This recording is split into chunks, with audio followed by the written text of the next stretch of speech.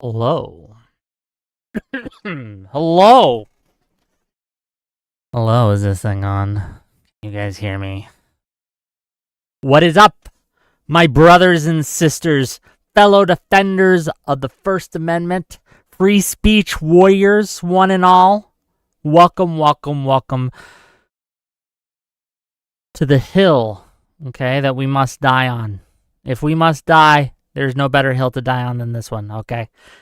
Enemies of free speech have gone mask off on the right. Trump admin, if you hadn't gotten the memo yet, has fully committed to their assault on free speech in the First Amendment by their FCC pressuring ABC to fire Kimmel, Jimmy Kimmel. You guys know who he is? Late night talk show host. I guess former late night talk show host. He's suspended. Right? Whatever that means. Nomad. Welcome. Gamer TN. Gameri TN. I don't look. We're gonna call you Gamer. Gamer, welcome. Welcome to the show. Dundee Doug. Yo. KO Dave. Yo. Welcome, Free Speech Warriors. Baron Von Berger. Nice to see you. Not very good at French, I'm sorry. I only speak American in these parts. Schwango, what the fuck is going on? Well, we're going to talk about it today. There's got a lot of stuff going on. We had a... Oh, there's quite a bit happening today. Jimmy Kimmel got suspended. Yeah. The FCC pressured ABC, okay, to suspend him. We're going to go through it. We're going to go over it. A lot of people got mask off on this. A lot of people who defended free speech back in the Biden era or whatever. Suddenly, their principles are nowhere to be found. There's a few exceptions. We will note them.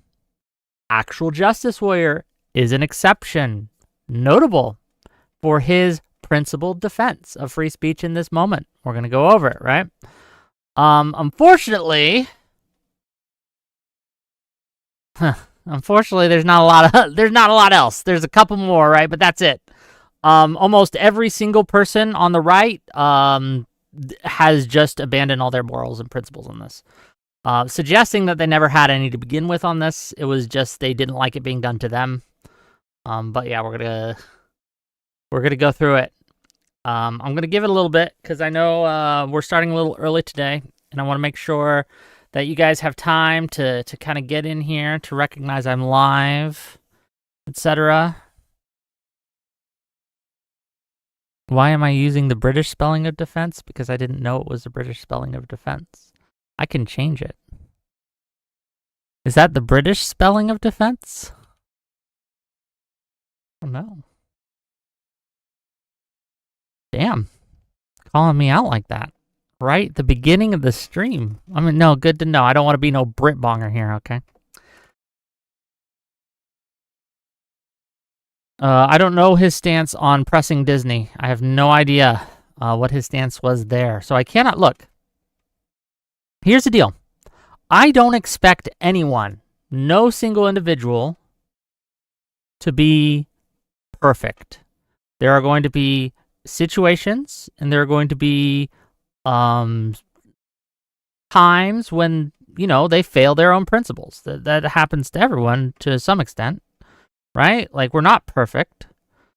But I will commend anyone right now, today, okay, who's willing to stand against what the Trump admin did in this case.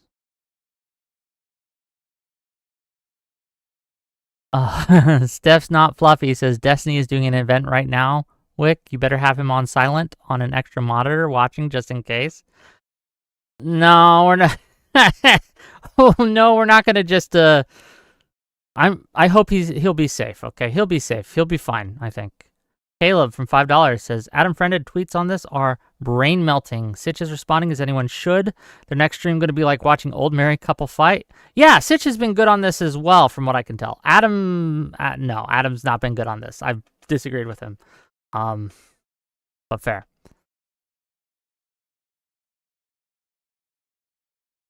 I heard Saint and the Sinner was demonetized. Not sure if I heard it on this channel. I don't know what Saint and the Sinner is, so I don't know what you're talking about. Maybe. Yeah, I don't know anything about that, unfortunately. Did the FCC threaten anything or any docs or email showing? Yes, publicly on a podcast. The head of the FCC went on Benny Johnson's podcast and threatened ABC publicly for all of us to hear. A lot of people have been trying to say, well, the FCC was just doing this job. Jimmy Kimmel violated the news distortion law, right? There is a regulation within the FCC. Never mind, it hasn't been enforced in like over 20 years, okay? Since I think the 80s, okay? So it hasn't been enforced in like over 20 years. Even if you look at the regulation, none of it applies to what Kimmel said and did. And we're going to go through that, right? So what the news distortion policy is the FCC for broadcasting channels, right? So public broadcasting channels, they have a set of criteria in which they can fine you or punish you or revoke your license if you engage in what is called news distortion. And there's a specific set of criteria that you have to meet to qualify as news distortion. This is for stuff like War of the Worlds. Do you guys remember that story back in the day? Okay, back in, what was it, the 40s, the 50s, something like that, when it was on radio. It was on a radio broadcasting show. And they put together a play, basically, called War of the Worlds, where they pretended to be newscasters and individuals, and it was a play about aliens coming down and attacking America. Unfortunately, a lot of the listeners believed we were actually under attack. They didn't understand that it was just a show, okay? And it caused a tizzy. Law enforcement, 911 lines blew up, right? A lot of, it was chaos. It was chaos. So the FCC has a set of rules, and I'm not sure if this is why the FCC made these rules, to be clear. I don't know, right? But this is the kind of event that these FCC rules are meant to stop, right? These kind of War of the Worlds style hoaxes, where you have mass panic, mass threats to public safety, mass threats to public property, because people are lying, basically, on the air. Okay? Yes, the FCC is against free speech, Sneed McFeed. They have publicly threatened a private company and said, do what we want or we will investigate you. And that is, on its face, illegal. It is anti-free speech. They did this in public so that we could all see, and they did this flagrantly. It is a flagrant violation. And we're going to go through it. Sneed McFeed, you're just an unprincipled hack. You're retarded, and we're going to prove that today, okay? So stand back, stand by, and learn why you're retarded, okay? We're going to go through it. So first thing we're going to do, ladies and gentlemen, the very first thing is we are going to watch what it was that Jimmy Kimmel said that got him in all this hot water, okay? So we are going to go through and we're going to see what is it that Jimmy Kimmel said that's getting him and ABC all up in all this, okay? So that's what we're going to do. Let me see if I got my settings right. Oop. I gotta change it, and this is why I am a pro streamer, gang. And this is why I'm a pro streamer, because I suck at tech. Okay. You guys see it? This is good enough. Okay, good enough. Can you guys see it? You ready? What is the thing that made the FCC publicly threaten ABC to fire him or else, or remove his programming or else, or suspend his programming or else? We're going to see, okay? We hit some new lows over the Oh, weekend. hold on. It's really low. Let me turn it up. We hit some new lows over the Can you guys hear it? It's low on my end. weekend with the MAGA gang desperately trying to characterize this kid. Sorry, I'm trying to get the audio right so you guys can hear this properly. Why isn't it? Well, just listen close, okay, gang? Sorry. Sorry about the audio. Pro streamer moment. There's subtitles. We can turn on subtitles. I don't like subtitles usually. I don't know how to. Oh, look, this is Twitter. I don't know how to turn on subtitles. Okay, let's hear what they have to say. Okay. We hit some new lows over the weekend with the MAGA gang desperately trying to characterize this kid who murdered Charlie Kirk as anything other than one of them and doing everything they can to score political points from it. In between the finger pointing, there was grieving. On Friday, the White House flew the flags at half-staff, which got some criticism.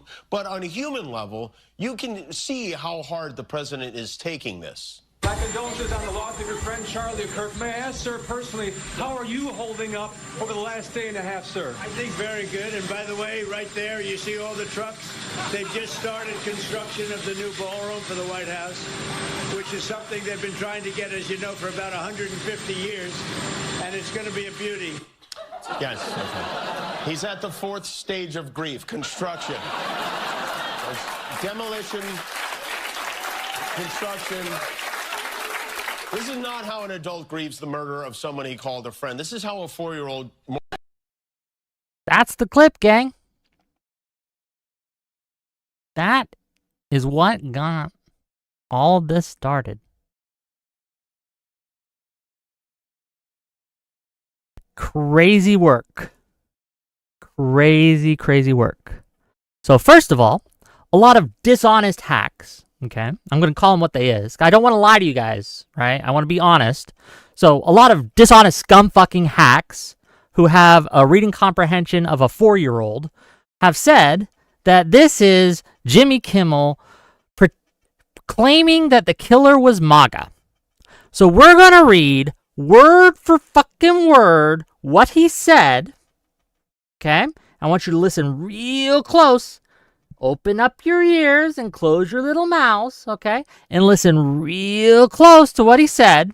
And then we're going to explain to you, okay, how whatever you've made up in your head of what that said, what he said or whatever, wasn't what he just said, okay?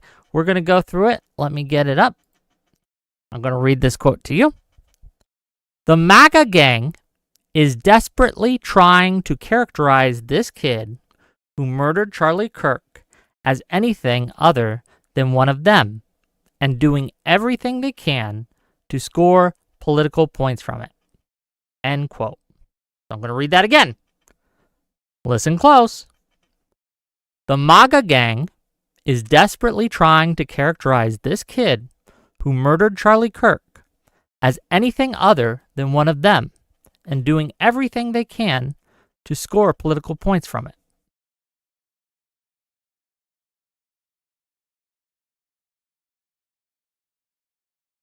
That is him telling you what happened. After the shooting, everyone and their grandma was playing what I like to call the game. And I told you about it the day of, and we talked about it several times on this channel of what the game is. The game is when both sides do everything in their power, or all sides, I should say, do everything in their power to weaponize the current tragedy, to blame it on the other side, and to pretend that they had nothing to do with it and the enemy had everything to do with it, right? This happens now, unfortunately, for every single major tragedy. What Jimmy Kimmel said was that that's what MAGA was doing. He wasn't saying that the killer was MAGA. Those words never left his mouth. You literally, if you heard that, it's because you've been primed to hear it. It's because liars have lied to you and said that's what he said. But that is not what he said at all. Those weren't the words that came out of his mouth. Those are the words you made up in your head that he said. What the words that came out of his mouth actually said was that MAGA was desperately trying to pin it on anyone other than them. And that's just true, because every side was doing this. The leftists were doing this. The liberals were doing this. The trans people were doing this. The furries were doing this. Every single group was doing this because everyone wanted to weaponize it against their enemies and absolve themselves of all possible sin. He was just speaking truth, an accurate representation of how MAGA acted.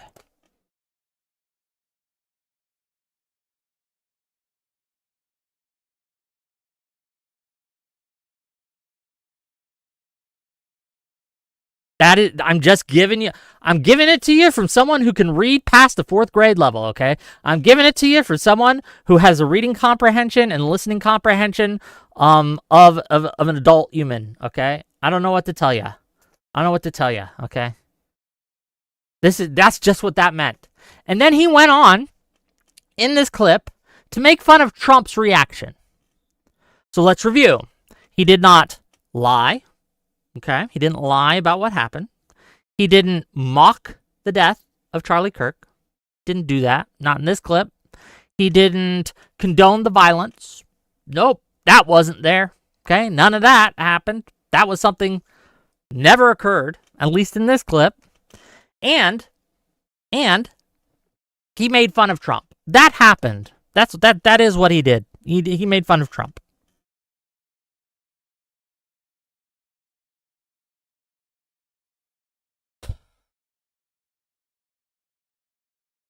Short says, I think it was objectively poorly worded. Perhaps. But being correctly or like poorly wording something isn't what gets you fired from your job because the FCC threatens your parent company, okay? It shouldn't be that because you did something that was poorly worded. No, there are very specific criteria in which the FCC should be getting involved. And this meets none of those criteria. Here, at this point, let's look at what those criteria are that people are citing. Because what people are saying he violated is not true, by the way. But this is what they're saying he violated. We're going to look at the statute. It's called the News Distortion Law on the FCC. Let me get this so you guys can see the whole thing, hopefully. See, the problem is, it's like, I want you guys to be able to read along with it, but it's just, I don't want you guys having to squint. I don't want to hurt your eyeballs, okay? It's going to cut off a portion of this, unfortunately. If I make it any smaller, I don't think you guys can see. So you just have to trust me on some of the words on the edges here, okay? But I'm not lying to you. I'm just reading them out, right? The highlight's interesting here too, but we'll talk about it, okay? So this is the cope that MAGA and others have been using to say, well, he violated this statute. It was news distortion, and therefore the FCC can come in and put the kibitz on it. Again, ignoring that the FCC has never used this law in like 20 years, okay? It's never been enforced in over 20 years. So he says this, okay, the Commission's prohibition against the broadcast of hoaxes is set forth at section 73.1217 of the Commission's rules, 47 CFR 73.1217. Okay. If you want to find it for yourself, if you want to look it up for yourself and read it along, that's where you can do it. Okay. This rule prohibits broadcast licensees or permittees from broadcasting false information concerning a crime or a catastrophe. So let's look at that first part. He was joking about a crime. The crime he was joking about was the assassination. Okay? So this specific thing, okay, concerning a crime, yes, it was concerning a crime. The words were concerning a crime, okay? So this, so far, okay, we can keep going. Check that box. 1. The licensee knows this information is false. So, remember the clip. Remember the quote. There was no false information. This point fails. And remember, you have to have all three, okay? You have to have all three. It's not a this or this or this. It's all three. It has to be and. So 1 and 2 and 3, okay? So right away, we can toss it out. But let's pretend, just for the sake of argument, let's pretend that he was lying knowingly, okay? Because it can't just be false. The person has to know this information is false. He has to know it's not correct. So it can't just be a mistake. It has to be a lie. Okay? Let's pretend it was. It's not, to be clear, but let's pretend. Okay. So the next criteria. It is foreseeable that broadcast of the information will cause substantial public harm. And, point 3, broadcast information does in fact directly cause substantial public harm. So, there's two things here. The broadcasting company that is allowing this to go has to have some sort of a reasonable kind of suspicion that if they lie about this, if they allow this lie to go off on their channel, there will be some sort of substantial public harm. We're going to get to what that means in a moment. Remember, they didn't highlight these definitions here for a fucking reason, okay?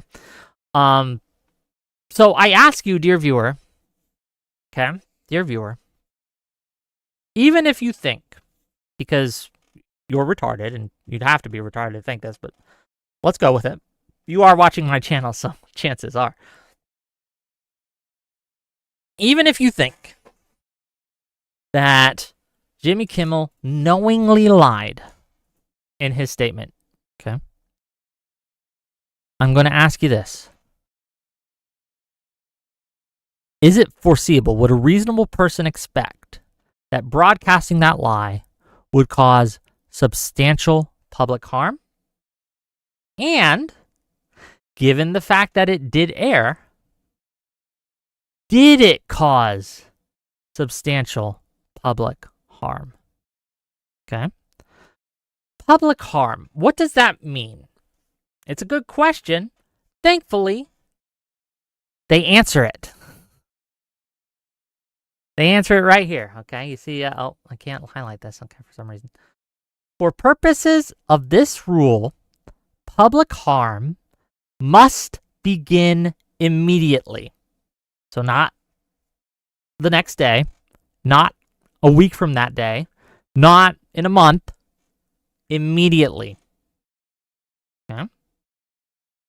And cause direct and actual damage to property or the health or the safety of the general public, or diversion of law enforcement or other public health and safety authorities from their duties.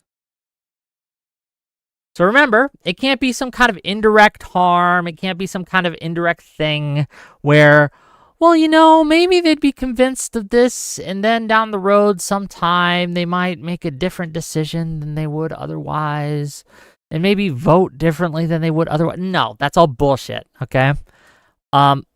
It has to be immediate, and it has to be direct, and it has to be towards property, health, or safety, okay? So, do you think a reasonable person would expect that Kimmel lying about who the shooter was, which he didn't do, but let's play along, would cause any of those things?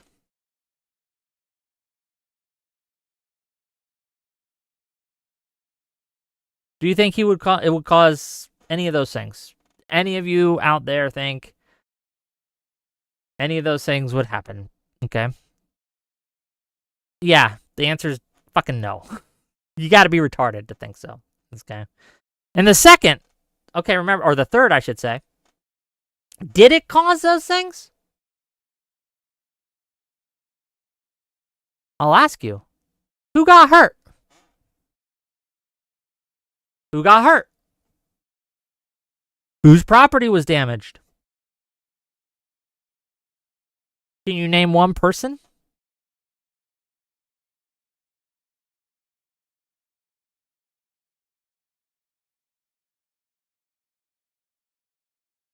Even one?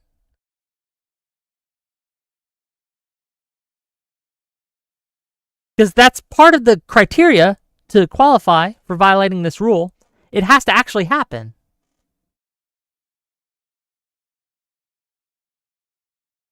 It didn't.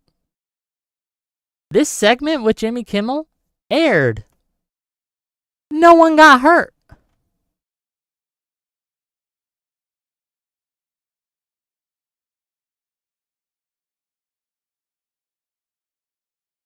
Matthew Barnett, you're lying.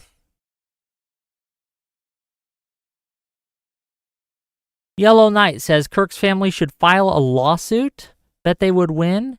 You know what? They can. They can file a lawsuit if they think that they've been defamed or whatever.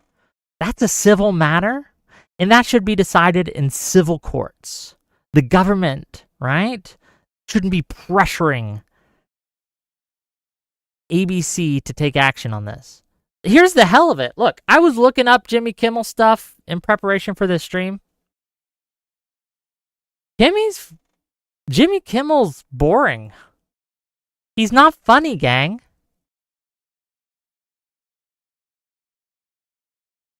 His jokes are mean. They're not funny. I didn't laugh.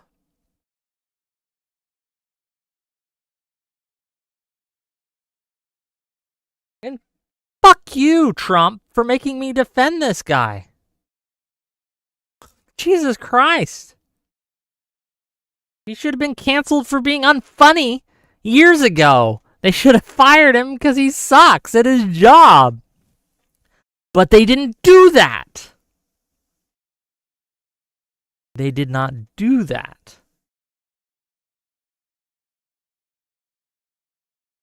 They fired him after pressure from the FCC. So to be clear, it's not ABC pulls Jimmy Kimmel after comments about Charlie Kirk. It's ABC pulls Jimmy Kimmel after threats from Trump FCC chair. And you're asking me, but Wick, what were those threats? What did he say? What do you mean he threatened FCC chair? Well, ladies and gentlemen. Oh God, look, you know what? We're just gonna look at the small version because I don't want to fucking resize it every time, okay? Let's see what Mr. Carr had to say. Okay, you ready? And this was on Benny Johnson's podcast.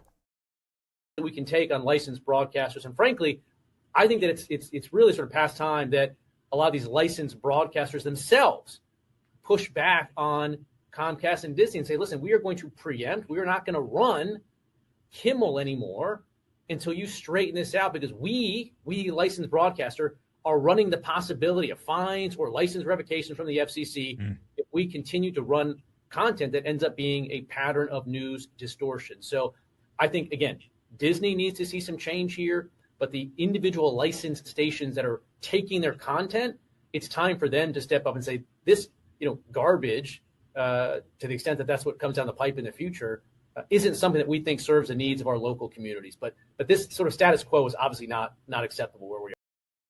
So this is the head of the FCC saying that licensed companies like affiliates and stuff of ABC need to pressure ABC or else they're going to get fined, right? Let's go back to that one part. Right, here we go. Possibility of fines or license revocation from the FCC if we continue to run content that ends up being a pattern of news distortion. So, okay, we just went through the news distortion stuff. Okay, the guidelines and shit like that. Didn't meet the criteria. So here's Carr in public making a threat, and this isn't the only threat. Okay, we're gonna go through more.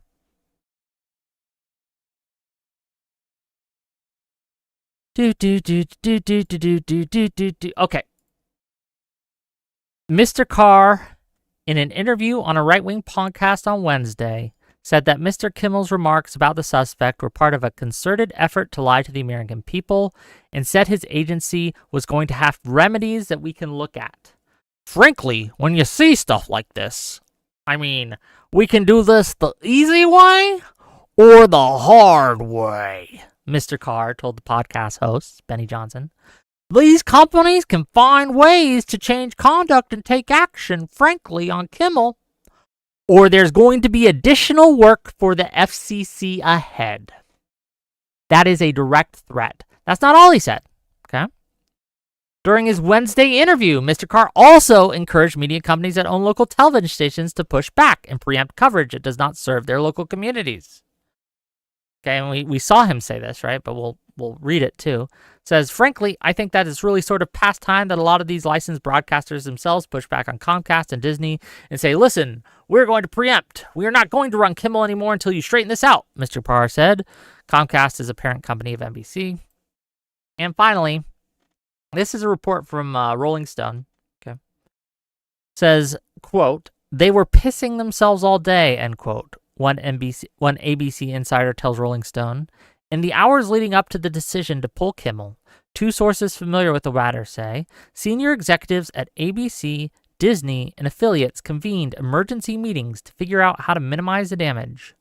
Multiple executives felt that Kimmel had not actually said anything over the line, the two sources say, but the threat of Trump administration retaliation loomed.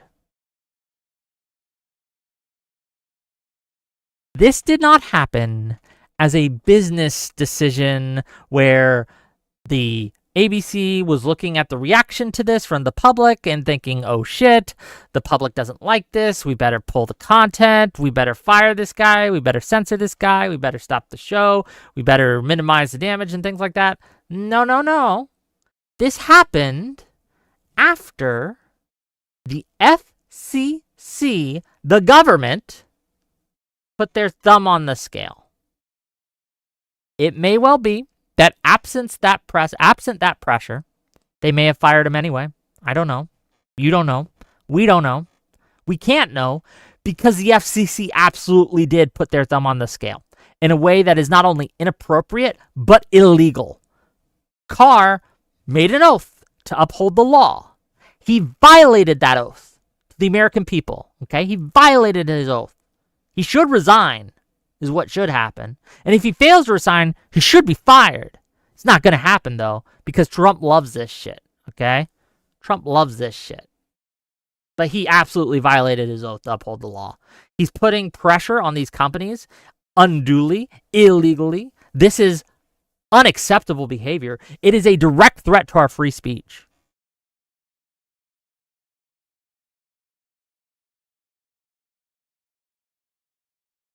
Oh, you guys have been super chatting me. Let me read some of those. I don't want to silence your voices. $5 from, we already read that. $5 from Caleb to say many of the regards in chat don't understand that libs graciously let you shite networks lie regularly about our elections in January 6th. It's just recent. Oh, it's just recent. Oh, it's just resentment, maybe? I don't know what you're saying, Caleb. Sorry. So look, if you don't like, or you think that a company is doing libel of some sort, you can take them to court for defamation. There are laws, okay, that cover these kinds of things that you can deal with, okay? They're civil suits. But the government shouldn't be doing that shit. Das Vildanya says, things you can do. Call for homeless people to be unalived. Things you can't do. Mock the President of the United States. What a world. And thank you for the $5. $2 from Two Nucks to say you are a spineless individual. I don't know what I don't know what you're talking about. $2 from Deadly Sin to say under this Fox News checked all three with election. No, I don't think that it met that criteria, and the FCC didn't either. To be clear, the FCC, look, back in 2022, 2023. the Biden administration, the FCC, was being pressured by some to do this to Fox News, right? To revoke their license. But first of all, the FCC doesn't have the same sway over cable news as it does broadcasting news. So there's a difference between cable news networks and broadcasting news networks, public broadcasting news networks. They're not the same, right? There's different rules and stuff involved with that. So the FCC doesn't have the jurisdiction like they do over ABC or NBC or something like that. It's just different, okay? So it's not the same. Don't fall down that trap. $10 from Lawson Harrison says, Wick, every lib streamer should be playing that Chud Logic clip at least twice per stream. I don't watch Chud Logic. I don't know what you're talking about, okay? $2 from Two Nucks to say you will be too late to realize the fascists won. Fascists haven't won yet. Not on my watch, buddy. Alexander Wren for $5 says, we do know. Almost certainly they wouldn't. And that's true. That is true. True. V for Victory says, who is supposed to sue if a media company lies about the government? It would be the government that has to sue, no. Individuals within the government could sue, perhaps, but I would be reticent to let the government sue them at all. Remember, it wasn't the government that sued Fox News. It was the Dominion's voting booth guys, right? Like the voting machine, the Dominion company, the voting machine company. They're the ones that sued Fox and got like $787 million. A huge amount, right? It wasn't the government that sued them. To my knowledge, it was Dominion. Again, we don't want the government being able to call balls and strikes. We don't want the government to be able to decide what is true and what is not. We don't want them to give them that power of censorship. That would be crazy. Dylan Mulcahy says, it was a business decision. You already acknowledged that. The show sucks. It was, in fact, a dying show. ABC made the decision to take advantage of the situation, cancel a show losing money. The problem with this, Dylan, is they did so after the FCC pressured and coerced them to do it and said, if you don't do it, we will investigate you. And why is it so bad that a company be investigated? Well, in the case of a broadcasting company with the FCC, right? And we saw this with Paramount. Do you guys remember that? Where Trump brought suit against Paramount for lying or something? So Trump, as a private citizen, brought a lawsuit against Paramount for a 60-minute show they did, where he said that they edited it to be favorable to Kamala or something like that, right? Paramount was fighting that, but then the FCC came in, again, under Trump, and said, hey, while you're embroiled in that lawsuit, there's this merger you were asking for approval for. I don't know if we can give you that approval while this lawsuit's still going. You might want to settle. Just give Trump what he wants, and then we'll approve your merger, okay? It's not a big deal. Just a few million, and then you'll make untold millions in your merger. It's all good.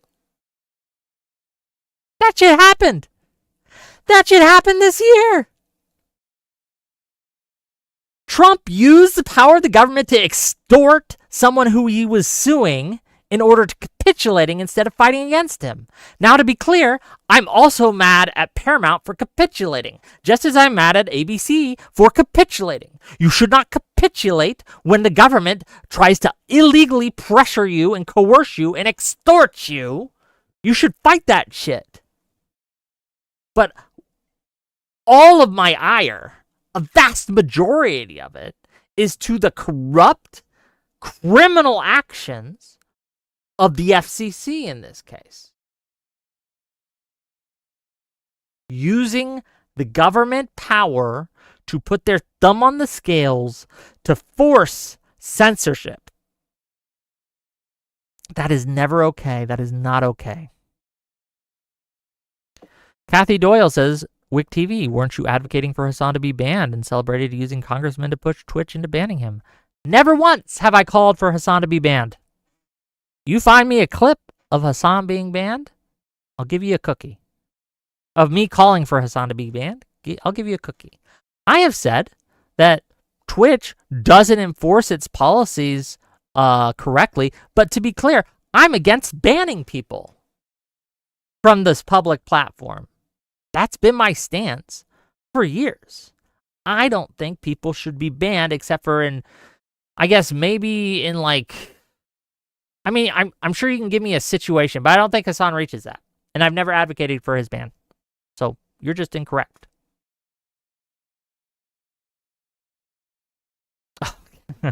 Kathy Doyle says, if you were... So here's a goalpost move. Okay, let me read you, but see the goalpost. Now that they realize that they can't get me on calling for it directly, they're going to move the goalpost. And let's read this. Kathy Doyle says, Wick TV, if you were silent on contacting congressmen while Destiny was on your panel many times to get Hassan's deplatformed, you don't get to talk about this now. So, first of all, wasn't silent about it. I said that that was stupid and they should stop. Okay? But second of all, notice the goalpost shift. Notice how dishonest this is. Notice the game, okay? It's a game that they play. Where, and look, my Twitter's been full of this, of people who frankly don't know me, and that's fair. You don't know me. I'm a small streamer. I get it. Not a lot of people do. Brothers and sisters, I have been fighting the left on deplatforming. I've been fighting the left on cancellations. I've been fighting the Biden administration on their board of misinformation that they want to put together, right? Their ministry of truth. I've been fighting this shit for my entire streaming career from day one. You will never, ever find me a clip of me being like, yeah, canceling's good. Deplatforming's good, actually. You just won't find that. You won't find me celebrating people being banned. You won't find that on my channel, okay? You won't do that. And because they realize that they can't do that, what they have to do is says, well, you're super mad now. Why weren't you back then? Well, look, the reason I'm super mad now is because it's the government doing it. It's not Twitch. It's not YouTube. It's not a private individual. It's not a group of private citizens. Well, again, all of which are condemnable, all of which are bad. But it's the government of the United States which wields enormous amounts of power and can put enormous amounts of pressure that are just unreachable by these companies and private organizations and things like that. So that's why you guys cannot get me on this, because unlike you motherfuckers, I'm the only fucking principled person in this call, in this room, in this house. I have been doing this for years, and you cannot find a single incident of me stepping back from this principle. Unlike you little traitorous turncoats who, the moment the shoe is on the other foot, you abandon all your fucking principles. So fuck off, frankly.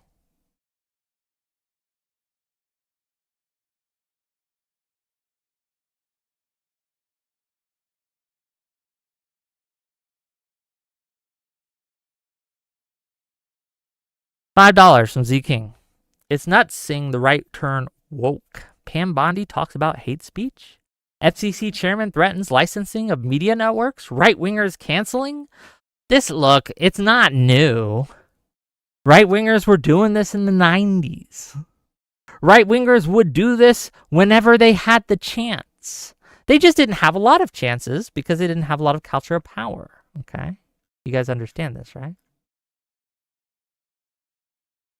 Nathan, we went over the FCC rule. You can rewind the tape. You can look back and you can check that out.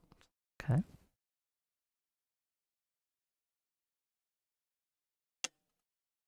But the FCC rule against news distortion, which the Carr is citing in his interview with Benny Johnson, does not apply to Jimmy Kimmel's take. The clip that they were reacting to. It doesn't apply. It hasn't applied to anything in over 20 years. Because it's an incredibly high bar. You guys understand that, right? Like, it's an incredibly, exceptionally high bar for a reason. Okay? I think you have to go back to, like, the 60s or the 70s to find times where that rule, the news distortion rule, has been used. You have to really, really go back and check it out, okay? Thoughts on Destiny being called a cocksucker at his live event right now? That's free speech, baby. Okay. Sean Dixon says, undo my Discord bad win. Your mod ban. Okay. Sean Dixon, you called into my show complaining about being doxxed. And then when I looked into what you were complaining about, they were copy and pasting your Discord profile into Discord. That's not doxing, brother. Okay? That's not doxing. So you get to sit and time out a little more just because you annoyed me and wasted my time.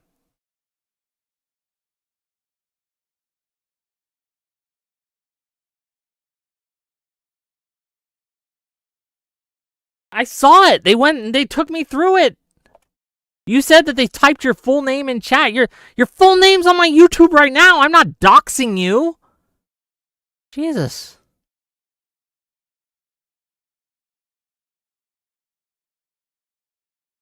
Where is the Destiny Live event? I don't know. I haven't paid attention to it. I saw a little bit of it. I watched it on Erudite's stream. The audio was scuffed though. I couldn't really hear it.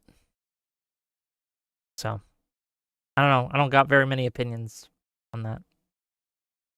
No money for me. Oh, you know what? It's okay. Is what it is. I'll survive somehow. But yeah, man, it's just crazy out there. Let's read some more. Like, look, Trump is actively threatening, okay? Actively threatening to use the FCC to have TV networks' licenses, their broadcasting licenses, taken away for negative coverage, okay? So you got from our boy Yeet here. Look, let me see if I can make this bigger. Okay, there we go. Sorry about that. Trump is hinting at TV networks having their licenses taken away for negative coverage. Quote, when you have a network and you have evening shows and all they do is hit Trump, when you go back and take a look, all they do is hit Trump. They're licensed. They're not allowed to do that. First of all, yes, they are. They are absolutely allowed to criticize the President of the United States. They're allowed to do that. Okay. This is from Caitlin Collins saying, oh, you guys, sorry. Here, let me see if I can make it so you can view it better. Terrible at this. Here we go. Trump says because he won the election and networks give him wholly bad publicity that I would think maybe their licenses should be taken away. He tells reporters it will be up to Brendan Carr. I think Brendan Carr is outstanding. He's a patriot. He loves our country, and he's a tough guy. The president on Air Force One. When you have a network and you have evening shows and all they do is hit Trump, that's all they do. If you go back, I guess they haven't had a conservative one in years or something. When you go back and take a look, all they do is hit Trump. They're licensed. They're not allowed to do that. Again, they are. They're absolutely allowed to do that, Mr. Trump, President Trump. Right? They're absolutely, I can say, and so can any reporter, they can say, hey, President, fuck you. Well, I don't know if they can use the F word, right? But they can say, screw you. They can be very critical. They can say you're a fascist. They can do that. It's called free speech. Okay. The First Amendment specifically protects it. Now you guys may be thinking, well, this is just your opinion, man. This is just your opinion, Mr. Wick. Who are you? Why should we listen to you? Okay. $10 from Audacity says, Sean didn't want me to tell you this, but he gave me $20 to donate to you via proxy. Well, thank you for the $20. Okay. Emery Live says, Wick TV, why am I banned from doing a call-in, Wick? LMAO. Because you're an anti-Semitic piece of shit and I don't like you. That's why. Okay. Emery Live says, why do you associate with a predator who tried to actively to stifle Hassan's free speech? Why didn't you speak up? We already went over that. You guys just, look, this is also the game that they play, okay? You will address the point. You will explain why they are wrong. You will show examples of why they are wrong, right? You can do all that. And they'll just ignore you and repeat their point anyway, as if you hadn't said a thing. And they'll continue to do that over and over and over again. One of the unfortunate things about human psychology is that this is a very effective tactic. All you have to do is repeat things loudly enough times, and people who are only half listening or maybe only paying attention a little bit, they will eventually internalize that as a true thing, right? Everyone's saying it, it must be true. So that's all you have to do, unfortunately, is just repeat the lies over and over and over again. And anytime someone tries to address the lie or anything like that, just ignore them and continue to lie. That's really all you have to do. Esoteric Dichotomy for $5 says, why do we still have network licenses and so forth? Shouldn't media be decentralized and not need government approval? Is the FCC good or abusive? I personally don't like the FCC at all. Disband the FCC when? Ooh woo. I'm for that.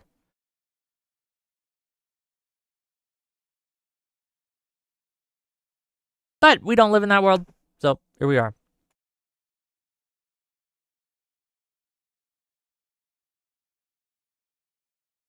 A-Ray says Wick TV is the solution to sue FCC. I don't know if I'd sue them. Oh boy, ladies and gentlemen. And here's the thing about having Carr as the head of the FCC. You'll never see them going over after a right-wing show or station. You won't see that. Because the rules don't apply to that side under Trump. Trump has made he hasn't even pretended, okay, to try to be even-handed about all this. It's real simple. If you go after Trump, he will try to use the government to go after you. He will either bring suit against you using the courts. He will try to silence you by taking away your FCC license, or if you have a security clearance, he'll revoke that, as he did to everyone in Perkins Coie, right? We have, again, examples after examples after examples of him violating people's free speech. Remember how he handled the people who were critical of Israel, who went to college and shit, like the people who were on the student visas. There was this one woman. She wrote an op-ed that was critical of Israel, and so the Trump administration revoked her student visa and arrested her, detained her for weeks. For weeks. She eventually won her case and won her freedom.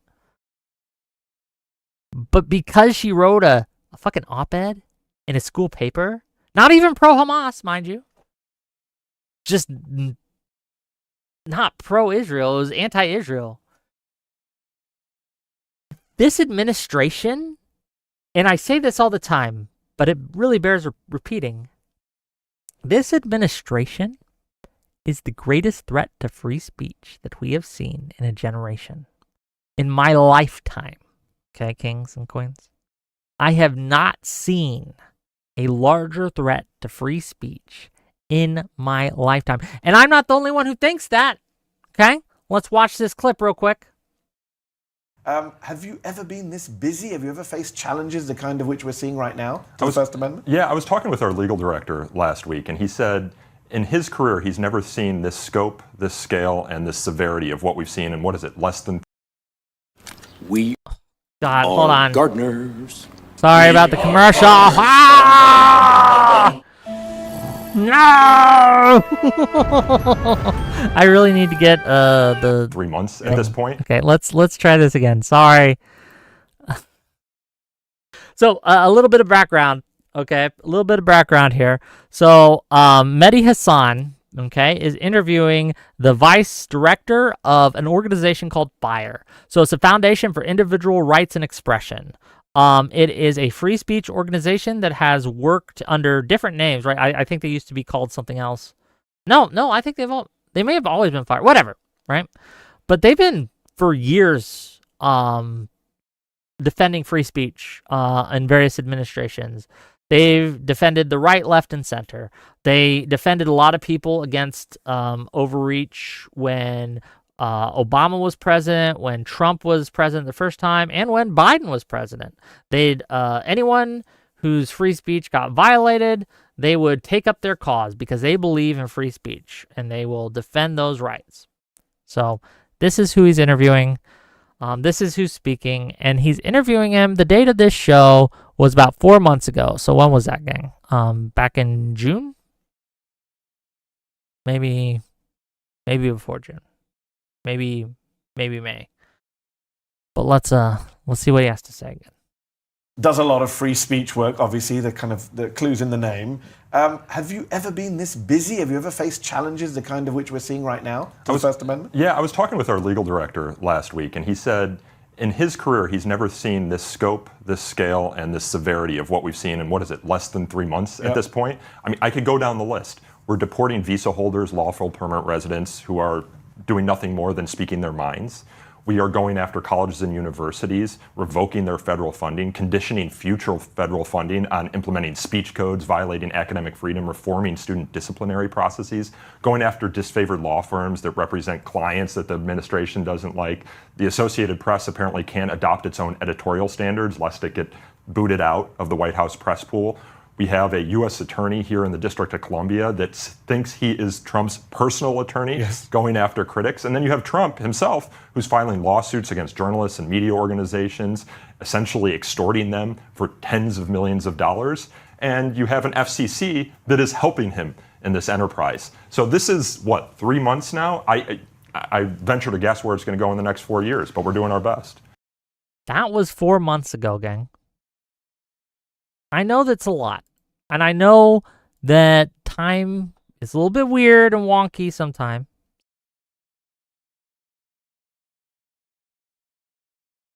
But in the first 3 months of his administration, did you pay attention to that list? All of those things were threats to your free speech, ladies and gentlemen. Okay? The FCC is helping him do it. That hasn't stopped. They are continuing this pattern. They are continuing to do this. They've never seen the size, the scale, or the scope of this kind of threat before. What the FCC did with ABC, you should be panicking about. It is naked partisan power that clearly violates the law. And they are doing it brazenly in front of your face. And they are lying about what Jimmy Kimmel said. Okay?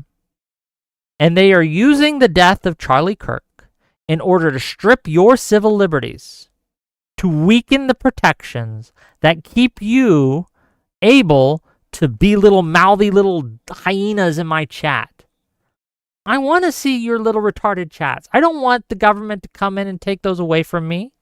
When you little retards do your little retarded yaps at me with all your lies and bullshit, right? It warms the cackles of my free speech heart, okay? It lets me know that you are still free, you little yappers, okay? I don't want the government to come in and take away your ability to do that. I want you to be free to be retarded in my chat, okay? I want you to be free to say stupid shit that you can't back up. I want you to be free to spout off your nonsense. It annoys me, but I want you to be free to do that, okay? Yes, the cackles, Cervantes. The cackles of my heart.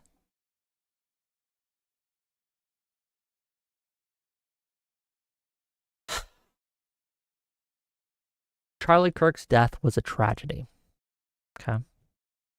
It was an attack on free speech. That bullet that killed Charlie Kirk was aimed at all of us. Tyler Robinson, the monster who did that, okay? Fuck him. He hurt my free speech. He hurt your free speech. He hurt everyone's free speech, and he killed a man. Okay? I don't really like Charlie Kirk, frankly. Okay? I didn't care for the guy. But I still had no wish to see him dead. But now,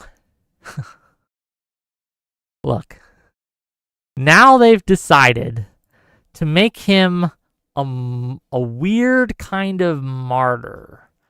And I made a meme the other day, and I want to show you guys this, okay? Because it's a funny meme. And it's very true. To be clear, this meme's broken containment. It's everywhere now. Everyone's using it. I see it all over from people who are huge accounts, posting it everywhere under senators and congressmen. I'm proud of my little meme. The little meme that could. People are talking about it going into history books, and I'm not kidding. I'll show you that tweet, right? But me and Soy Pill made this. Yesterday in my Discord, I was looking for people to help me Photoshop because I had an idea, okay? And I wanted to make a Photoshop of a cool meme, but I lack tech skills. I'm not a very good Photoshopper. And so I was looking out for people to do it. And Soy Pill was the guy that helped me out. Soy Pill was the one that eventually let me bully him into doing it. And we made this meme together. I'll give him some credit for this, right? And here it is. Charlie Kirk, a man so beloved, they had to make mourning him mandatory. Now, people will yell at me like, well, Wick, it's not mandatory to mourn him. Kind of is, honestly. If you aren't sufficiently sad about Kirk, and you say something like, if you tweet out, hey, I think Charlie Kirk was a racist and a bigot, but I don't think he deserved to die. People will put you on a dox list, okay? Where they will dox you, they will call your employer and try to get you fired. And we've seen people be fired from this. Hundreds of people have lost their jobs because of this. Hundreds of people have had their teaching licenses revoked and things like that for merely not being sufficiently sad about Charlie Kirk's death. Now, look, I'm not talking about the people who go in and disrupt vigils. I'm not talking about the people who go in and destroy memorials. Fuck those people. They should be arrested because they're destroying property or harassing people. Okay? I'm not talking about those people. That's not covered in my criticism here. My criticism is for the right-wing cancel mob that has decided if you aren't sufficiently sad about mourning Charlie Kirk, okay, that they are going to put you on a list, find out where you work, call your employer, and get you fired and scalp you, basically, right? And hold you up and post you on Twitter like, we got another one, boys, right? This is absolutely happening, and you'd have to be blind to not see it. And people will counter and be like, well, what about this person who was harassing someone? Then that's not who I'm talking about. They were harassing someone, right? What about this person who destroyed a vigil? They destroyed a vigil or a memorial or whatever. That's not who I'm talking about. I'm talking about people. There was this guy in the military, right? I think it was a lieutenant colonel. He posted 4 Charlie Kirk quotes. There was no other tweets, no other nothing. Just 4 quotes from Charlie Kirk. Things he said. They tried to UCMJ him, gang. Because they were out of context quotes.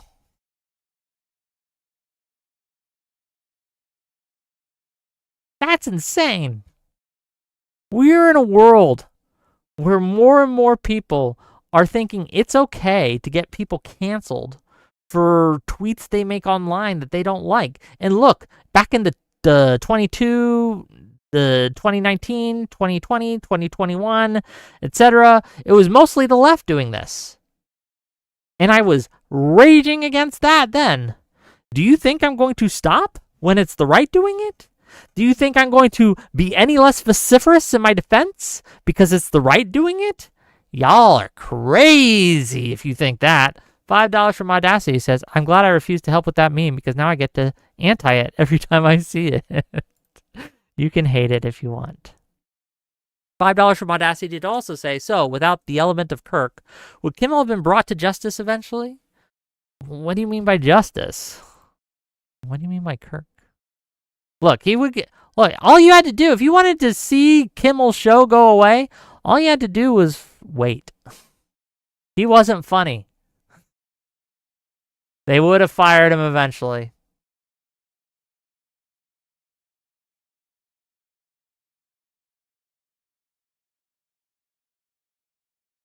My God.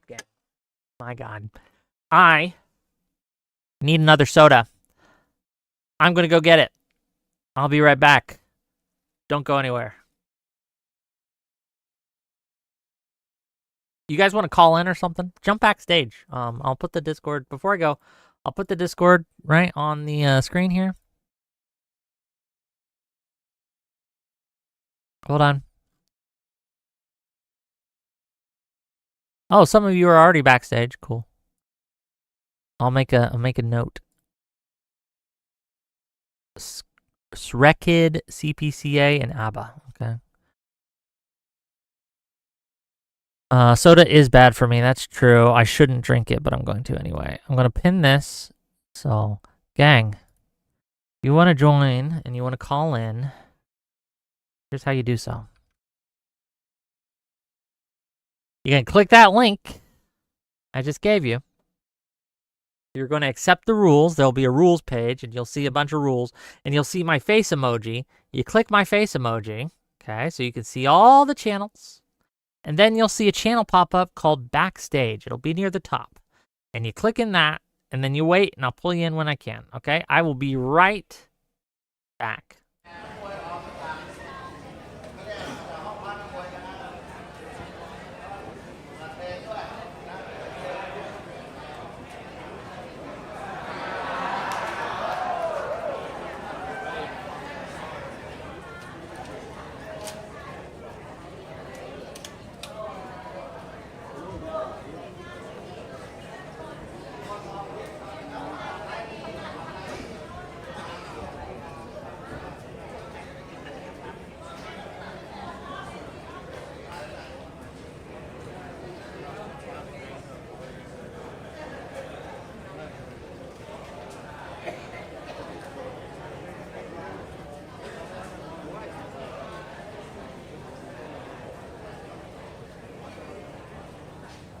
Boys. Okay, boys and girls.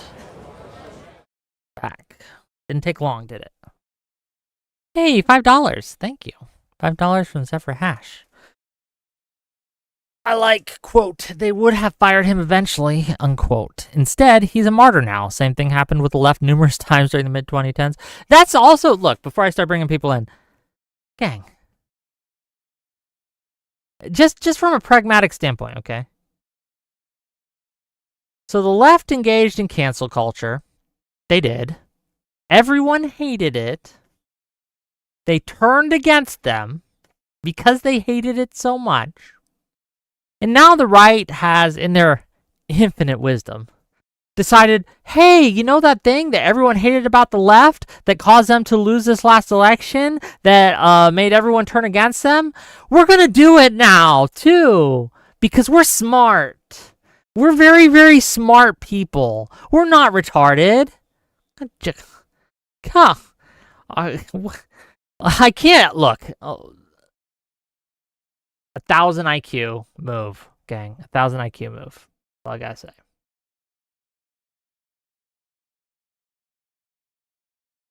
Oh, hold on. Hello. Hello. Hey, what's up? Let me just adjust my microphone audio. I don't know if it's loud enough. I can hear it just fine. All right. So, you're talking about silencing speech and stuff like that, Yes, sir. right? Okay. So I seen some chatters earlier talk about, oh, how come you platform Destiny and you didn't say anything about Hassan? You didn't say that they were trying to deplatform him. You worked hand in hand with DGG. You had DGG in your chat. All this bullcrap they are trying to accuse you of doing. When on the other hand, you always had people on the left and the right on your stream. You are willing to have pro Hassan and anti Hassan on the same panel. So how are people saying you are trying to deplatform him or trying to silence him? You are willing to have people who defend him on your panels, right? Well, they're saying that because they hate me and they're lying. That's why they're saying it, right? That's really all it is they've decided they hate me and they want to attack me, and so they think that this is going to be an effective means of attack because they think that people can't they think that people have memory of a goldfish and can't see just me platforming people left, right, and center. So I'm with Well, you in that they're retarded, right? Yeah, and speaking of memory of a goldfish, I think I have one too. Can you remind me, when was the last time you pushed back on deplatforming Hassan? The last time people made us think about it. I can't When was remember the that? exact date. Sorry. When was that? I don't know off the top of my head. Whenever Was it it was a month ago? I know 2 that months? there's a lot of people when Dan was doing the try to get Hassan canceled game. I was like, you know what? Dan's right about a lot of what Hassan's doing, but I'm not cool with the canceling. I push back against that. I mean, Dan was But right in the criticisms he had, but I think Dan was wrong in trying to get him you think deplatformed. Hassan broke the TOS? Look, I think that the TOS by Twitch isn't it shouldn't be what it is. I disagree with the toss. Okay, so if you think he broke the TOS, you think that he should be silenced? No, I don't. Look, I don't think they should enforce their TOS for anyone. Not unless he's calling for I mean, I'm sure there's certain ones I might be okay with, but nothing I can think of off the top of my head. So, but anyway, I'm against deplatforming. Have you heard the news of Destiny getting demonetized over his remarks on Charlie Kirk? I have heard a rumor, and all it is so far for me is a rumor, that people are telling me that Destiny's YouTube memberships have been paused. That a lot of people who had YouTube memberships with Destiny got an email saying that those memberships were paused. I don't know if that's true. I didn't have a membership with him. I don't know. I have a membership, I just don't know. and it was paused. And my heart sank when I saw that email. And when I went to his YouTube, I don't see ads anymore. I used to see ads all the time. I think he got demonetized. He's silenced by the.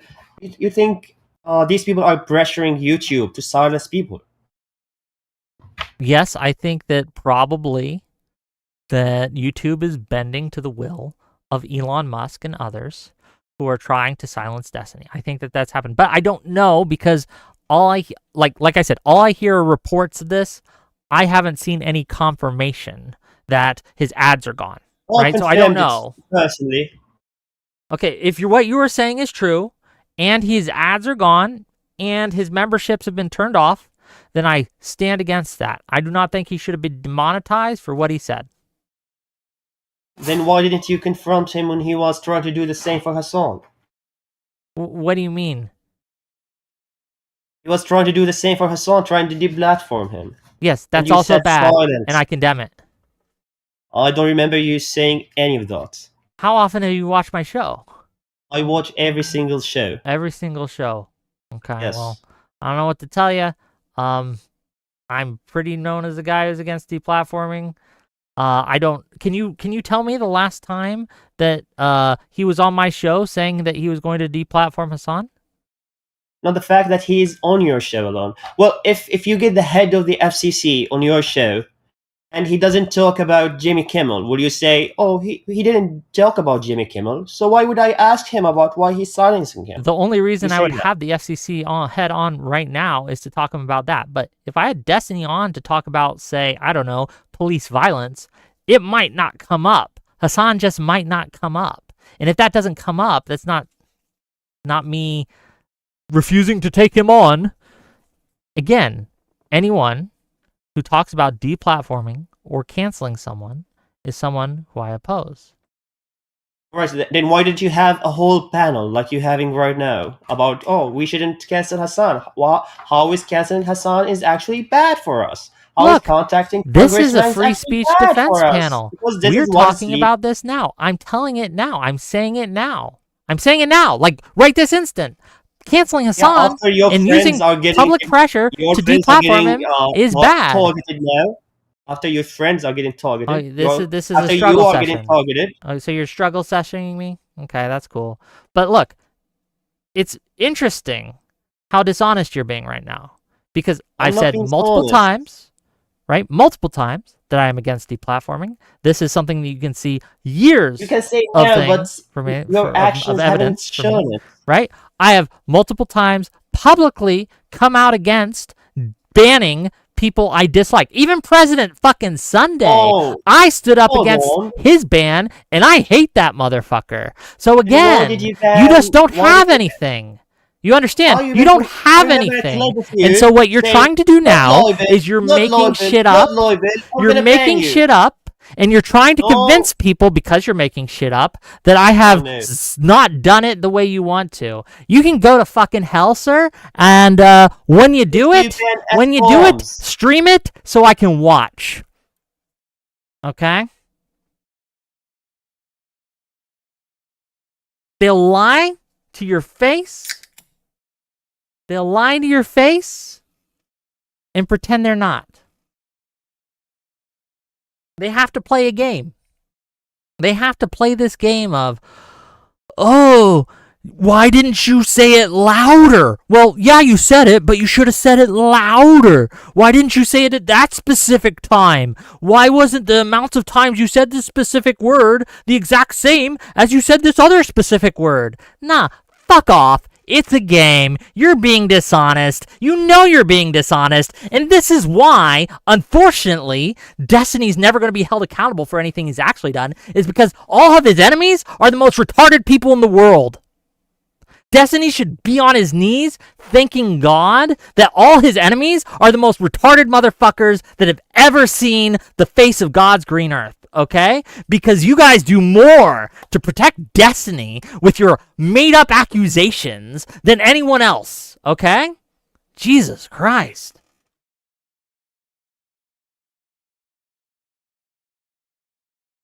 And then to come at me,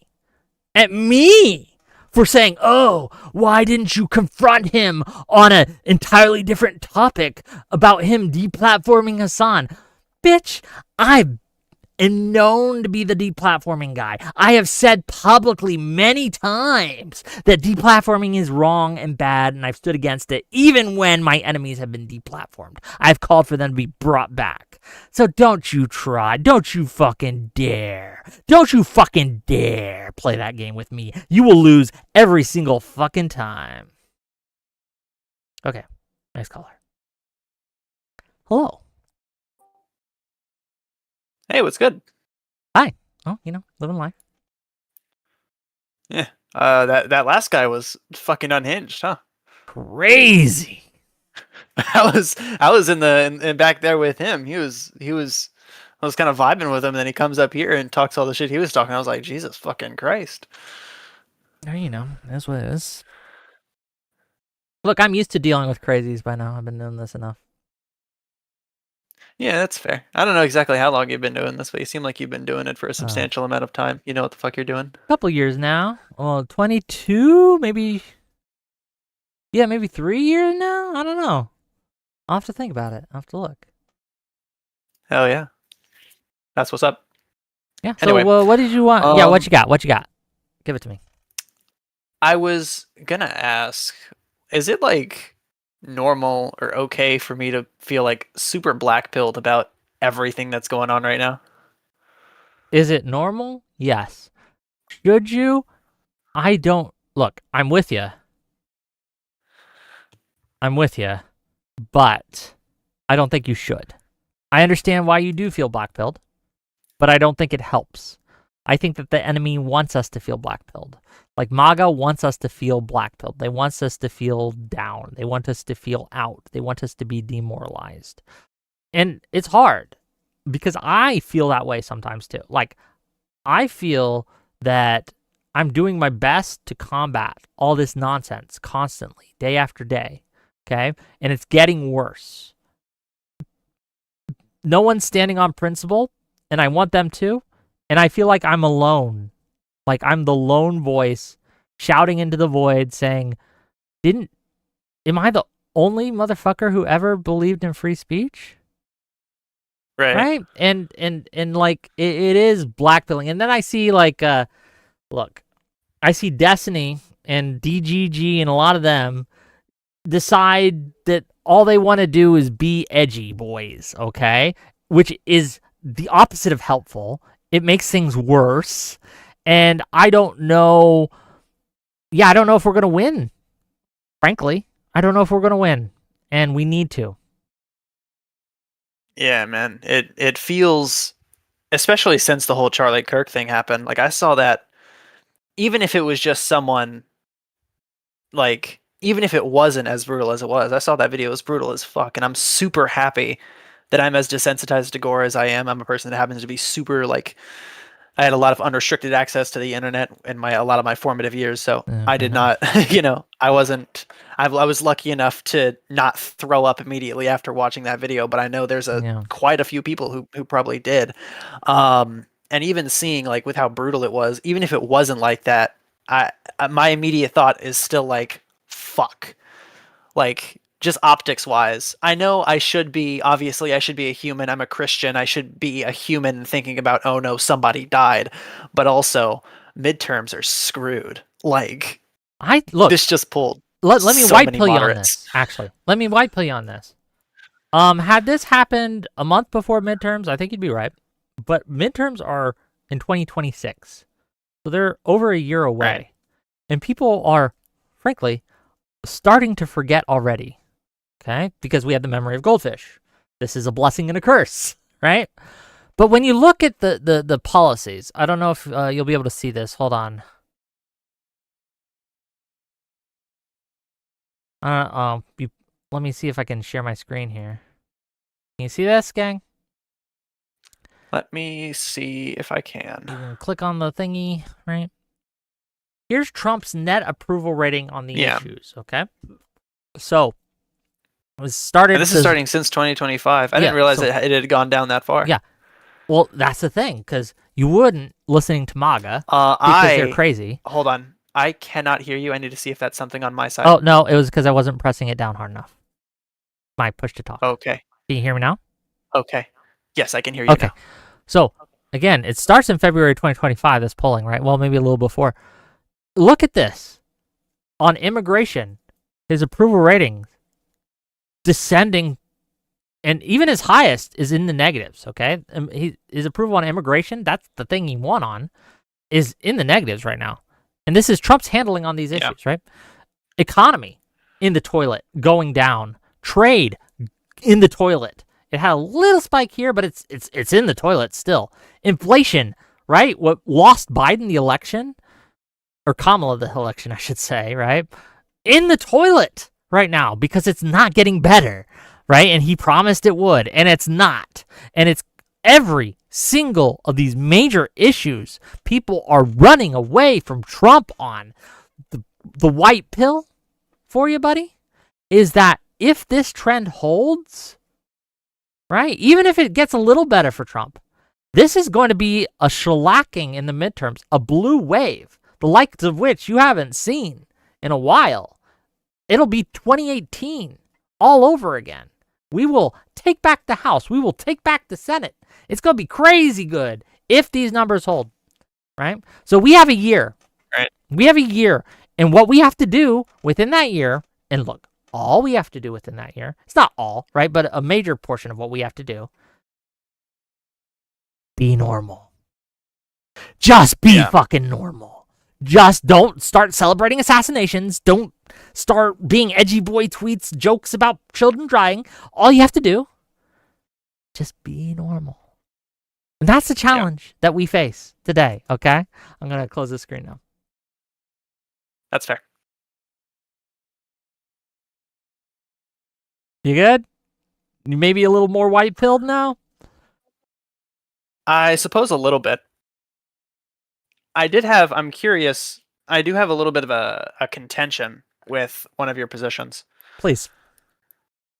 So, I am not I do not intend to be on the side of Destiny. Definitely should be acting like, edgy boy man on Twitter. But I don't know if I entirely agree with the take that it's going to do a lot of damage, because the main thing seems to be that, like, they're just going to go for the highest ranking guy that's acting edgy on the internet.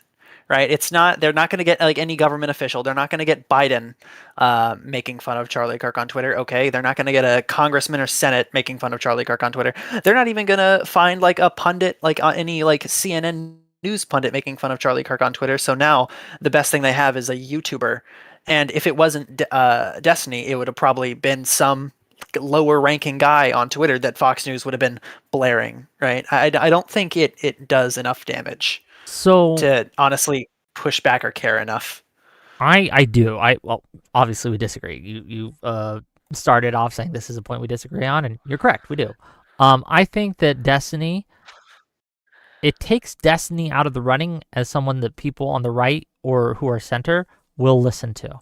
It really does.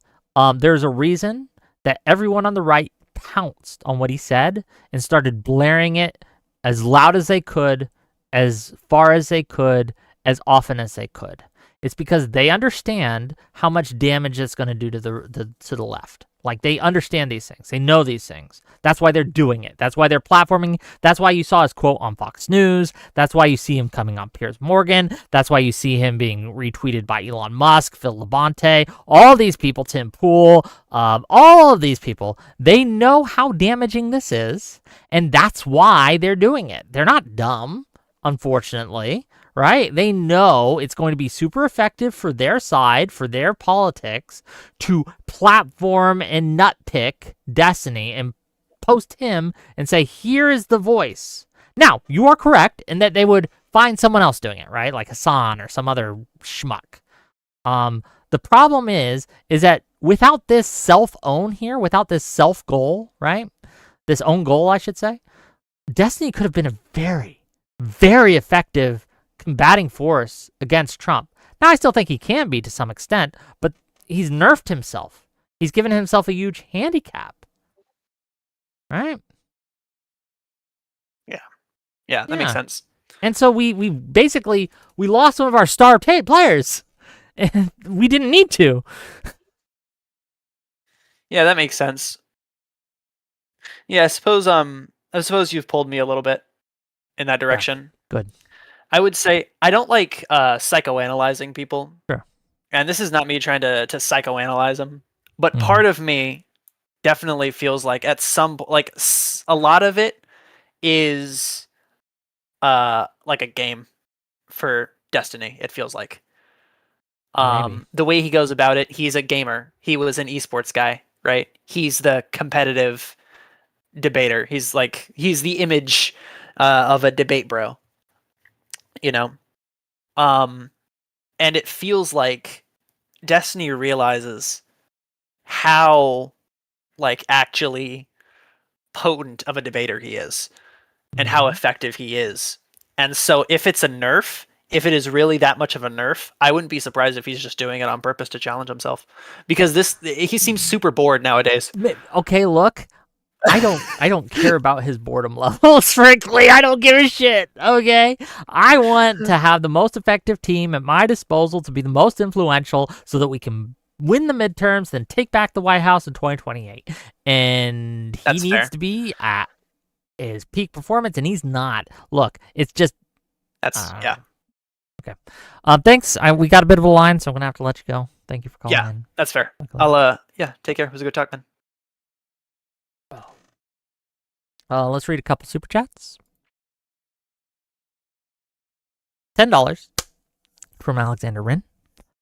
People like that guy are why I don't take any accusations against Destiny seriously. They really are his best allies. And yeah, look, I've condemned Destiny for doxing people. That's crazy work. He should not do that. I disavow. That's condemnable. That's horrific. He should never do that.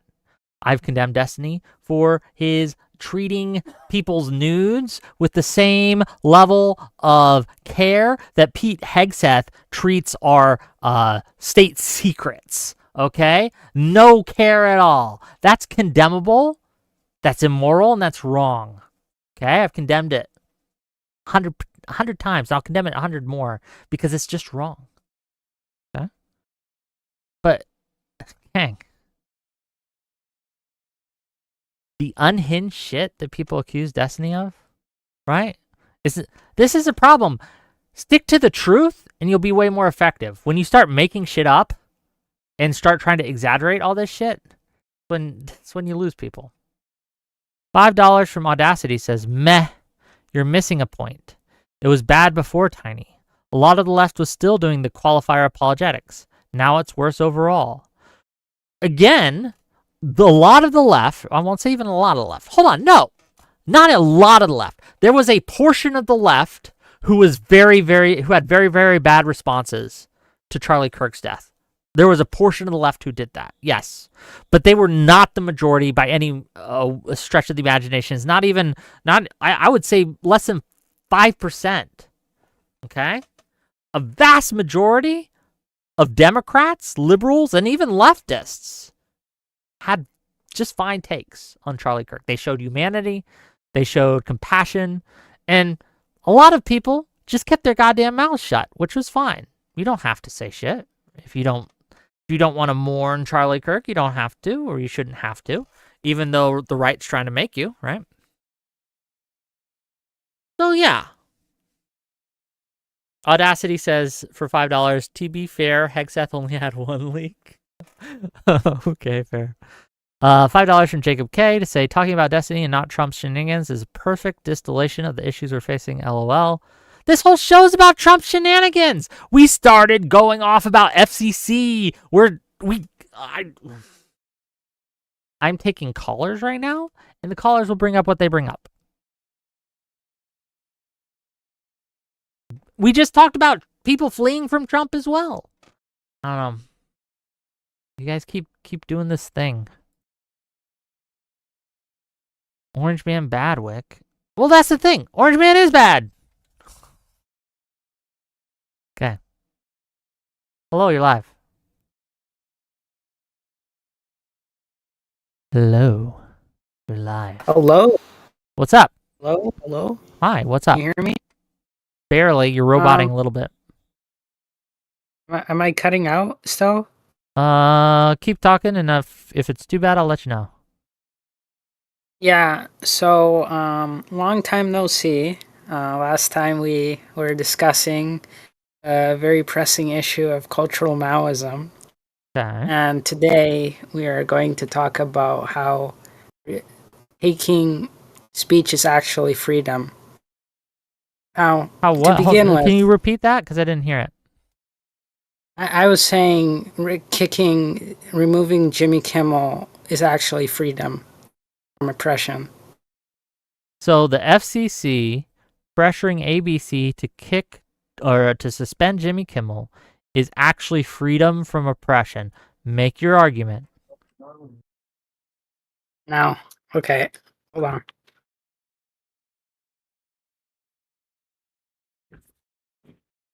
Waiting. Yeah, yeah, I'm back. Sorry, something fell down. I was gonna say that, you see, Jimmy Kimmel was a psyop to control the masses, basically, by providing the slop. You know, in basic terminology, he was providing the masses goy slop to consume. And now, Donald J. Trump... Do you know what goy slop is? Yes, yes. Explain it. I know what it is. Let's see if you know. The slop of the Goyim. The Okay, Goyim. I'm Do you Jewish. know I what the can Goyim say is? this. The Gentile. The non-Jew. Okay. Yeah, but I'm Ethiopian Jew. I can say that. Okay. I'm a black Jew. Okay. Okay. You better respect that. Black Sure. Israelite. Okay. Okay. Keep going. Now, you see, this was a control system to control the goys in the community, and so I believe that Donald J. Trump, our first black president, is liberating us from the shackles of Jimmy Kimmel. And he's been attacking the Jacobian deep state which I believe personally has been mind controlling all of us. See, in society, we've been suffering from a condition known as the nothing ever happens. And I believe that is the true pill, the nothing pill, right? Where we are on the precipice. Everybody believes we are on the precipice of something, but nothing ever happens, you know? And so I believe that by removing Jimmy Kimmel and the Yakubian psyop that has been used to control the goys, that we can truly liberate ourselves from the shackles of these oppression. Furthermore, lately Okay, so I've seen just so I'm getting this right, so I'm following you. Okay, you think that the Yakubian deep state decided to use Jimmy Kimmel, of all people, to spread their goy slop, to control the Gentiles, the non-Jews, with his mind. With his like memes or something. I don't get that part. Can you explain that part? his genuine slop and his sloppy jokes. There are no people in these late night show hosts, that like Colbert and Kimmel and that other British guy who's an illegal should be deported to the kingdom immediately.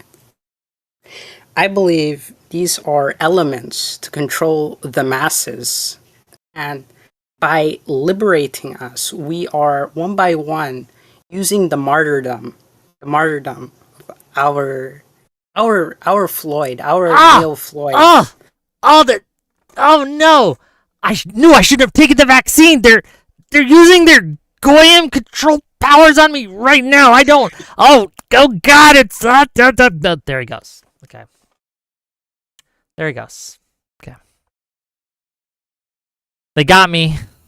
The Jews got me. They used their vaccines, okay, their chips that they implanted me with, and they silenced that caller. It's crazy. Crazy work, okay? Jesus Christ.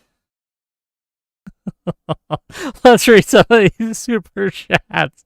You know what? Actually, that was kind of funny. Thank you for the sub, some dank. Appreciate the prime sub. Hey. $20 from Per Thompson to say, do you really think Destiny doesn't think about a longer play than just making noise on peers with his when Trump disavows I will? You seem to be unwilling to assign anything but angry gamer to him. Not anything but angry gamer, but I do think that he's an angry gamer. Right? I think that what is this 40 chess thing? I don't think it's that deep. I think he's upset.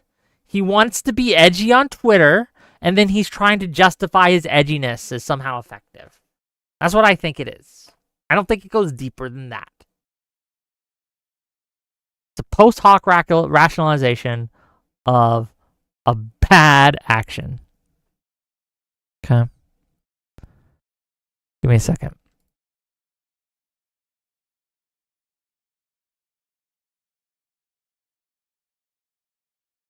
I lost the... Oh, hello. Hello. Hey. Hey, what you got? I don't want to be mean or rude or anything. I'm a bit frustrated with the media ecosystem we are in right now, Okay. and also affects you, I think. Okay. I think sorry, for me, it's a bit late. I'm currently in Germany, so it's 1:30 a.m.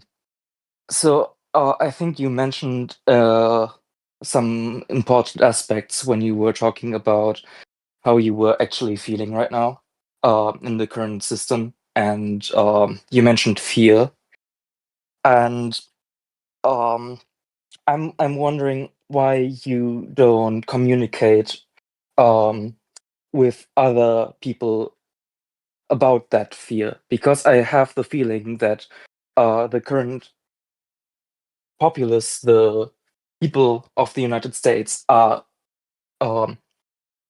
scared, mainly scared, and Okay. yeah, No, I get what you're don't saying. see, I don't see you communicating with other people about how scared you feel, so that other people can come out and say, "I'm also scared," you know. So For first of all, example, can I just oh yeah, quickly finish. say Sorry, something? sorry, finish. In Germany, there was a pretty popular politician who got assassinated. His name was Walter Lübcke, and he was assassinated by some neo-fascists, some actual neo-Nazis in Germany. And the reaction from the media ecosystem was that people from all over the spectrum came together in one video, and all of them said, we are scared of political violence. We don't want this to happen. And every single person who was prominent at the time put in some sort of message, some unifying message. And I'm sorry, maybe I'm just angry, maybe also at you. I have to let it out. I hope you don't mind. You can But be I'm angry at me. really That's fine. mentally fucked at you not communicating with, for example, the guys who had Pete Buttigieg on, who seemed somewhat reasonable, and ask them, hey, can we produce something together, talk about what's going on, what we expect from the other side? Why don't you, I'm sorry, do your job as an influencer to influence people? Why don't you ask Pisco, Seupel, all of the left-wing creators for them to also contact people they have contacts with people on the right side who are somewhat reasonable, to just come together and talk. Like, Okay. this is, So to me, this is obvious. so I'm working on it. I am reaching out to people. I have connections to people who are on the what I consider reasonable right. I won't name names till they say yes, but I'm asking people. The problem is that almost no one says yes.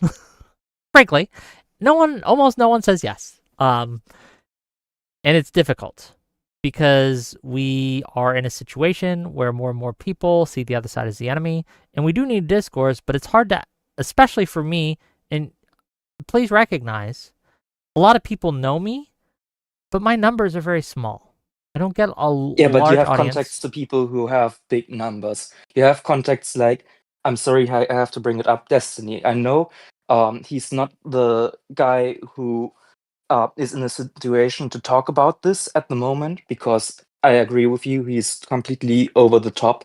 But if you ask him, hey, can we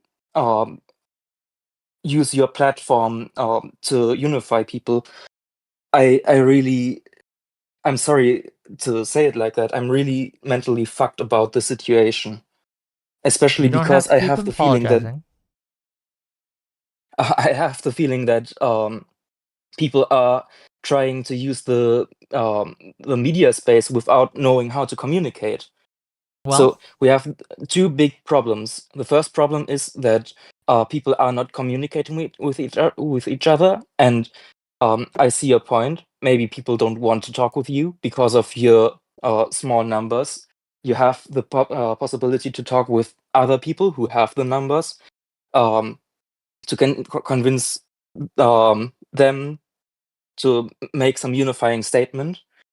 And the second part is, I think rhetoric is a key part in communicating.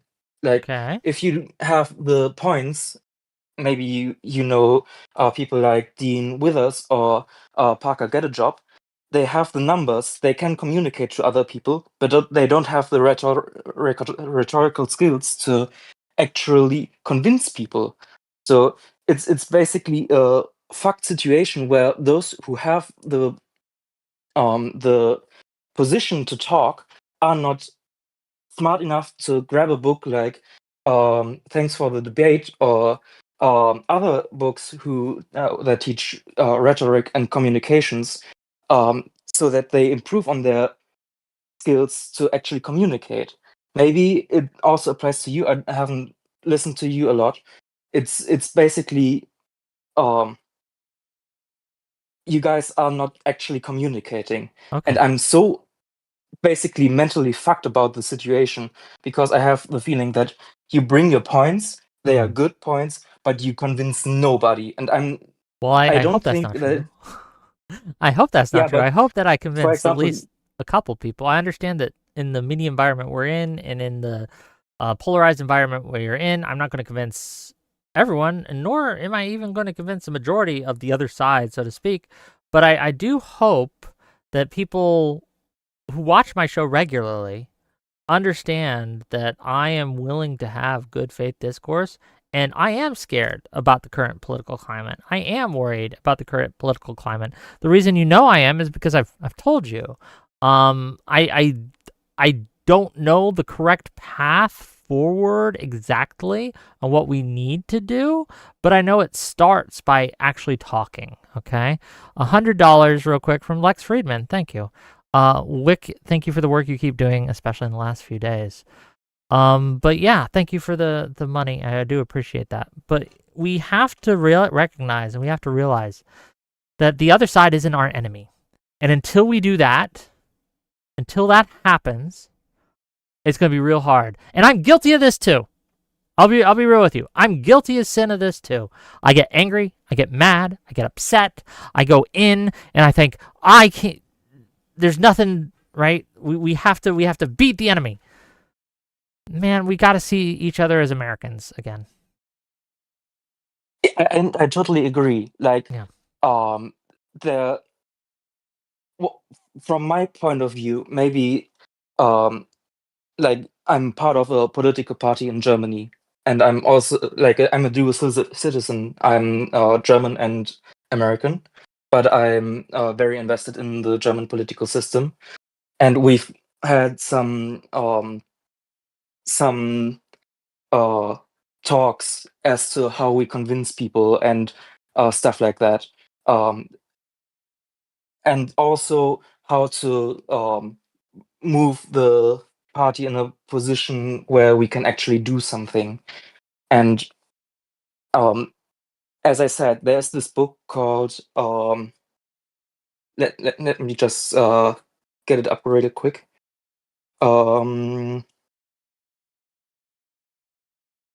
Thank You for Arguing, from Jay Heinrichs. Link me. It's actually link me, like DM me that book, because I'll forget the name unless you do. Okay. But link me a copy of that book, and I'll see if I can look it up. We do have a bit of a line, and I hate to rush you, right? But can I just bring in one last point. quick thing? I think a good way of messaging would be to use the national anthem, because it contains the words "Oh, land of the free," right? And for me, I'm just trying to think. Does it contain those words? Hold on, I'd have to look it up. I'm pretty sure it does. I have to look it up. I don't know off the top of my head. Okay. But like whenever those huge stars sing the national anthem, they always have this line, "Oh, land of the free," and I think it, like, in my mind, from the image of the United States I had when I grew up, was you are basically, as long as you don't hurt anybody, free to do anything you want. So if you wanted, you could get your legs amputated. You could, in theory, create a store that sells crazy hats with Nazi symbols and stuff like that. So you are basically free to do anything you want, unless it harms anyone else. So I think that would be a great way of messaging how we could go back to the United States, which is unifying in a way that everyone can do as he wants, unless it hurts somebody. But that's it. I'm with you. We do need to fix this country, buddy. And thank you for calling in. I hate to cut you off, but we do have to let you go because I do have a thing. Okay. Right, Yeah, I'll DM you the book. Please DM me the book and I'll look into it. Thank you. Well, no, I mean, he's right. What frustrates me, though, what does frustrate me is I reach out to people all the time to say, hey, do you want to have a conversation on my show? And the problem with this is that, and I'm to blame for this too, a lot of the times it turns into a, well, your side does it more debate. It does. And do you guys remember on the 10th, we had the open panel on the Kirk stuff, right? And that's what it devolved into almost instantly. Instead of being like, we are in a dangerous place as Americans, right? As a people, how can we fix this problem? It became basically a scales balancing session where the right tried to put it on the left and the left tried to put it on the right, and we didn't even know who had killed the guy at that time, right? We had no idea. And from the jump, we just decided to play the blame game. But let's bring on the next caller. I don't mean to yap. Hello, you're live. Hello, how you doing, Wick? Oh, we're here. What's up? I'm just kind of laughing to myself about something going on backstage, but I just wanted to talk to you about your talk with Adam and Sitch, if you want. Sure, go ahead. I just want to know. So, I've watched them for a long time, and my general opinion of them is like Sitch can be kind of actually like smart and like can give like good insight into a lot of topics. Okay. But he's generally like way too biased in terms like the hatred he has towards the woke people, and Adam is just like a complete dum-dum is the best way I can describe it. Now, what's your general opinion? Because I seen a lot of the way you were acting with them, and I felt like there was a lot of things you didn't want to say in terms of like how you felt in terms of like their bias or something. But I don't know if I'm just wrong about that. I tend to say what I want to say, right? I tend not to hold back. So if I haven't said anything, it's because I don't actually think that thing. Look, I'll be real with you. I agree with Sitch 100 times more than I agree with Adam. I do think Adam is kind of lost in the sauce in a lot of issues. I think a lot of people give him a bad rap, though. I don't think he's dumb. I just think he's got blinders on, right? That he shouldn't. Now Sitch, I like Sitch because I think he has much less blinders. I feel that my conversation with them on Sunday, was it Sunday? Was productive. I think that I hope I let people know that there were reasonable people on the left and that the left wasn't all crazy and out to get everyone. That was kind of my goal. Is it weird that you went on to a supposed two left-wingers show and tried to show that the left-wingers weren't crazy, though? Doesn't that... I don't think they're left-wingers. They say they are. I don't think they are. No, I agree. But I'll tell them that. I think that they're centrists, honestly. So I think that look, a lot of people say I'm a centrist. I'm not a centrist. I'm a Democrat. Okay, there's a difference. I'm not a centrist. I'm a Democrat. I think they're actually centrists. So, do you think that Adam particularly is way too defensive of any critique of Trump? From what I've seen, he does give Trump more grace than I would. Yes. Because I think at one point he said that Trump is just like any other politician. Yeah, that's in terms of his corruption. Yeah, that would be just wrong. No, my problem, I think my biggest problem with Sitch is inability to call out Adam, and we can say that's due to friendships and stuff. But there's a clip I could send you of the one time or the one or two times he's actually tried to go against Adam. The first one, Adam said that he was done with them and left the podcast, and that was with talking to Tom Foolery. and that Sitch kind of backed up tomfoolery, and Adam just left the podcast and saying he was done with Sitch. The second one was Sitch like going kind of hard on Adam because Adam was doing like trying to say that JD Vance wasn't lying, and like JD Vance was like being honest about including like the cats and dogs things. I'm gonna be real with you. I don't watch Adam and Sitch enough to know their dynamics, and I can't really speak to it, and so I don't know. Yeah, that's fine. That's fine. I just wanted to get your like general perception because I think that was like the first. Here's my deal. Here's my deal.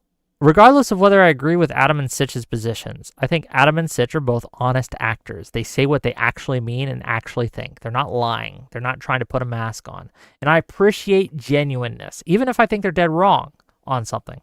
And because they are genuine, and because they are someone who I feel is an honest actor, I will engage with them as such. Now, on the opposite end of the scale, you have people like Andrew Wilson, who I think is not an honest actor.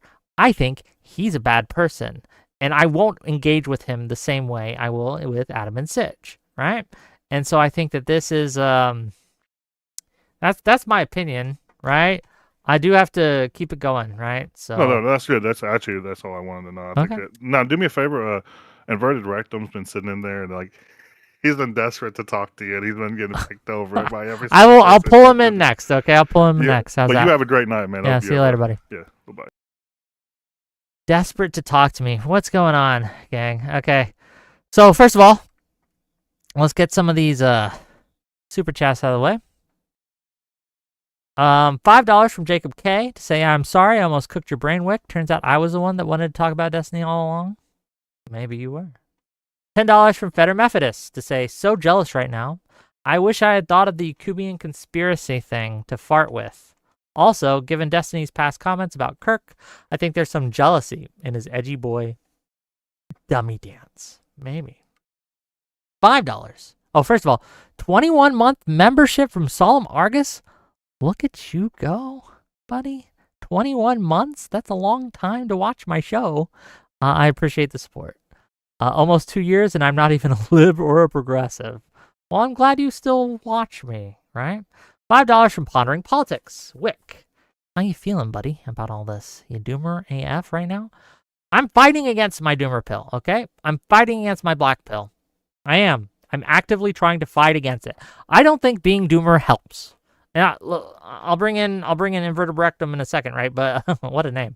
But I don't think being black-pilled does anyone any good at this stage in the game, right? We have to recognize that there are things we can still do. There are actions that we can still take. There are moves we can still make, right? That will actively improve the situation and make it better. I have to believe that. I'm trying to do that. I understand that we are under assault right now, okay? Our free speech is under assault right now, and we need to protect it. But we still can. We still can. I do believe that. Midterms are coming up, gang. Midterms are coming up. We need to win. We need to win, and I think we can. We just gotta, say it with me now, be normal. 12-month membership from Audacity to say, Wick, de-radicalize me. I will no longer be voting Trump at 2028. Testicle Johnson for $2. My foreskin, my choice. So, all you. Okay, let's bring in this next caller. Hello, you're live. Ah, fucking Wick. Oh my god. Hello. Hi. Can you hear me? Okay. Hold on. Before I say anything else, what are those box sets behind you, man? I need like something to calm me down. What's up? Okay, these. What are those Warhammer GW box are sets? Warhammer 40k. Okay, so here is Celestine, right? And then we got my Celestine, combat nice. patrol for sisters. Sisters of battle, right? Okay. Yeah. So that's what I'm going for. Okay. Okay. I am so fucking black-pilled right now. I won't lie. Okay. Why? I need you to unblack. Give it to Pastor Wick here. What do you got? Okay. Like, confess your Chaplain cringe Wick. sins. Chaplain Wick, I need your advice. Okay. So right now, I feel like politics is so fucked because not enough normal people care about politics right now. Okay. I've heard Destiny's argument, and I am almost entirely on his side. I feel like ever since Trump won in 2024, he absolutely should not have won. Ever since he won, because people decided not to vote, I feel like we should just go completely balls to the wall, match all the energy, and whatever the fuck happens, happens until people realize that they need to pay attention to politics. Because I don't think enough people are paying attention to politics right now.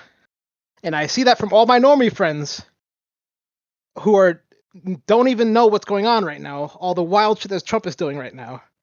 This from a guy who voted for him like twice. They don't care about anything that's happening, and it's blackpilling me. They know about Charlie Kirk. They know about him being assassinated. They repeat all the fucking Trump talking points and whatnot to me. But yeah, I feel so fucked right now. Okay. So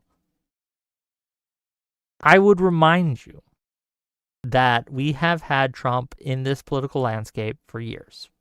For what, almost a decade now. Well, over a decade, I think. He won in 2016, that's true. And he won in 2024.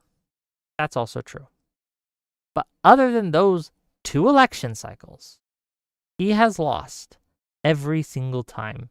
When his people have been on the ballot, they tend to lose. That's because the general electorate punishes extremists and punishes extremism. My worry with the Destiny method, if you want to call it that, the edgy boy method, is that people will start to see less of a difference. And look, I'm with you. I'm with you. They're dumb for thinking there's no difference, but they will see less of a difference between the right and the left. And they will like, well, a pox on both their houses. I'm just going to stay home. And I don't want that to happen. Okay.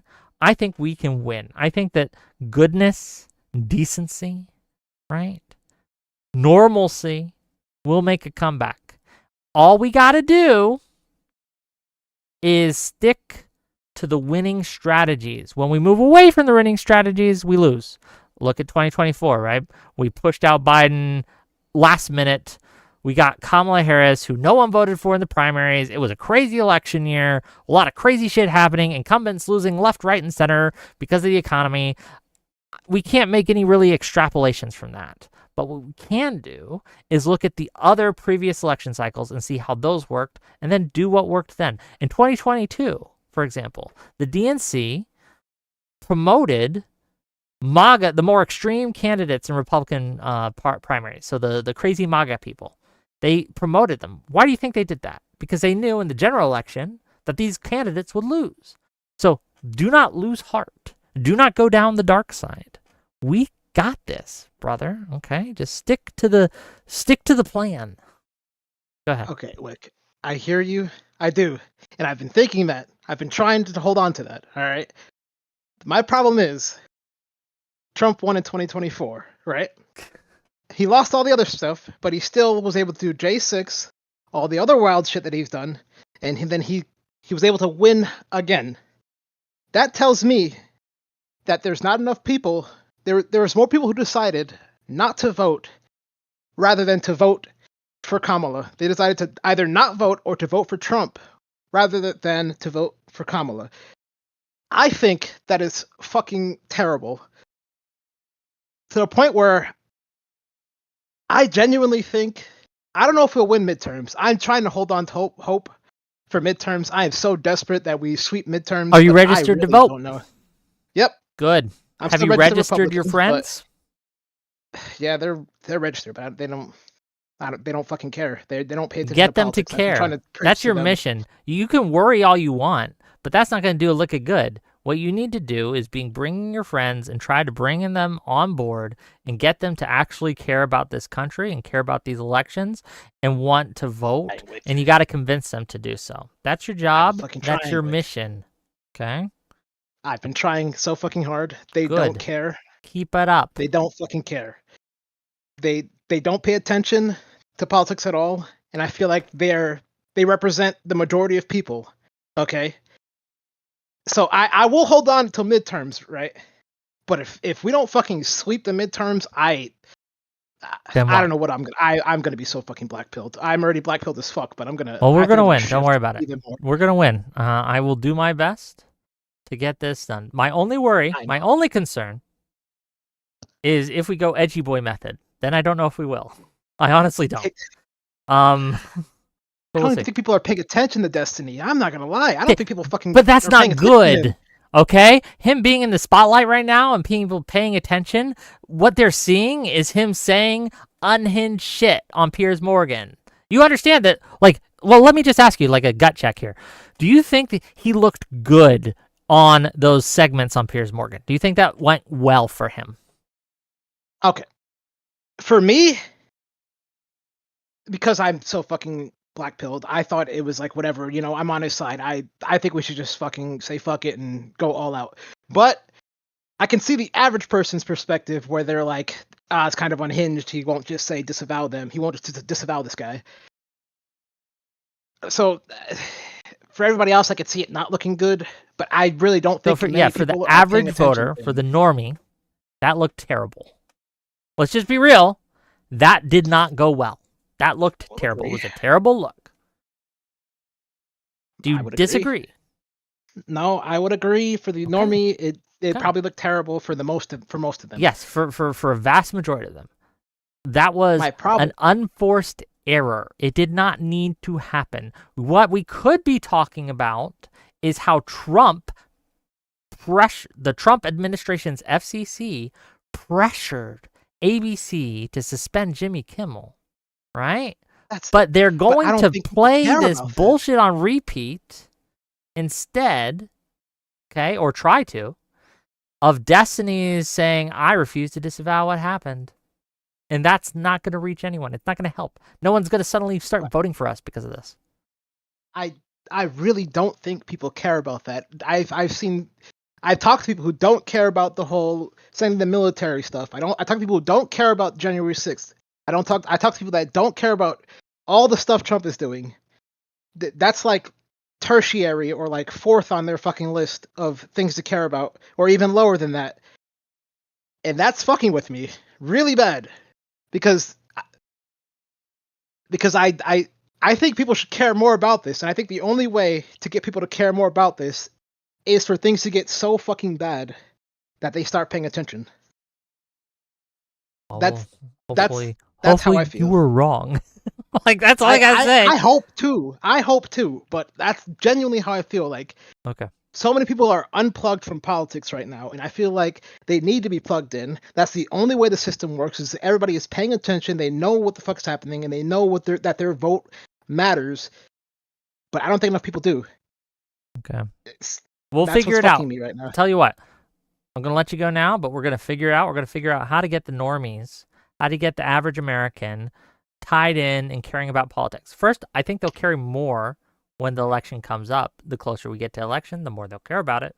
And two, I think, honestly, the economy is going to make them care. And the economy is not doing so hot right now. And they're going to punish the incumbent party, which is the Republicans. That's just how look, historically, that's how it's happened. Okay? That's how it's worked historically in modern political history, okay? Like, I will just say, I'm willing to hold off till midterms. Okay. And then hold off till after. Okay. I just think that don't just hold off though. If midterms do not go the way that they should, I'm very much on the path of just being an accelerationist about where shit's going right now. Well, and I'll be completely honest, right? I'm holding off. I'm maintaining sanity for the most part. Yeah. But I hope. I'll talk to you later, buddy, okay? Yep. I'll talk to you later. Love you. Okay, $5 from Gelatinous Rube. Good luck spinning this Destiny rhetoric as a new problem when we've been dealing with it for 10 years. Who burned down UCLA? Jihad now. Thank you for the $5. $10 for Per Thompson to say that Lex Friedman is giving you money. Should be a real concern for you, Wick TV. Maybe he sees you as a useful tool for his ends. Why? What is wrong with Lex Friedman giving me money? More people should. Should I be concerned that you're giving me money, Lex, Mr. Burr Thompson? I don't know. I'm not very... Look, anyone who tries to use me as a tool is going to get a rude awakening. I am a stubborn motherfucker. Okay? Try to use me at your peril. But thank you for the $10.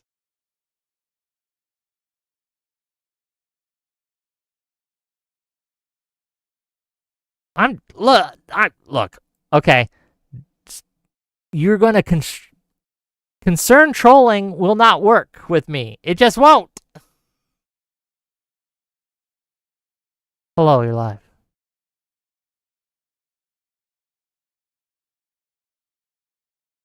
Hello, you're live. Hey, what's up, buddy? Hi. So just want to make two things abundantly clear here, okay? One, no matter what's about to happen, I love you, okay? I think you're amazing. I think you're great. I love what you do. That's not ominous, but go on. But I get so fucking triggered when people like you, and I'm Hutch's strongest soldier, when he does it too, when you guys want to make this argument that Destiny isn't like that his position isn't serious, or that he genuinely believes on that position, aside from his desire to be somewhat provocative on Twitter. And I think it's so soy and cringe when you guys go, "Oh, he's just wanting to be edgy," when that seems to me like more of an ad hom, right? Like, you're not really attacking his position. You're using his identity as a provocateur to discredit the strength of the argument that he's making. Okay, I want to respond to that, but first, from James Finch for 1,000 foreign monies. And not what is that? I don't even know. For 1,000 foreign monies. Haha, lying is so cuck and desperate. I am Charlie, and we are the media now, and no more Antifa terrorists. Brother, you could just at least use your VPN or something and pretend to pay me through USD. So maybe it's a little more believable. Who knows, Wick? Maybe he did use a VPN. How do I not know what? Why would I know it's Japanese currency? Why would I know that symbol? Like, what? What? Why would I know this? Okay, it's literally Japanese. I don't know. I don't speak Japanese. Alexander Wren for $10 to say Destiny did horrible on peers, but it was the first time most people heard that Donald Trump, our president, didn't disavow violence, but instead encouraged it. Thank you for the $10. Okay, to address your point, I'm sorry. Are you good? I don't know if he's just being edgy or serious or things like that. I don't know. And I hope it comes clear whenever we're talking about this that it's a guess, okay? It's a guess. I think that... so here... I'm sorry. No, go ahead. I'm sorry. Okay. I think that Destiny... Look, I understand this. When people come at me, I have a tendency to say, fuck you, I'm going to double down on what I'm doing. I think Destiny has that trait, the same trait I have, but like 10 times my speed, right? Because 10 times the people are coming at him. So yeah, it makes sense to me that he would do that and behave that way. So here's the thing, and God, I hate to do this, but like that didn't really. I somewhat agree with you on some things of what you just said there. But one, this idea that like we just can't know if this is actually his real position or not, right? You wouldn't make that argument of anything that anybody in the Trump administration does, right? This seems like a selective inability to mind read because it strengthens my argument. Hold on. I've never sat and talked with anyone in the Trump administration. I've had conversations. I've met Destiny. I've ate dinner with Destiny. I know him in a way. I don't know the Trump administration.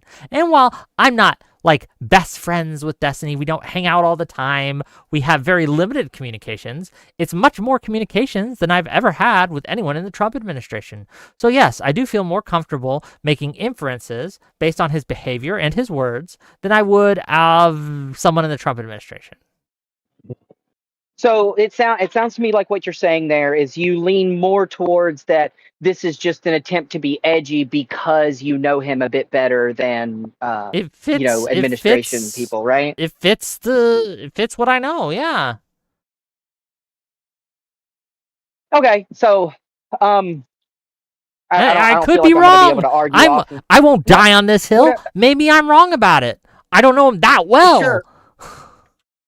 Sure. My point here is that I don't think, and I know that everybody that's like criticizing him right now like knows how dire things are, right? But I think that, and I know where it comes from. It comes from a good place. It comes from an idealistic place within you that doesn't want to see the writing on the wall, right? There's still a way back, right? But the measures that you guys are saying are like, this is gonna happen. This is gonna happen. We've got this, and it's these are the exact things that we don't even know if are going to be available to us at the time when you guys say that there are secret weapons. For one, and for two, there is, and by that point, and by the time you guys have made this realization, it's already too late. There's nothing to do about it at that. What are you advocating for right now then? If what not, I am advocating. Hold on. If not, use the electoral method to win the midterms and take back the House and Senate. If you think that that's not going to work, what will? If we're talking about changing Republicans, changing MAGA, changing the political landscape to save these things, we have to, and nobody likes to say it, but we have to make the other side believe there's going to be consequences. I'm not saying necessarily killing them or threat of death or whatever, right? But what I'm saying is we have to make them believe that there's going to be consequences for doing this stuff. Because the reason they keep doing it is because they know there aren't. Okay, so here's the deal. There are consequences, and you know what those are? Loss of power. Loss of electoral power and the ability to pass laws, the ability to use government to influence the country, all these things. That is the consequence that all the Republicans fear. Okay? They already fear that. Okay? What power have they lost, Wick? They just won the election, but from 2020 to 2024, they had less power than they do now. Is that something you agree with? Wait. You want? Well, first of all, well, do you agree with that? To accept. Well, no, I do. I'll agree with that. But to say that. Okay. That hold on. Let's start off. Let's start this way. Okay. In 2018, in 2016, okay, Trump had more power than he did after the midterms in 2018, right? The 2018 midterms, when we won it, made him have less influence and less power than he did before. Do you agree with me conceptually so far? Sure. I'm on board. Okay.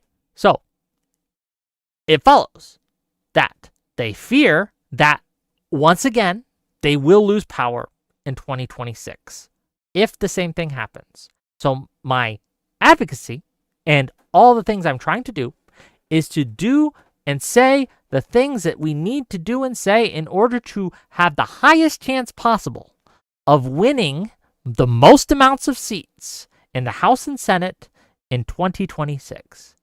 And therefore, anything that I feel takes away or hinders from that goal, I will condemn. And I think that Destiny's rhetoric hinders, in this specific case, hinders from that goal. Do you think that the Republican or the MAGA media would change at all if Destiny wasn't taking the position that he's taking? Do you think it would change at all? I think that their rhetoric would be much less effective, and I think that Destiny would be much more effective. No, the answer is no. They would try the same thing, but there's a difference between trying to fire a gun when there's no bullets versus trying to fire a gun when you have a whole mag full of bullets to fire, right? Like you can fire more often, you can spray and pray, you can hit more targets. The less bullets they have in their chamber, the less effective they're going to be. Well, you're making the argument that they have been less effective in incrementally, right, from 2016 to now, right? But they're doing far more damage now than they did back then. So that's for one, and for two, this the whole 2020 to 2024 thing. I don't think that was actually about Trump specifically, and I think that had it not been for the for COVID, Trump would have won again. Maybe. I don't believe that Joe Biden would have beaten him in 2020 had it not been for COVID. I think that, though, that you could make the same argument that in 2024, without Biden being pushed out last minute, that Trump wouldn't have won. I think he still would have. Okay, well, I think Biden still would have in 2020 without COVID, right? Or, like, we both think these things, but they're counterfactuals. We can never know for sure, right? Sure, I'll give you that one, right? But the whole argument that Destiny is making, right, and that those of us that believe that it is the right strategy, it's not about. It's first of all, it's a fundamental misunderstanding of what tit for tat is. But more broadly, right? Like, think about all of the Democrat leaders, right? The people that have come out that we really, really support now, right? People like Gavin Newsom, people like J.B. Pritzker, people like Kathy Hochul, right? We lionize them in the way that we're doing right now because they're willing to fight by any means necessary to preserve some semblance of American liberalism. And yet, right? every single one of those politicians you just named did what Destiny refused to do and condemned the political violence of Charlie Kirk's assassination. Why do you think they did that? Wait. Well, first of all, because do you think Destiny knows better than Gavin Newsom? Do you think Destiny knows better than all these other politicians you mentioned? No, I think Destiny. Okay, so why is it that every single other politician who is paid to do this, it's their job's on the line, right? This is their job, that they have reams of data to win elections. They have a history of winning actual elections. How come they all were willing to do what Destiny isn't? For one, right, these people don't understand and I don't know how you could disagree with this, but I think Destiny understands more than Gavin Newsom? Understands the online media environment right now, right? Yes, 100% yes. He understands that better than Gavin Newsom. Secondly, right, the point that I'm getting here is that every time somebody stands up, like, by the same logic of like what we ought to defend or not ought to defend, right? Like, Gavin Newsom is doing something that should be abhorrent to us, right? But we champion him for doing it because it shows that he's willing to fight by any means necessary. Necessary, there is the key word. What is that we should find Gavin Newsom doing that is abhorrent?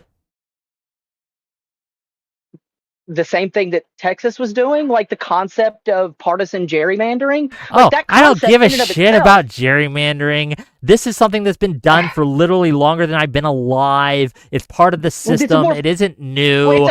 No one cares. It's a foundational.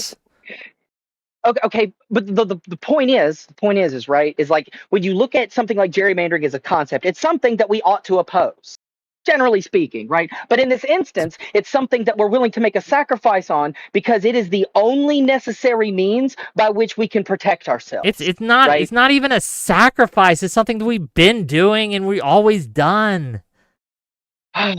It's not even a sacrifice. Like this, we give up nothing, continuing to do the same thing we've been doing. I'll fight with you on that another day. Okay? Sure. But my whole point, right, because we do have to let you go, and I'll let you have the last word, but let me get this out, and then you can have the last word, and you can counter it. Why is it, if Destiny's strategy is the most effective, that literally no Democratic strategist or politician is doing that, and they are all, to a man, to a woman, to a T, doing it the Wick way? Why is it that they're all doing it my way, and none of them are doing it Destiny's? Go ahead. First of all, because, hold on, I want to think about how I want to structure this real quick. It's not so much that Destiny or those of us that agree with him know that this is the correct decision. right? It's the fact that we see that the old playbook isn't working anymore. It's not getting us anything. We're not seeing like positive outcomes of continuing to adhere to that strategy. It's a losing strategy now, right? What we need to do, what we ought to do, is pivot to something else that might be more effective, because I'll take might be more effective than definitely ineffective any day of the week. Okay. Thank you for calling in. I said I'd let you have the last word, and there you go. I love you, brother. Love you too. My way wins 3 out of 4 times. His way wins. It hasn't won yet. It's never won. But my way, 3 out of 4, win. I don't know. What odds you want to play, gang? My way has a proven track record of winning. Why would we abandon that? Because your fifis are hurt? Why are you all such fucking NPCs? You let MAGA control you.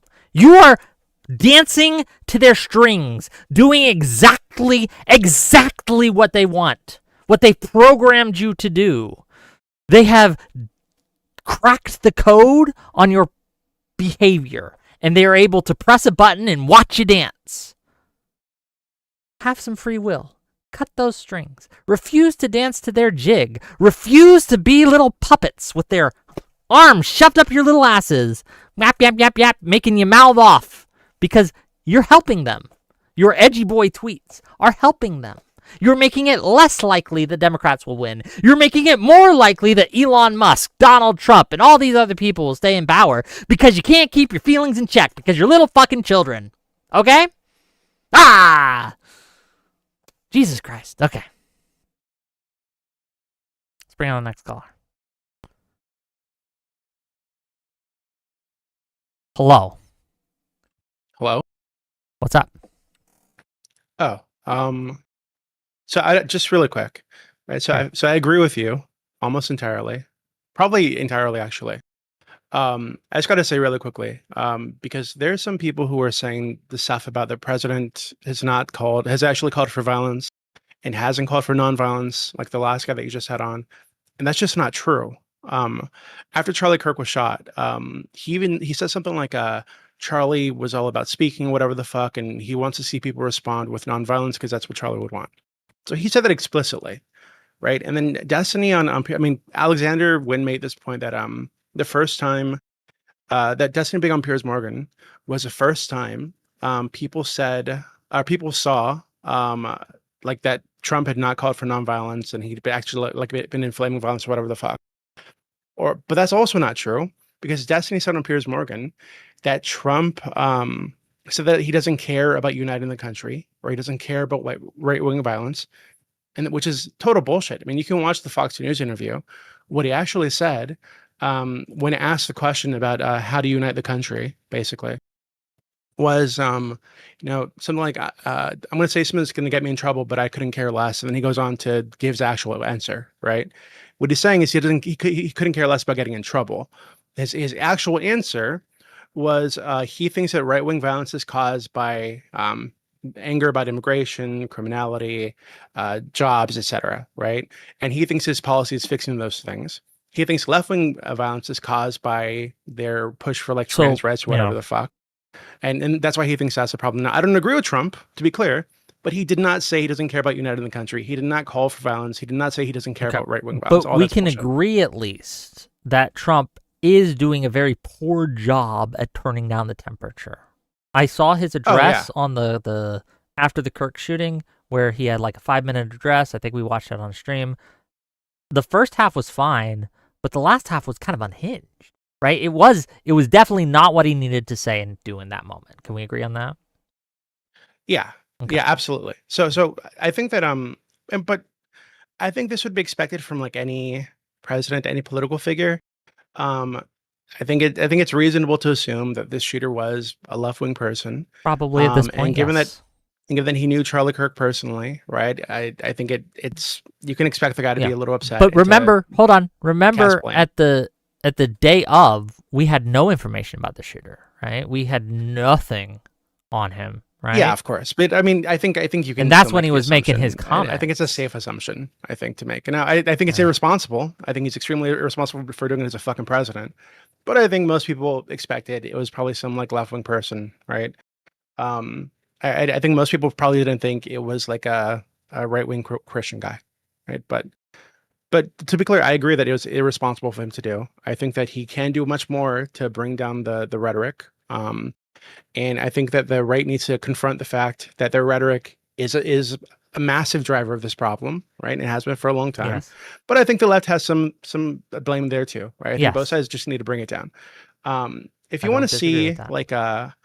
like how somebody, and maybe you could do this for your audience at some point, right? Because I have this idea that the way that Destiny's doing it is the only way that it can be done.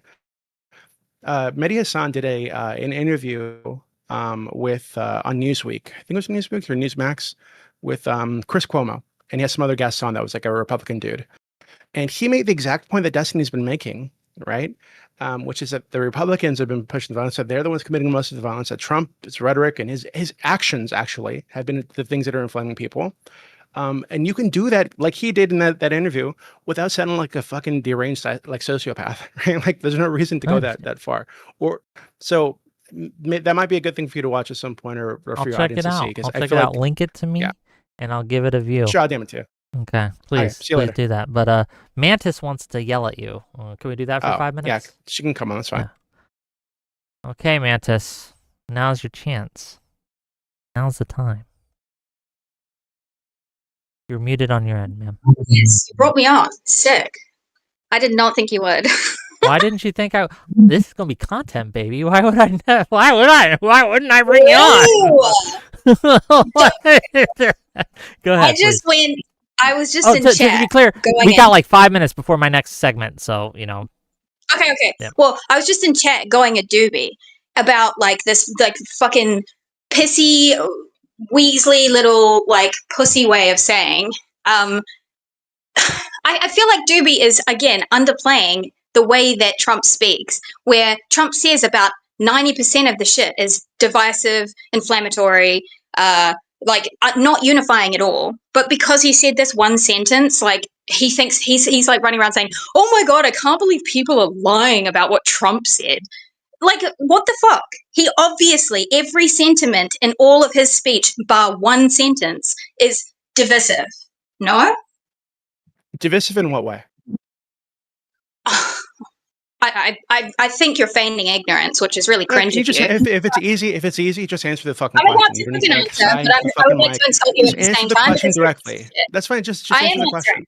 I'm answering, but I'd like to say you're feigning ignorance because you're a piece of shit. But okay, I'll answer. That's cool. Go for it. I just explained in chat how after he said the thing that you said, when he said, "I don't really care," right? You said, when he said, "I don't really care," he wasn't saying, "I don't really care about not unifying the country." You're correct. I agree with you.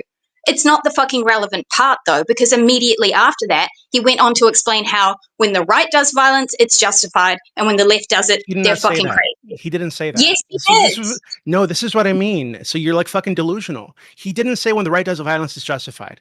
He said what did he? When he was laying. Okay, say the whole sentence. Hold on. To be clear, do you think that he said when the right does violence is justified? Do you think those words came out of his fucking mouth? I think he said that when the right does violence, they do it because they want less crime. That's the fucking thing he said. Okay. What the fuck? So not that it's justified. Not that it's justified. Only that he thinks this is where their anger comes from.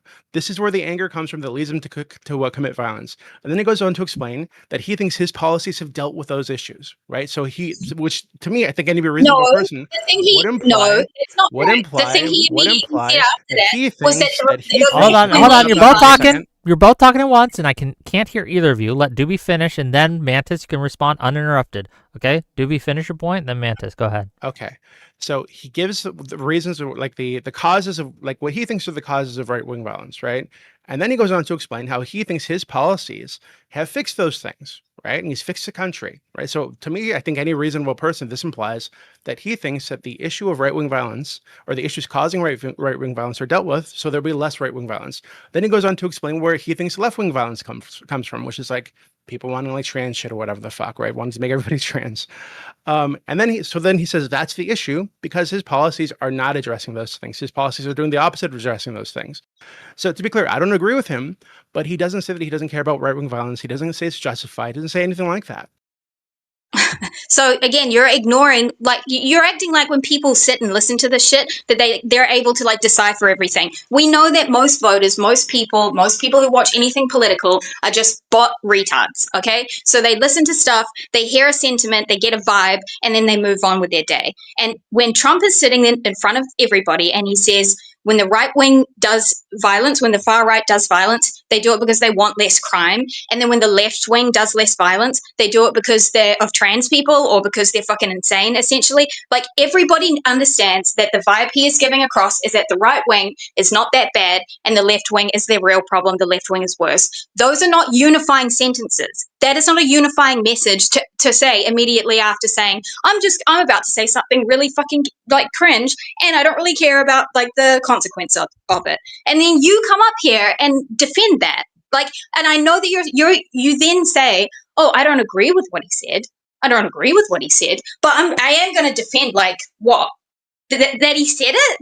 Okay. How he said it? No, it was okay. fucking No, inappropriate for a listen, president you to speak fucking idiot. like Okay, that. I think hate you've to demonstrated. Oh God. I do hate to do this, but I Oh, have an no. appointment at 8:30. The Gibbs is going to be God damn mad it. if I'm too late. I gotta Fuck let you Gibbs. So both Gibbs go. to suck my dick.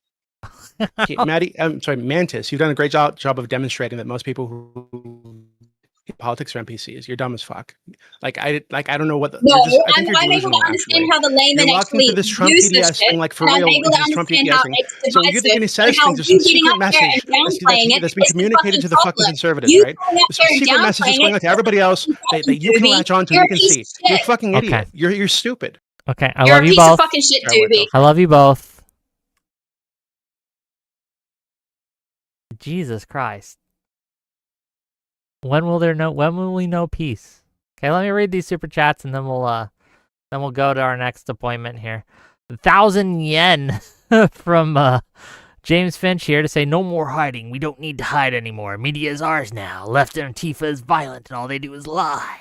Trump gets to decide who Antifa is, right? 1,000 more yen. I would suggest those Democrats who lose their jobs and bragged about it moving to Japan know Charlie is here as well. Okay, thanks for the foreign monies.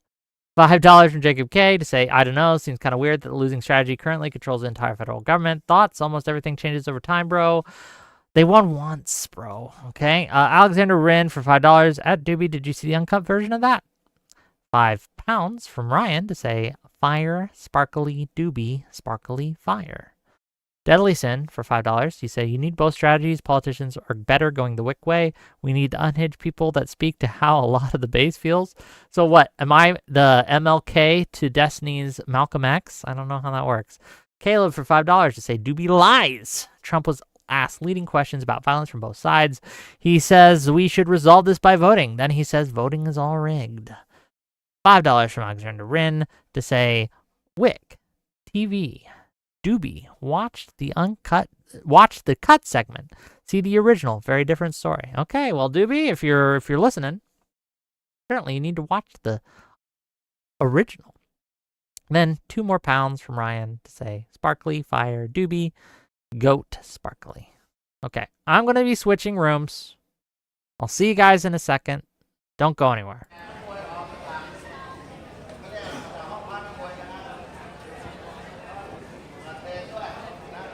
I'm still here. I'm still here. I'm still here. Yeah, I'm still here. I'm still here. Licensing right now. Fox News is in a lawsuit that's being appealed because it was thrown out by the Biden administration, being sued for their opinions on, or their statements on Dominion voting. I have no problem. I like the FCC. I like regulation. I'm not going to throw my hands up and say, oh my God, when it's used against the side that I vote for and then not against the side I don't vote for. It's absolutely fine.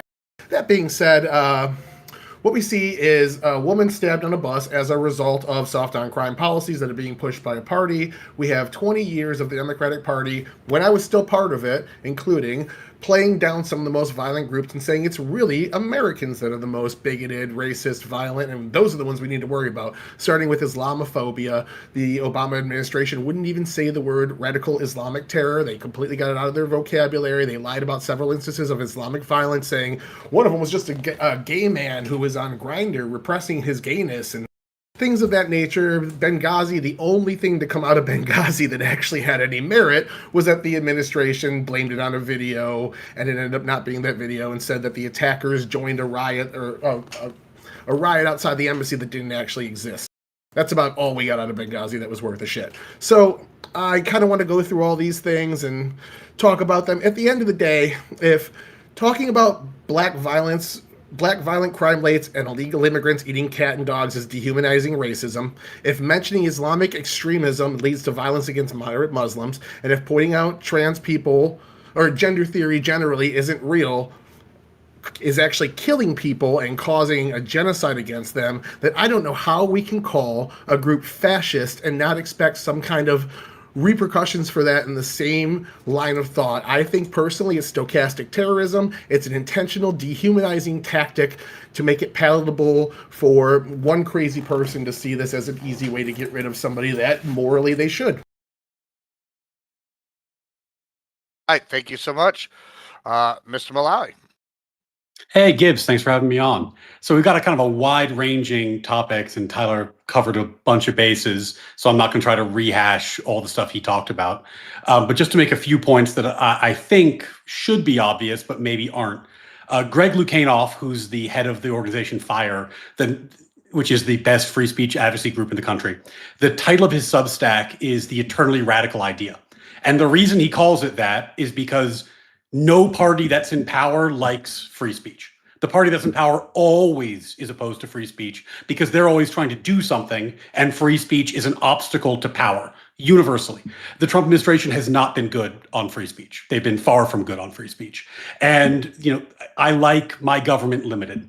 I like my government uninvolved in free speech, and it would fill me with joy if the FCC was abolished. I don't know what the purpose of it is at this point, given that the primary purpose of it originally, at least in its current formation, is to regulate cable TV and primary channels that nobody watches. It's regulating an outdated technology because the whole purpose originally was that there was limited bandwidth and televisions only had certain channels, and you were licensing those channels to providers. The technology's just moved on. The agency doesn't really serve its original purpose and should be trimmed down to that purpose so that this tool isn't lying around for the next administration to use. Regarding violence, I think it's really important to start any conversation about violence with the person doing the violence, because they're generally speaking a crazy person. That's almost by definition.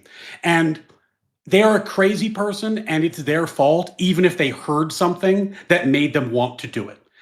When righties say stuff that inspires shooters, when lefties say stuff that inspires shooters, that inspiration is still really far removed. They heard a speech they didn't like, but they're crazy, and they did it because they're crazy. And we should remember that. That is the most important factor. That said, I put up a poll on my X account, and I just asked, if you believed, and they can fill in the meaning however you want, if you believed that the government was run by evil fascists, would that morally justify political violence? And 75% of people who responded said yes. And I think that makes sense, because if you believe the government was run by evil fascists, was run by evil Nazis, was run by, evil communists, violent revolution, we're Americans, that would be the proper moral response. So I think we do need to take the temperature down a little bit. We need to leave ourselves some rhetorical room.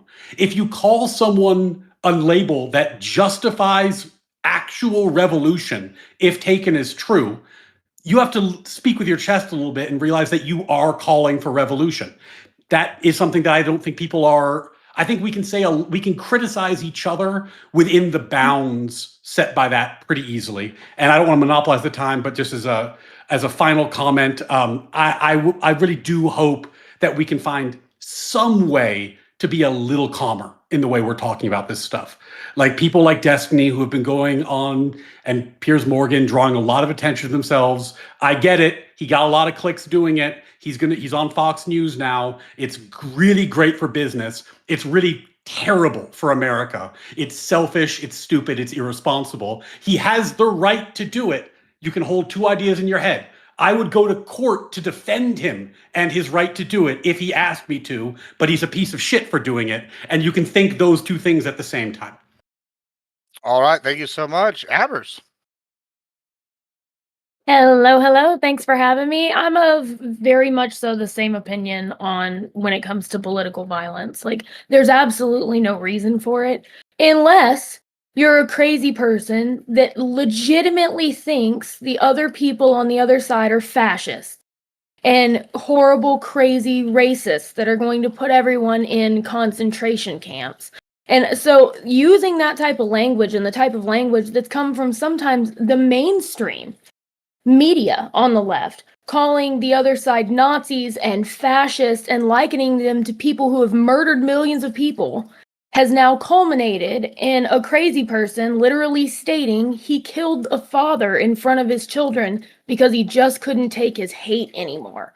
And that's the point it's come to. So it's a time to bring the temperature incredibly down, but you can't have people like Destiny going on and saying all of these horrible, crazy, awful things and then being ultimately rewarded for it with the views and the clicks and the likes, right? Because it's going to ultimately inspire more people to think that that's cool, to do the sensationalism. And I think that's why the rhetoric's gotten so bad. We have created a sensationalist society by upping the ante on what we say to get more clicks and more likes and more views. And that's a problem we see on both sides. That the words just get more and more edgy and more provocative. And we start off saying that things are harmful and turn it into equating words to violence.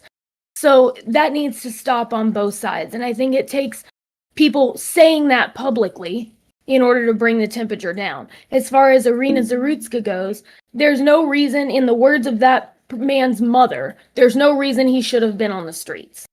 There's no reason. Whether that means he should have been locked away in jail or whether that means he should have been in an institution getting help for the schizophrenia.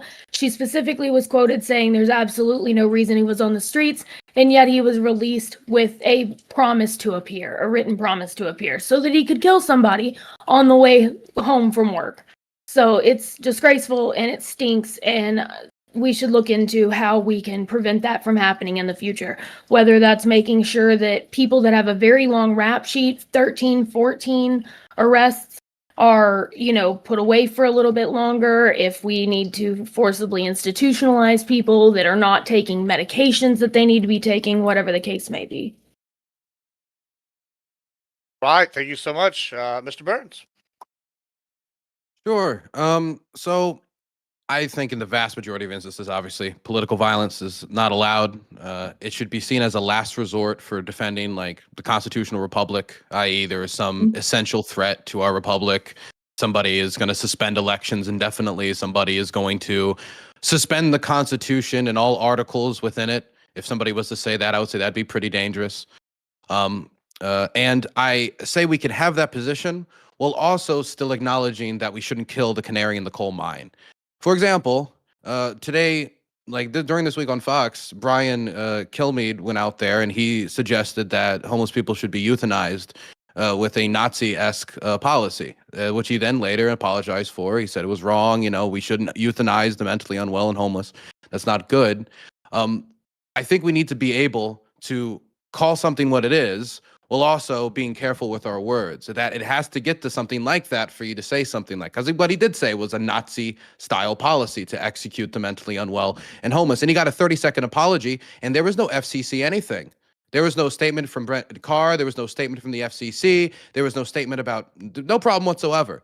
But when we talk about Jimmy Kimmel and what he said in reference to the shooter, we're going to need him to donate to Turning Point USA. We're going to need him to issue a public apology. Donald Trump just wants him off the air, period. And it's part of a campaign that he wants to suppress his liberal critics on TV. He said very clearly after he fell, after Stephen Colbert fell, he wants Seth Meyers next. He wants the other Jimmy next.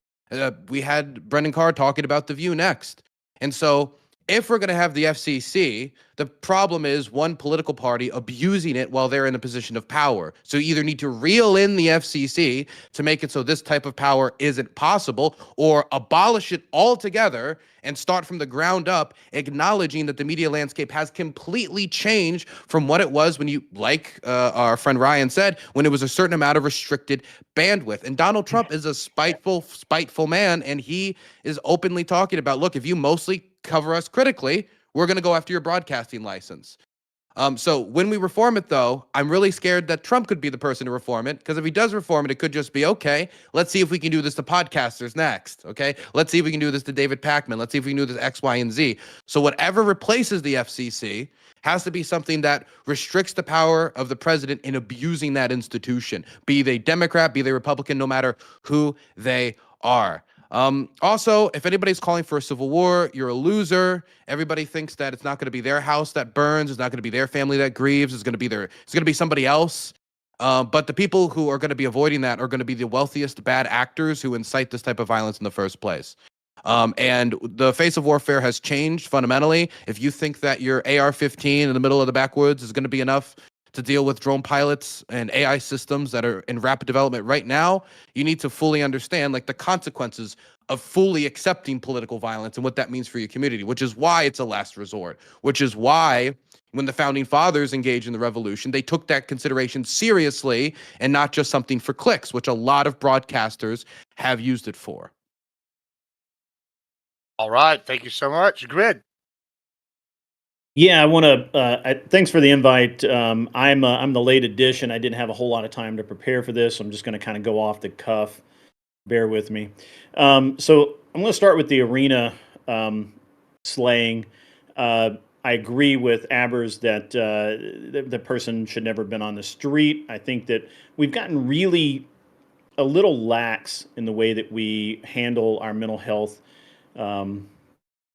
policies, procedures in this country, and worse is what we've been finding out about the judge in the case and how, or the magistrate, whatever, and how actually sending people rather than sending them to jail where they should have gone, she was sending them to a treatment clinic that she was part owner in, and then that person never actually had to show up, and he understood that he never had to show up, and he was walking around on the street.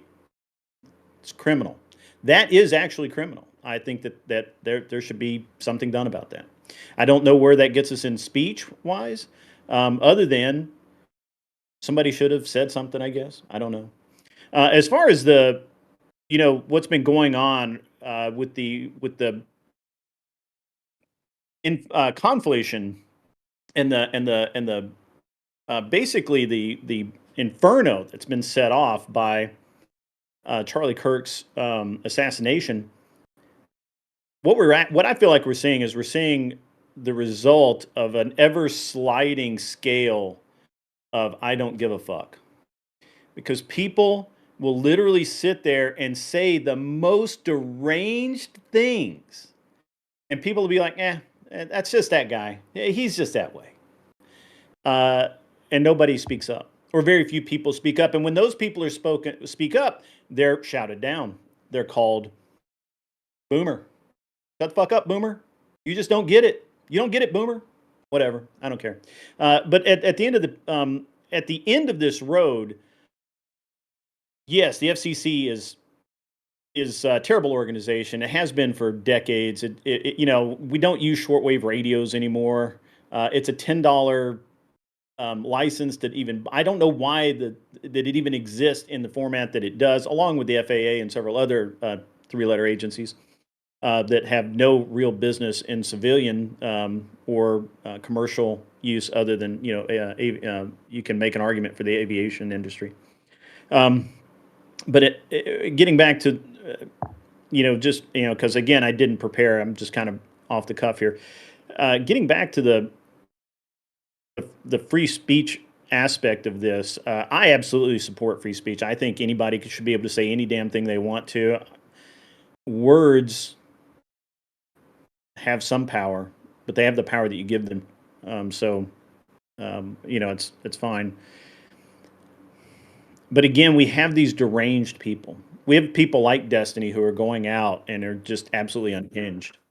We have people on the right who are also just as unhinged, right? Like this is not exclusive to one side or the other. And anybody that acts like it is I mean, ignorant.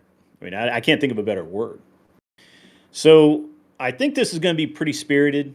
I hope everybody can remain calm. I actually live about a mile from a Civil War battlefield. So I get to see every day as I drive by the cannons, the caissons. Every day. I have a memory of walking that as a school kid, reading about it, finding the musket balls. So it's a little bit, the idea of civil war to me is very real. I understand it. I don't think a lot of people do.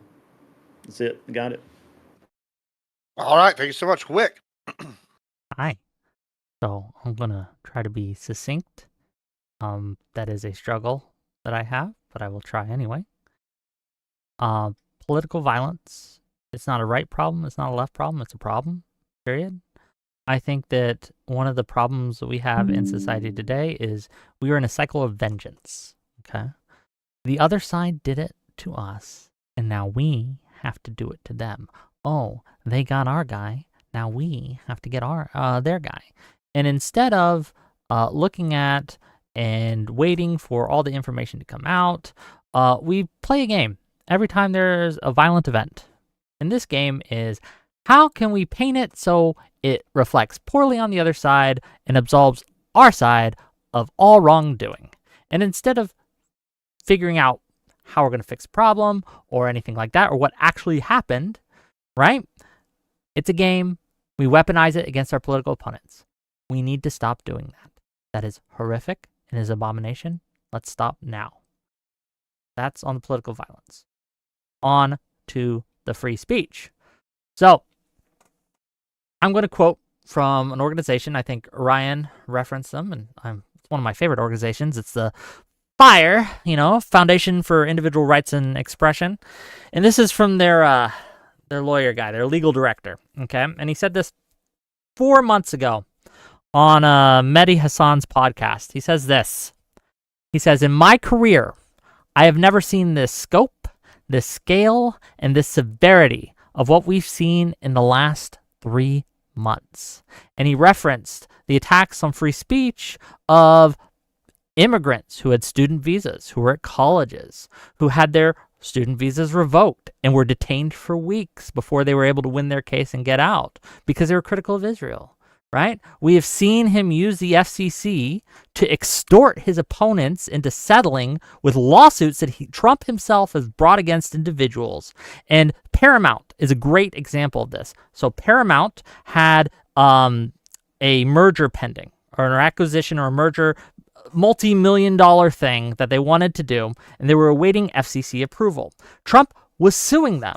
So the FCC, under Carr, comes in and says, this merger, you're under a lawsuit that's pending right now, buddy. I don't know if we can approve this merger until this lawsuit's dealt with. That could take a long time. It'd probably be easier just to settle and to give Trump what he wants, huh? And this is a pattern of behavior that we see in Carr. The FCC did it again today, or yesterday, with Jimmy Kimmel. The FCC went on Benny Johnson's podcast and extorted ABC and its affiliates and said, basically, that's a nice broadcasting license you have there. Be shame if something happened to it because of your Kimmel problem. Luckily, people like Barry Weiss at the Free Press and other principled conservatives have noted and spoken out against this. Less than I'd like. But we are in a free speech crisis in America, and that is a problem. Thank you. All right.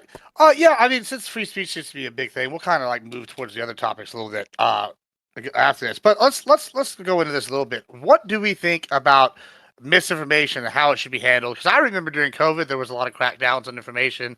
I know that we're having kind of a reverse situation with the Charlie Kirk thing. You know, we have people saying, oh, these people should be banned for misinformation, saying he's MAGA, you know, et cetera, et cetera. When back in the day, it was the left saying it was about COVID stuff. Do we have a problem when we crack down on misinformation?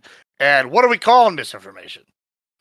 I mean, I think we've seen countless attempts by the government to crack down on misinformation. None of them have been remotely okay under the First Amendment or the broader value of free speech in society. Like, I remember, it's funny because Wick is right that Trump's been terrible on free speech, and we should talk about that. But Biden was also terrible on free speech, and Gibbs, what you're describing when it was litigated, I was just looking at it before this call started.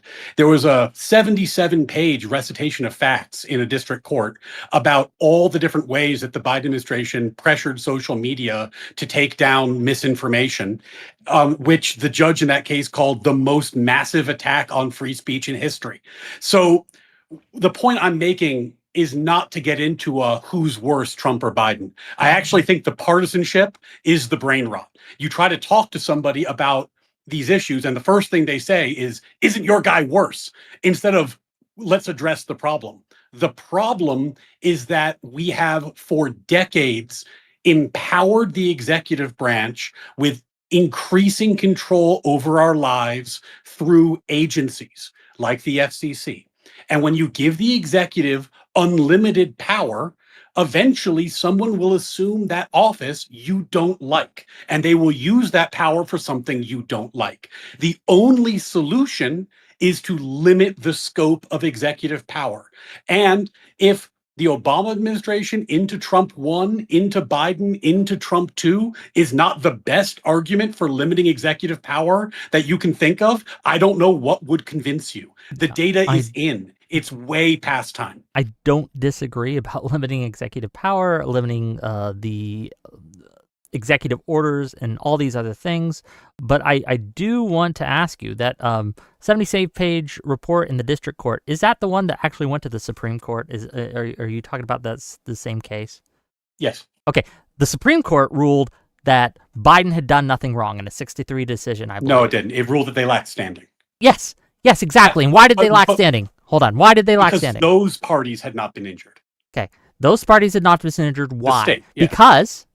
Because the standards that were set, right? Like the what's it called? The TOS that they had, that they were enforcing, were in place before Biden came into office.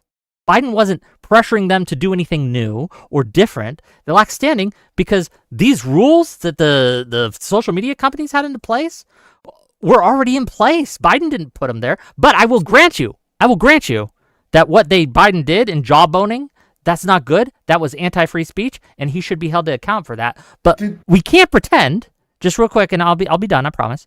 We can't pretend that Biden was as bad as Trump too on this, because again, the people whose jobs this is, the lawyers, the legal team of the fire, right? Even in the first 3 months of his presidency, we're saying that this is the scope and the scale of it were just so severe. Tyler, severe. Do you mind if I just quickly respond, please, and I'll pass it to you just because he was talking to me?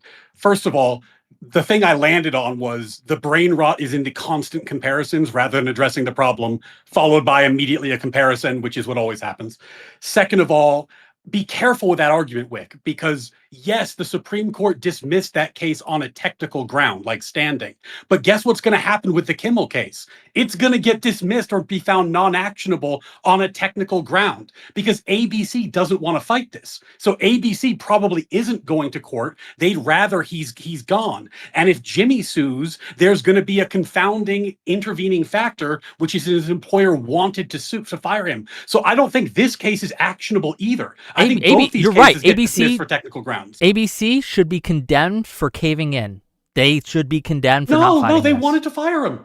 Those shows lose so much money. They were delighted for the excuse to fire him. Guaranteed. Those shows all lose money. It's the biggest secret in Hollywood. These things have been losing money for years. That's why Colbert got fired.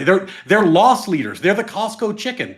They promote their industry, but they don't actually make money on them. And the promotion doesn't work anymore because no one likes the fucking shows. They were delighted. Sorry, Tyler, I did a thing I swore I wouldn't do. You're mind reading.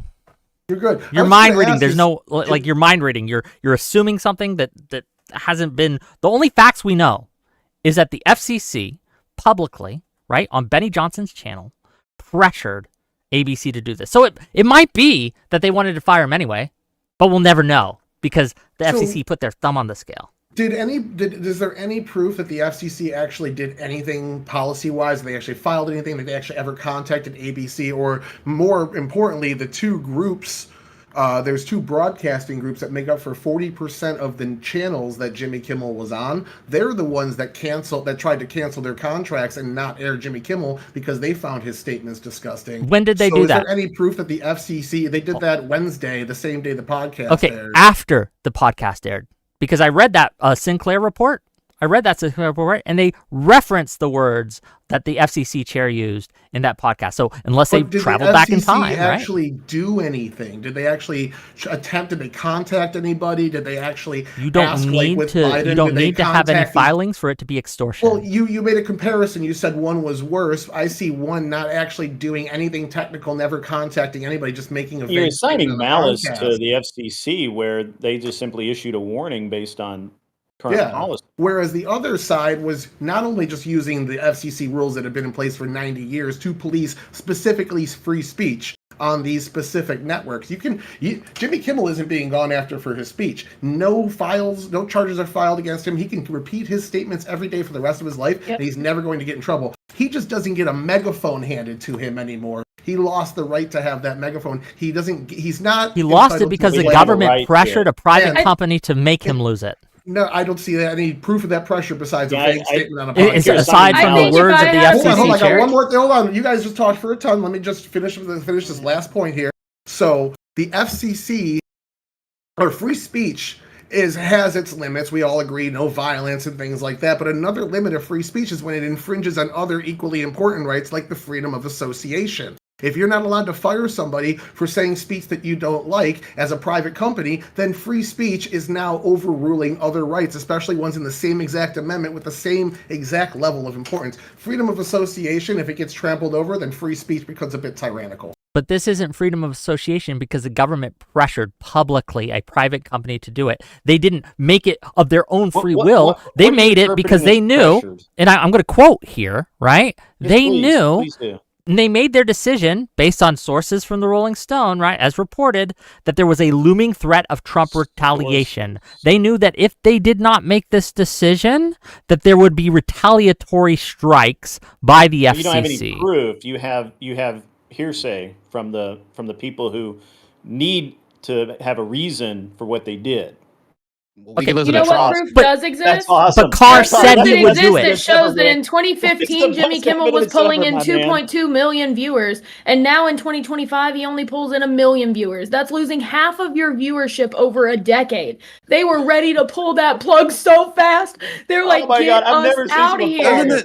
Doesn't that make this more pathetic on Trump's part if they were ready to collapse? I mean, if you're Donald Trump and this show has terrible ratings, it's going down the tube. I don't find Jimmy funny, okay? The best part of it is that he's got a stout Mexican sidekick, and I find that kind of humorous. We can all agree on that. There's nothing else that is funny about Jimmy Kimmel. But if Donald Trump is going out there and saying, he's literally listing off the TV shows he wants taken off the air. That's what Donald Trump's doing. Let's not pretend there isn't a public pressure campaign if he's literally listing them name by name, person by person, and adding the organizations on Truth Social saying, ABC, your job's next. NBC, take them off. That is a direct pressure campaign. And Donald Trump isn't it like, he's a fool when it comes to some things, but when it comes to stuff like this, media stuff, he's pretty smart. You attack these shows when they're at their weakest. If Trump fucks up really bad in a year, more than he has already, and let's say that Trump, like anti-Trump rhetoric gets more and more popular, as tends to happen near midterms, as tends to happen, definitely going into second terms of some presidencies. Trump's a decisive figure.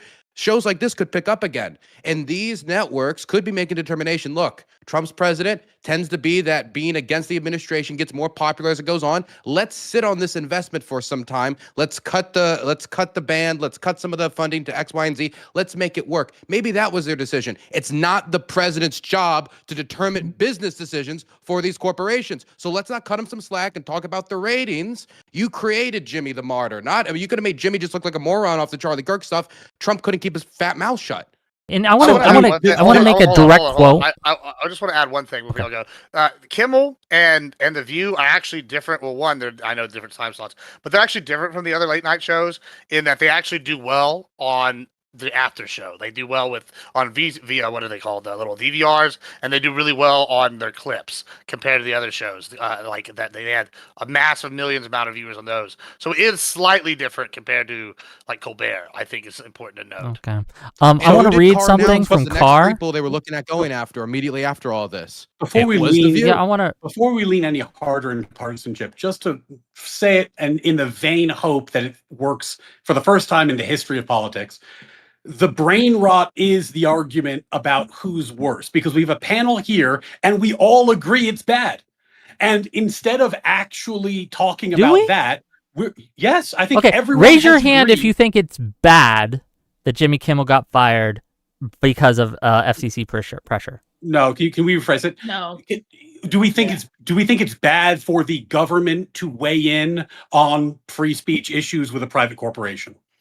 Yes. Okay, but the contention, Ryan, is that what happened here? So let me ask, do you think that's what happened in this case, panel? Raise your hand. See, that's what exactly. The government certainly weighed in. That's where the difference is. That's where the contention is. And so let me read. But I mean, we can endlessly litigate this. I mean, like you're going to read a quote, and then I'm going to read like Zuckerberg's letter about all the pressure that Facebook received, and then we. But the Zuckerberg letter doesn't apply to this case. You know, but there was an acknowledgement. I have a solution. I have a solution. That's what I think Wick's angry about. Well, this is an easy solution. Instead of focusing on this one little thing, I think this is easier. Everybody here seems to want to agree that partisanship is bad or has some sympathy to that notion. However, I have said before that I think that it's hard to stomach that when you think, oh, one side is getting away with murder, and then when I equally play their game to the same level, suddenly I'm the bad guy. Do we agree that that is what's happening, or do we have to take contention with that? I think that's sort of what's happening. We see the FCC has a long history of going after all sorts of licenses for the last 30 years to implement racial quotas and essentially capture the culture. They were kicking... And it doesn't just with the FCC, say that to be about clear. any federal agency. Any federal agency does what the president directs them to do. If the president says to the FBI, I really need you to investigate small businesses that are not following whatever stupid ass rule, and the FBI goes and does it, that's pressure. And you can say that it's wrong, but it's within their purview. I don't think literally every president does it, and we can't. So I don't understand why we're trying to play Democrat bad, Republican I still don't bad. see anything. It's all bad. Can we focus on this? Or Biden Get rid of the anything three-letter as bad agencies, as but what Ryan Obama was did to right. James Rosen. Okay, James I'm talking about Rosen Trump was because he's one the of president of the worst- United Hold on. Who's the president right now? Remind me. Is it Obama? Is it Biden? Are they in any position of government power? Ryan was correct in that when we are more concerned with the divide than the problem itself. I'm talking about the problem that we can fix right now, that we have to address right now, because the president right now is doing the thing right now. And we can talk about what Biden did 4 years ago, or we can talk about what Obama did 16 years ago. But the problem with it is, and this is, I guess I feel this because I have so many conversations that go in exactly this direction. I go on a show and I am happy to criticize Trump. I think he did something bad. I'm delighted to criticize him. I have absolutely no qualms about doing it, no loyalty in that regard. Like, I didn't vote for him. It's totally fine. I am delighted to criticize him. But that's always done in the context of, so then you'll join my political project, right? So what I'm trying to do is reframe the conversation around there probably is a coalition of people that's big enough, that has enough votes, that makes a difference, who would be swayed by these free speech concerns. But if we phrase it as a partisan capture, then I'm going to end up arguing against you because I'm not part of your political project. Okay. So, and I don't want to be part of your political project. So that turns into a different conversation. So and what- that's the brain rot. If everything turns into this one conversation every time. The frustration I have,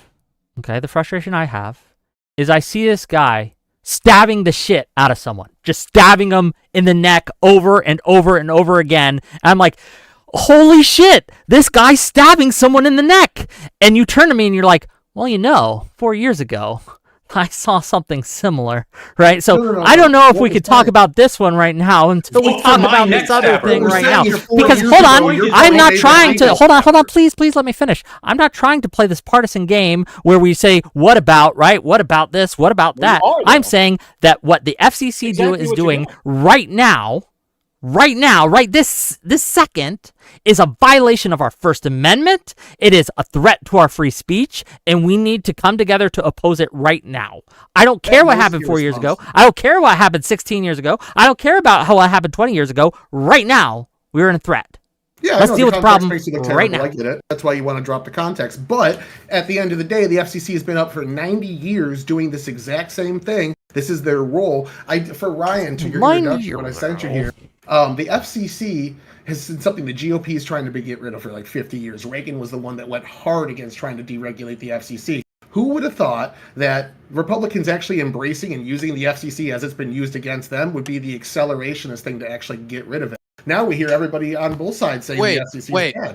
Can I ask you a question?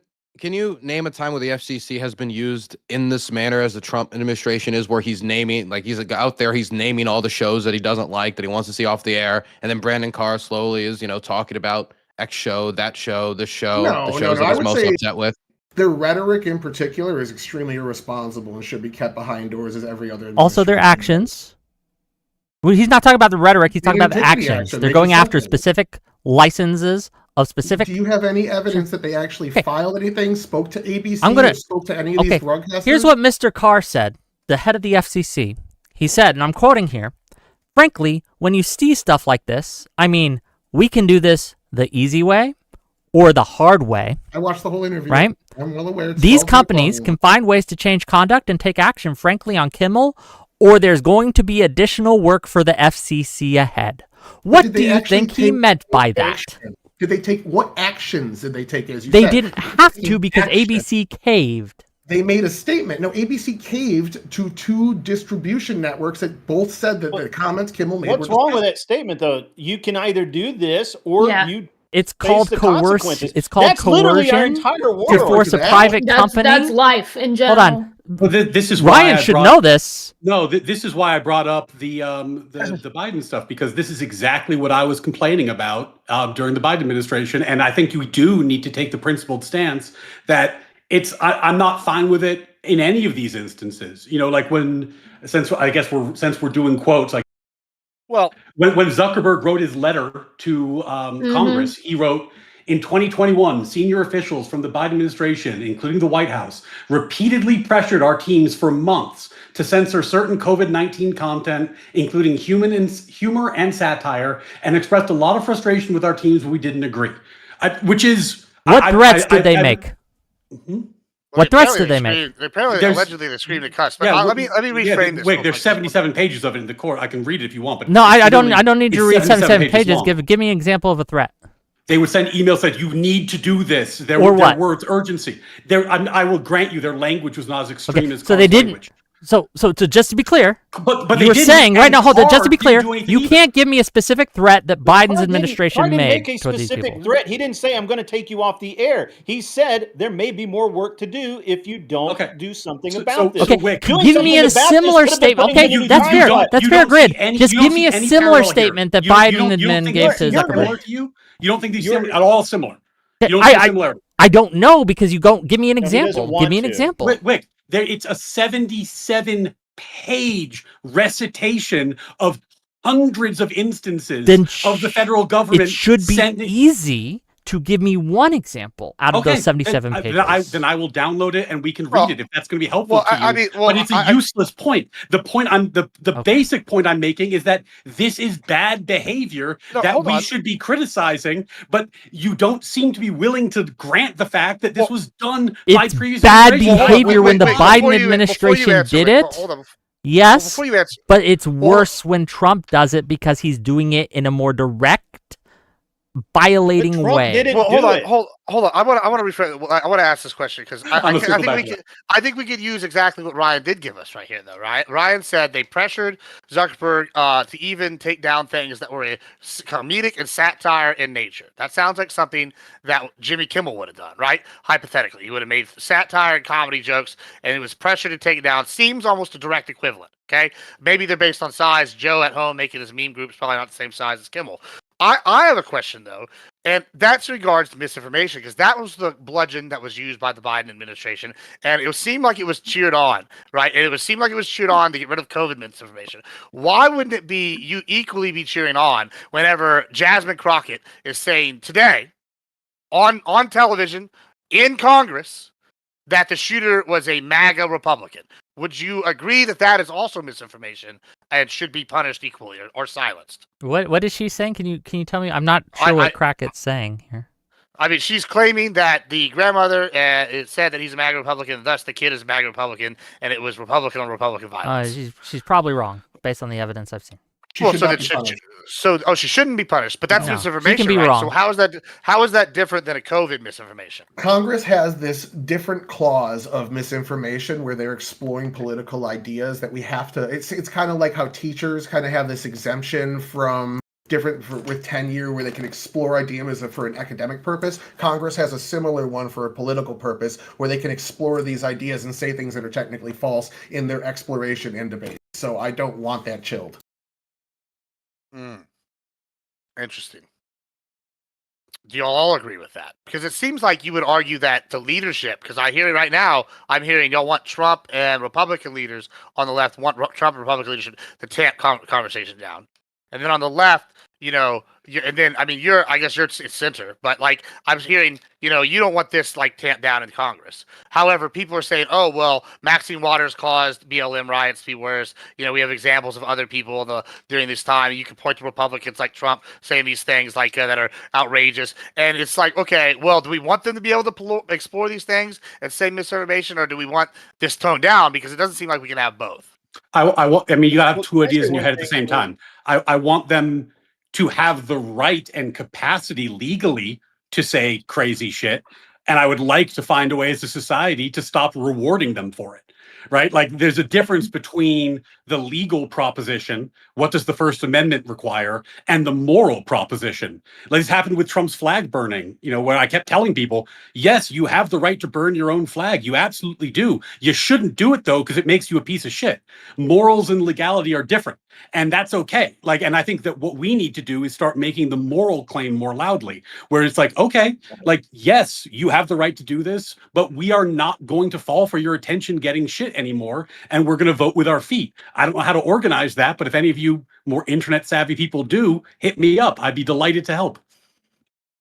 One thing on what you were talking about, Gibbs, is that I don't know, maybe I'm the only one, but I remember having multiple friends of mine and acquaintances get banned off of Facebook and Twitter and everything else for things that they said back during the unpleasantness known as COVID for misinformation.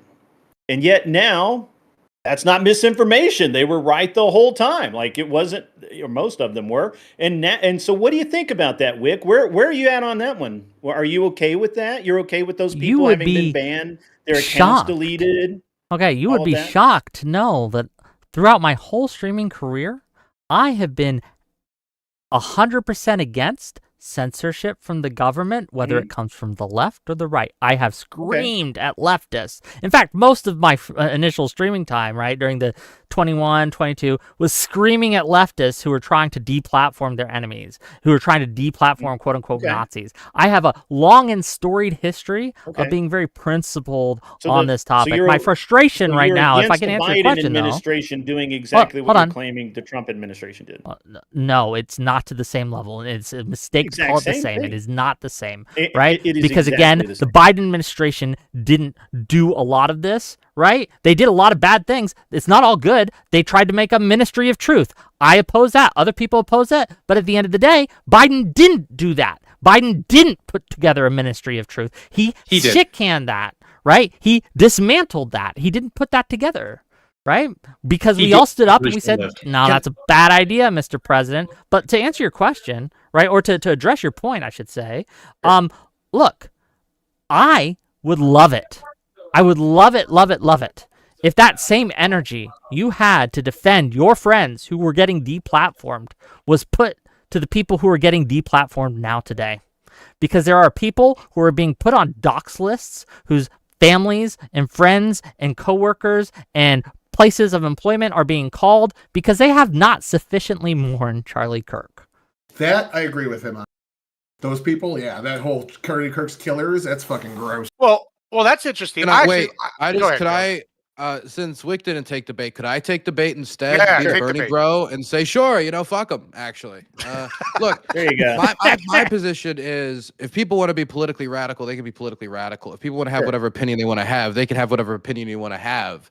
But I also think that in certain environments, and we've already had these standards put in place, for example, one of the few areas the FCC can actually screw you up, and this is one area where Jimmy Fallon might be in danger, is if he provably said something he knew was false. If he went out there and said the person who shot Charlie Kirk was actually Ben Shapiro because he wanted to get rid of the guy. If he went out there and said some crazy thing like that, and then we found text messages of him saying, of course I know that's bullshit, but hey, the views are going to be great. That's what ended up screwing over Fox News in the Dominion lawsuit that made them lose $850 million is we got texts from their broadcasters basically admitting that they didn't want the backlash from viewers. They wanted to keep the high viewers. They didn't want people to go over the Newsmax. They didn't want people to go over the OAN. They wanted to keep them there. And so they said things that made them comfortable, even though it wasn't true. And that contributed to a lot of the misinformation that did end up having a big contribution to what happened on January 6th. And so I think that when we're talking about a health crisis, if we're talking about something that is a national security crisis, there could be certain barriers put in place. For example, states are obviously taking advantage of moments like this to try to get us to kill each other.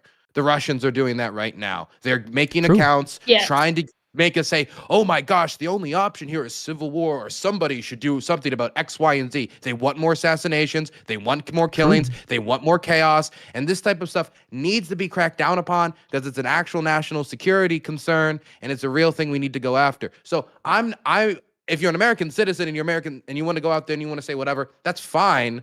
But I also don't think that when we're talking about going after somebody for criticizing the president of the United States, which is what Trump's talking about, is a little different than when we're talking about trying to suppress stuff during a health crisis, or, for example, trying to go after a national security threat, or going after somebody who's provably lying because they want to make money off of misinforming the American public. I think to solve the problem, Dylan, Burns is talking about, the best way to do that is by cracking down on bot farms. Right? I don't know the specific legal avenues to do that, but look, I have no problem censoring a bot Why not? farm. I'm sorry to interrupt. Right? But why not a requirement to make these companies have to take preconditions to go after these bots, so they have to remove them out of national security concerns? I don't because disagree. But they want the bots because it's more activity on their platform, more money.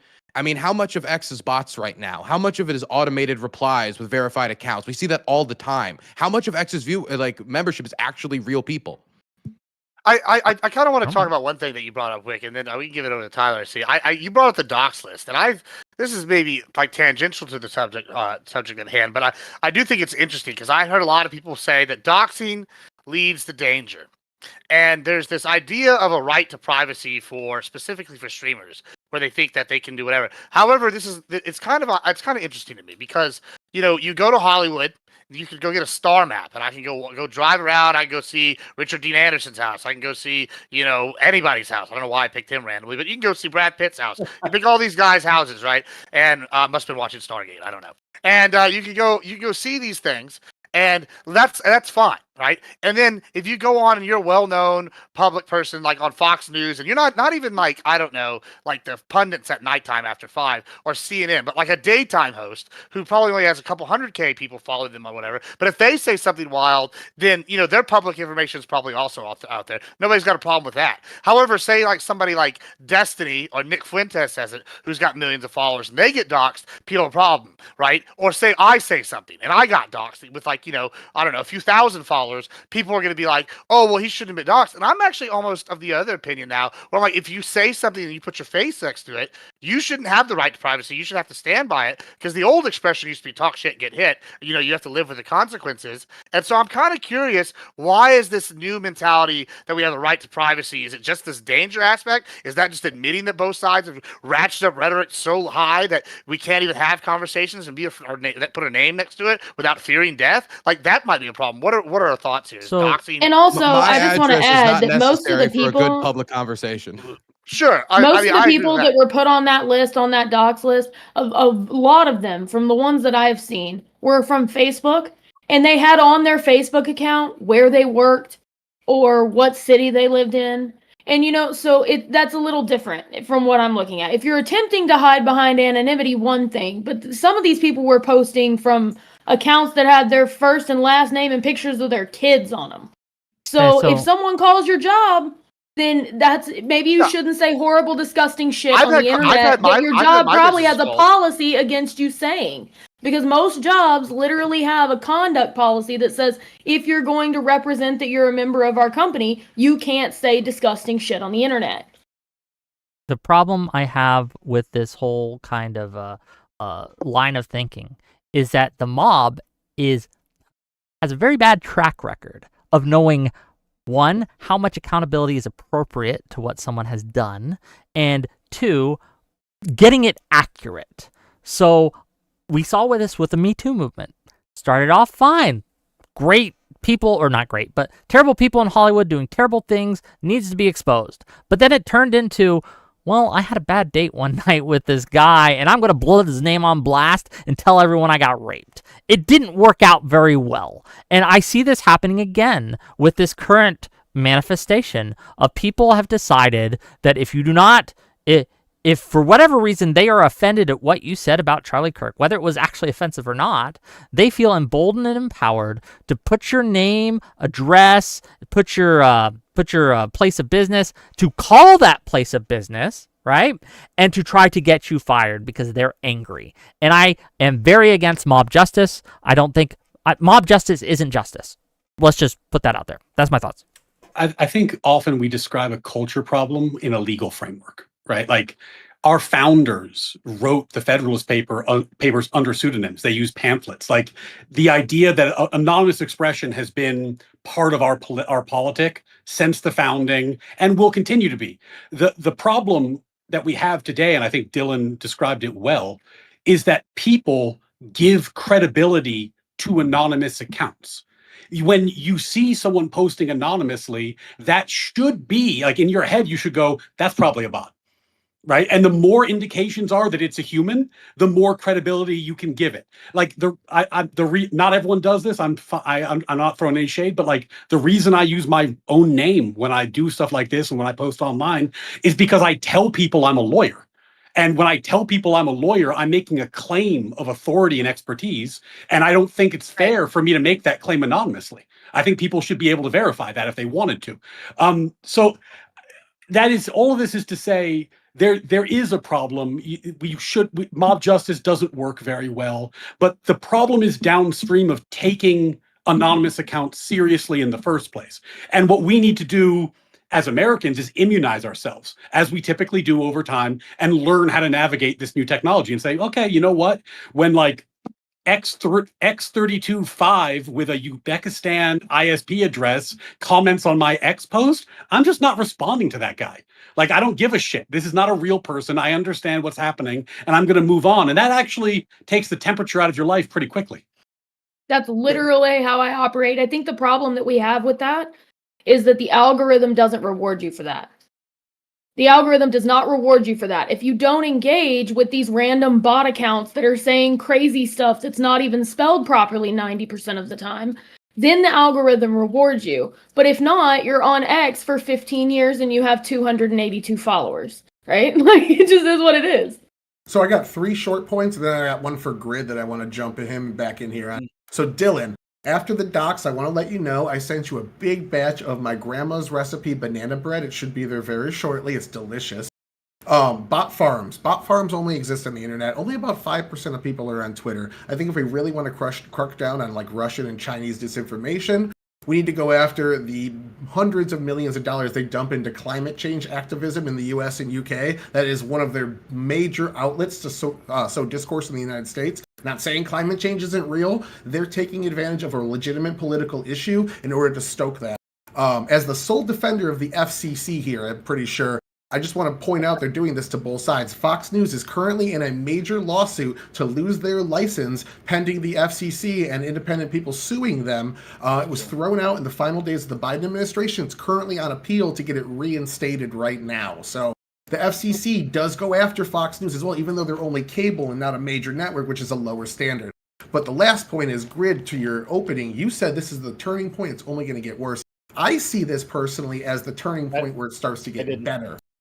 I didn't kind of said it was like, well, yeah, okay, I'm sorry, but you just say it's going to. Somebody said it. I'm sure. I can't take credit for it. You were saying that it's going to get worse from here. I think it's going to get better. We saw Yankee Stadium. We saw vigils around the world. All these people are coming out and saying this was a bridge too far. This was a peaceful guy. He wasn't a criminal. He hurt nobody in his life. He just espoused mostly mainstream views. There were a few that were a little.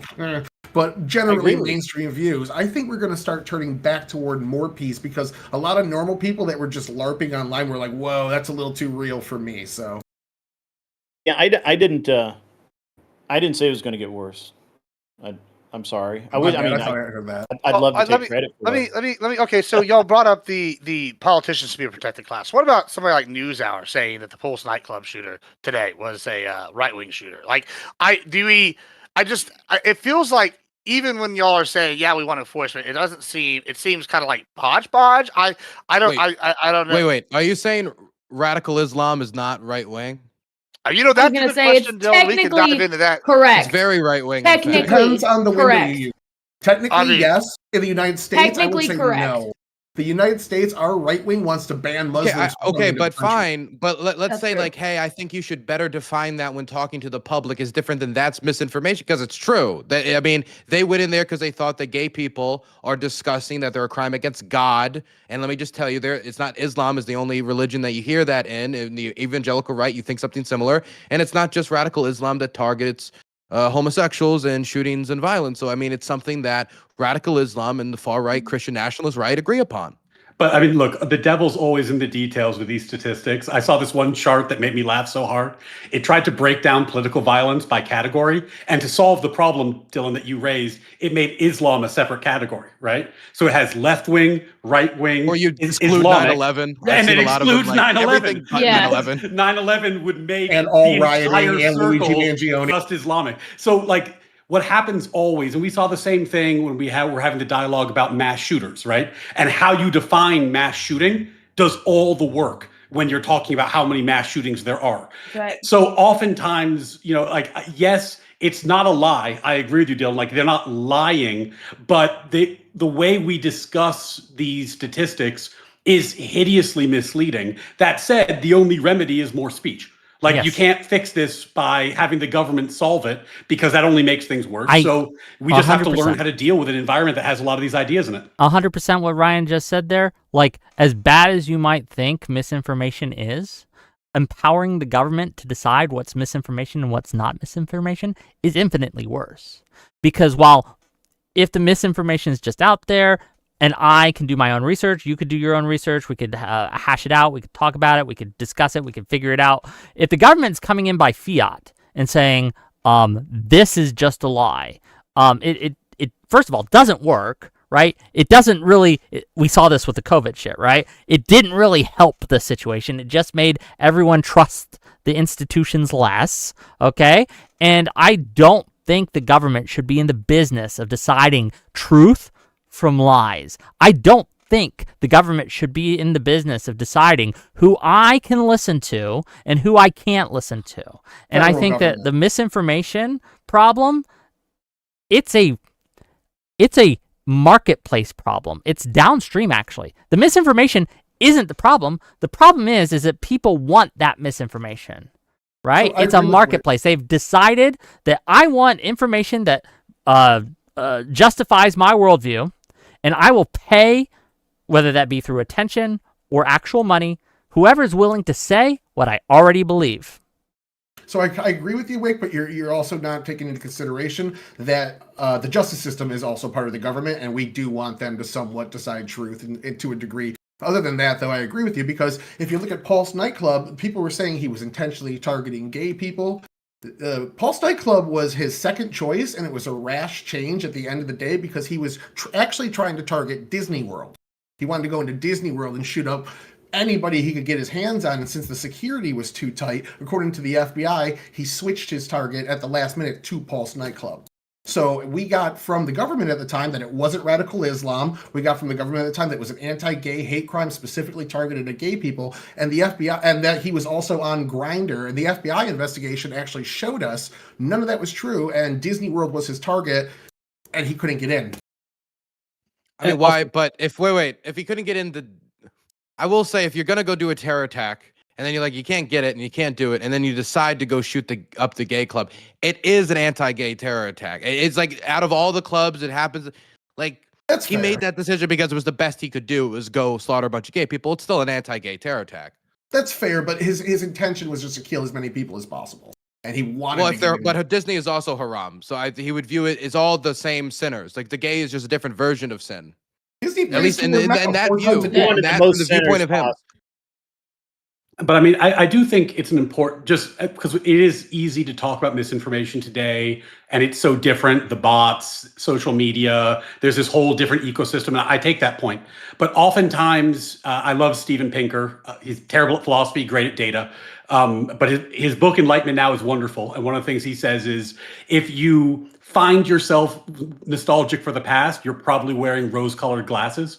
Like, in the 30s, the New York Times had their foreign correspondent in Germany was a Nazi, and they knew he was a Nazi, and they valued the fact that he was a Nazi because it got them information from the Nazi regime that they weren't able to publish. But he downplayed the Jewish Holocaust in the New York Times for a long, long time. So the idea that, like, misinformation is this brand new phenomenon that's never happened before is totally false. This has always been the case. And the answer, as it always is that the American population has to develop antibodies. They have to learn to spot it. They have to learn how to deal with it. They need to work through it and have better conversations. Because this isn't new. This is old. Yes. And, we're just going to have to figure it out. But today's still yes. with Hamas sanctioned, I'll be quick, Hamas sanctioned reporters reporting to all these U.S. outlets and then posting it uncritically. It's happening the same thing. And one of the worst offenders was somebody cited earlier named Mehdi Hassan, who was extremely radical when it came to Israel and escalating the hell out of that situation.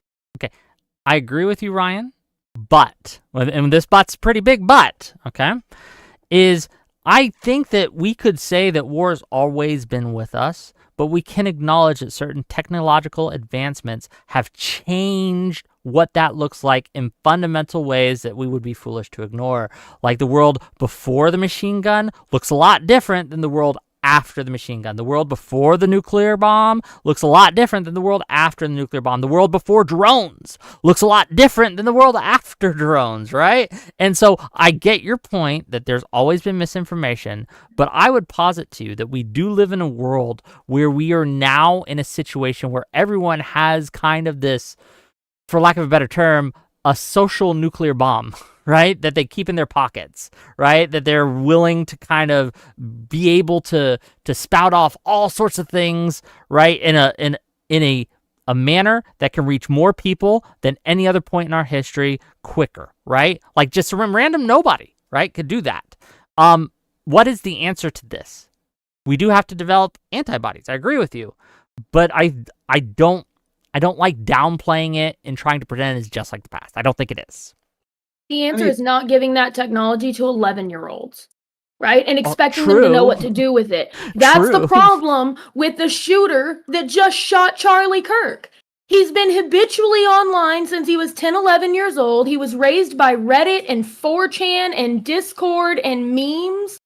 And all of a sudden, he meets the first person he's probably ever been in love with in his entire life and thinks because this person is saying things that may not align with his worldview, he needs to murder him in front of his children in 4K.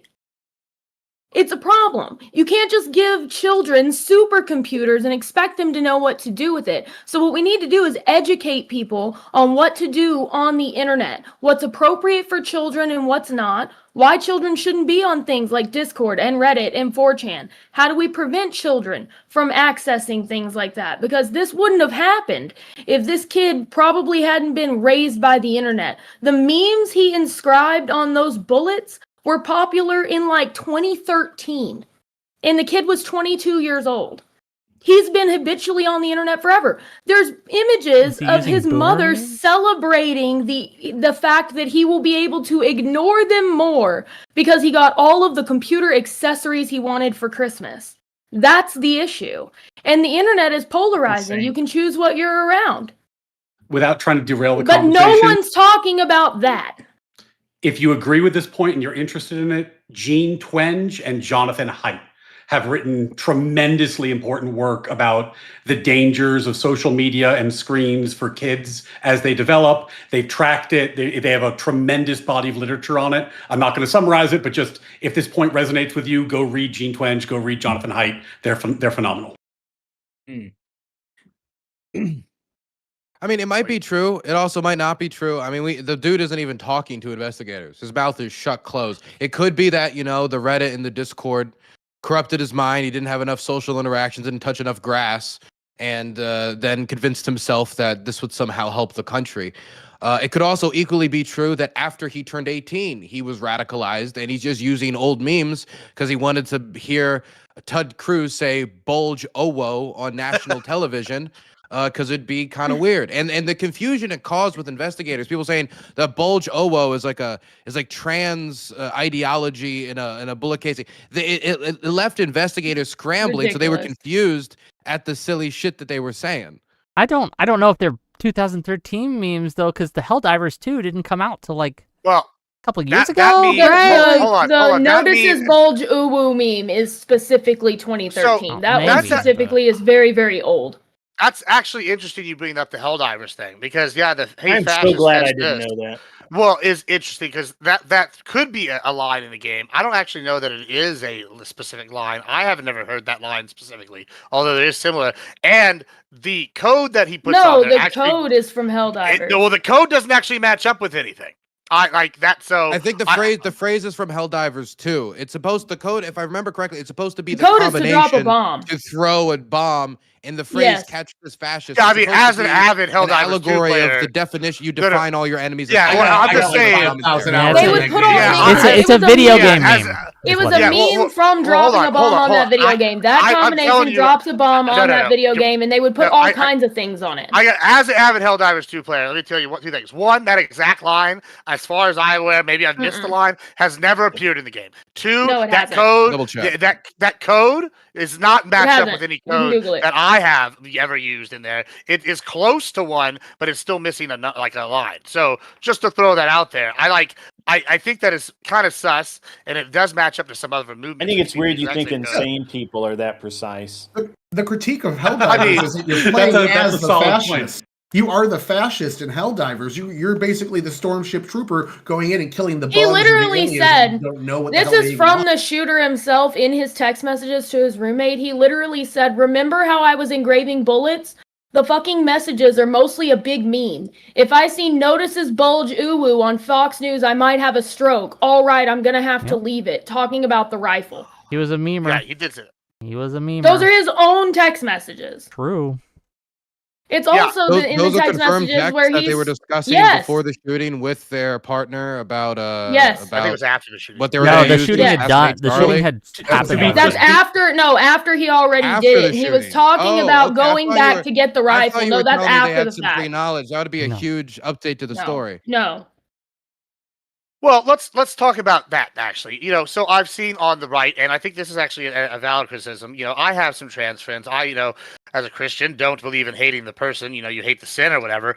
But whenever I sit here to see the idea that on the right, they're like, oh, it's a trans death cult, it's a trans, terror group. I'm a little concerned because the one thing I keep seeing in the news is this is the trans person that's gone and been working with the police in depth, and that should be applauded. We should be saying good for them for working with the cops. That's a good thing, especially if they didn't have any foreknowledge. If there is some extreme terror cell out there, like that, I know they are attached to, like, what was it, the Queers with Guns organization. I specifically said that publicly. That would be bad, but I think I'm concerned because it's going to be a backlash from the right, against these people, and a lot of people are going to get caught up, and that's inflammatory language as well.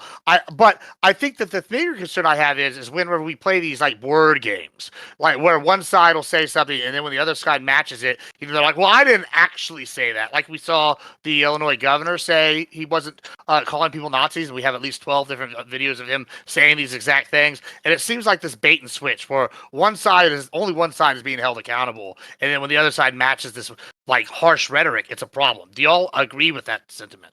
Any side, right, that is anyone who is trying to play the I know who did it game before we have any information is guilty. No matter if you're on the right or the left. If you're trying to play the I know who did it, it must have been a tranny, or I'm trans person, sorry. Apologize.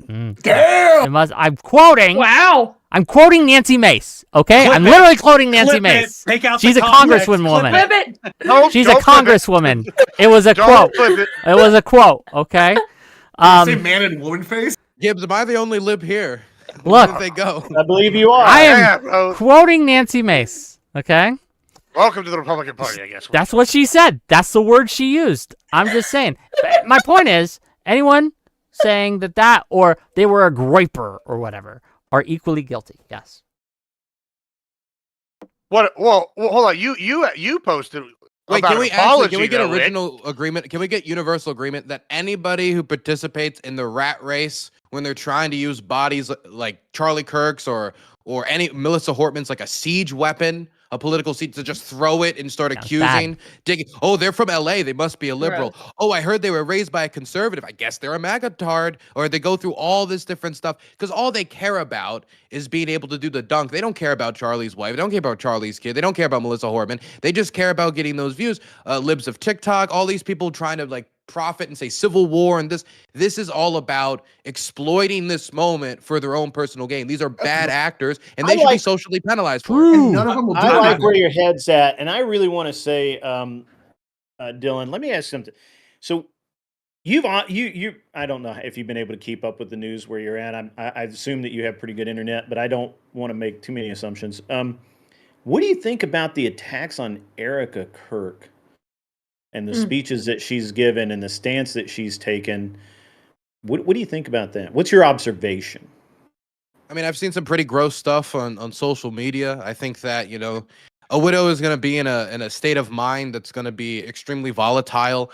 I'm going to have a certain amount of leeway that I'm just going to give her, considering the circumstances that she's in, that I would give for anybody who's grieving. I watched my grandmother recently get widowed by the man who raised me, and like watching like the emotions and volatile state that people can go through. I'm sympathetic to that. She's also becoming the new leader of Turning Point USA.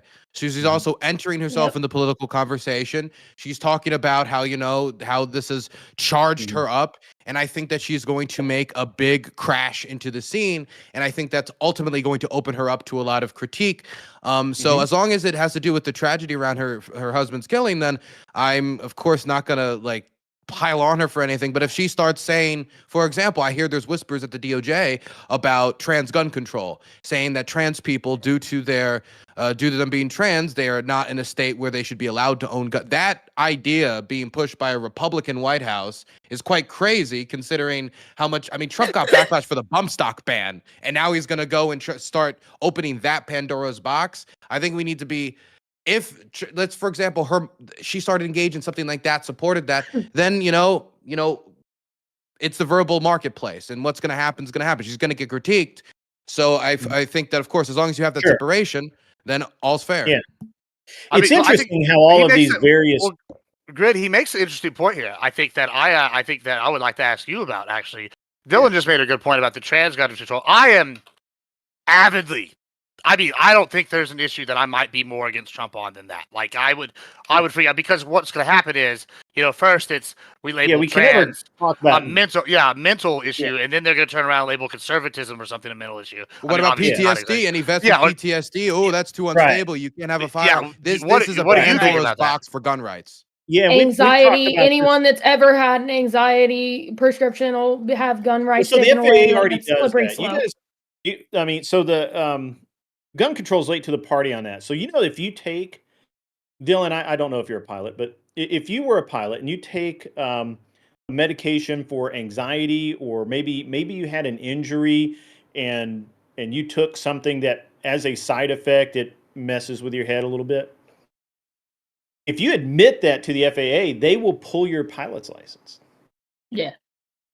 If you admit that you took that, and pilots go to great lengths to cover up these things there's actually a YouTuber, Zyla Foxen or something like that. I forget. I don't watch her channel, and she apparently did a whole series on how she went to counseling, and that she was had a really stressful time. She was having some female problems that I don't understand, but I'm certain other women would, hormonal and whatnot. And she needed some drugs to help her out and ease, just even her out.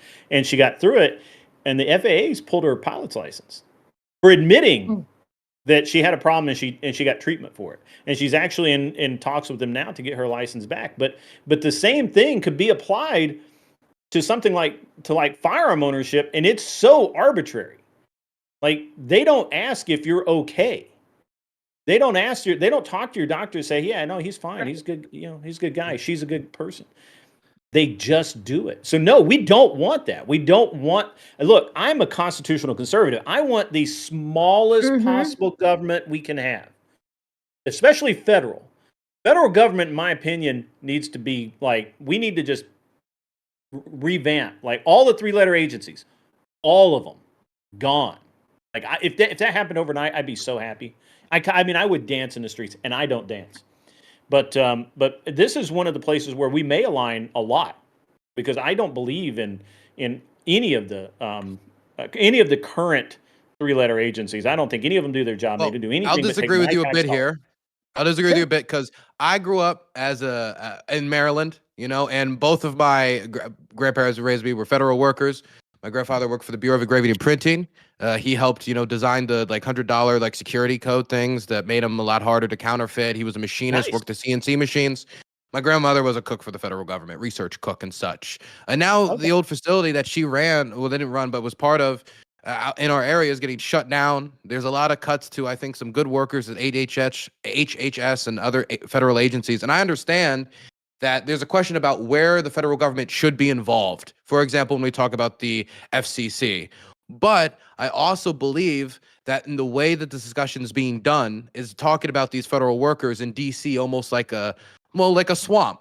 That when you talk about these civil servants, they're described as money grubbing, greedy people who are getting very well off, who are basically sucking off the teat of the state. But a lot of the people who are getting knocked out and who are taking the deals to leave are really experienced civil servants that once you lose these people, you're losing decades of experience you will not get back easily. These are people, I'm having conversations with them, and they're saying things to me like, look, I'm going to get paid double in the private sector. It's fine. I just don't know who's going to do my job because my job sucked, but I did it because I thought it needed to be done. That's the exact thing that happened. And so I understand that people, distrust, the feds, but a lot of these people are civil servants who do their job because they love their country. They want to serve their country. And I think that we're losing a lot of skill right now that's not going to be that easy to build back once we realize we need it. Like when those nuclear safety people were fired and they had to go scramble to go rehire them back because these Doge purges were just completely out of control and constitutionally questionable. Defund the police was the same thing. Where they fired all those cops and they fucking, as soon as they tried to refund 2 years later and get them back, most didn't come back. Some cities are still seeing 40% less police.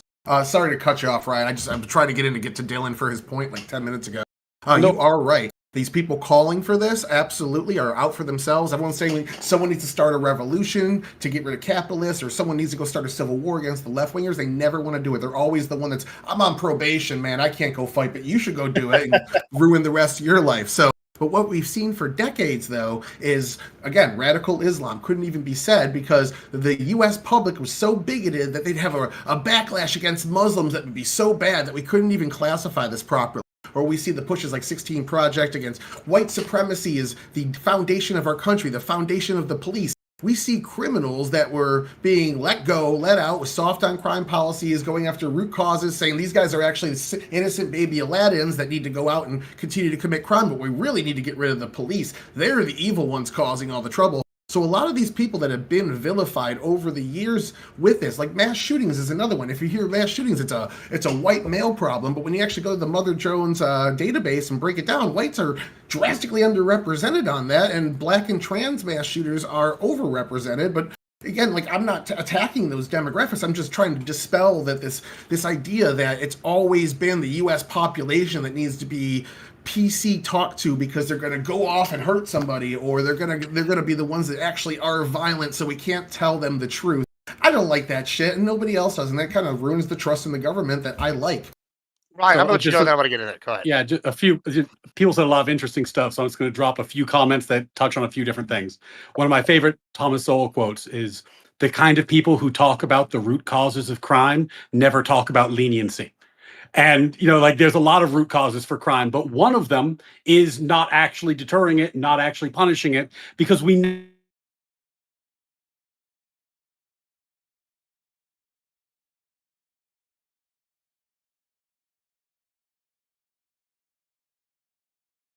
Uh-oh.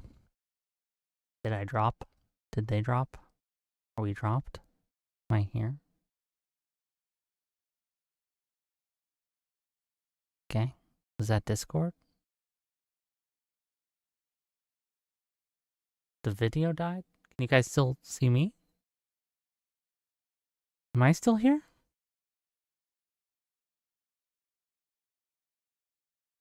Oh no. Oh no. Did time freeze? Is this like one of those movies where time froze? And I can like manipulate them into silly poses and make them kiss or something, right? I don't know. Hello? Hello?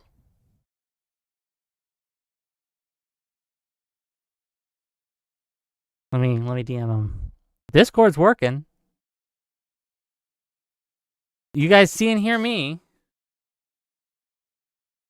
This was boring, so I'm glad it's over. Oh no, gang. Oh no, I don't want to do this. I don't want to do this. Oh, do I need to just jump back in somehow?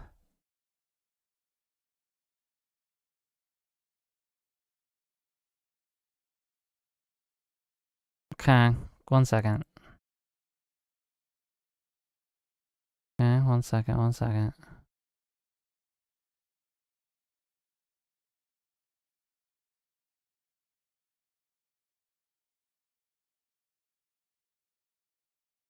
Oh, no.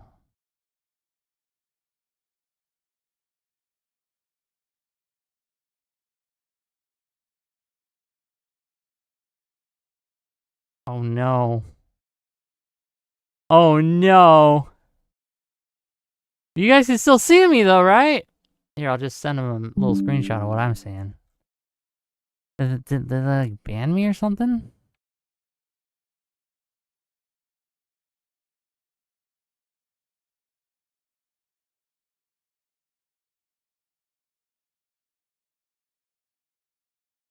Dang, what is going on?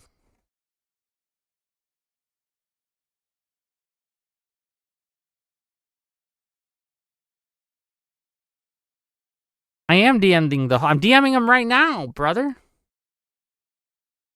I'm telling him what's going on.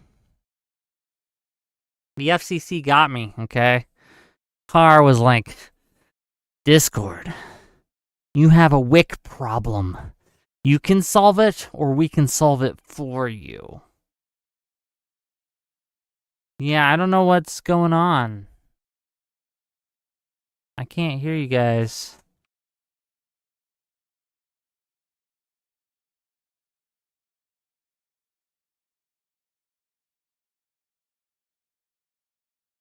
Man, that's disturbing. Should I just restart Discord maybe? Hold on. I'm going to restart Discord. Give me a second. Yeah, give me a second. Quit.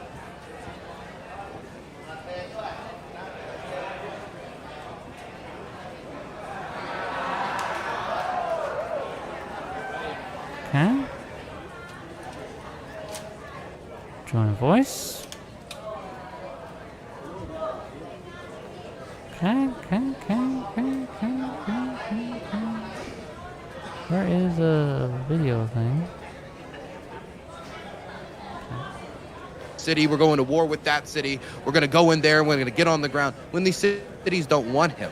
And there's a question of whether or not the governor needs to approve it.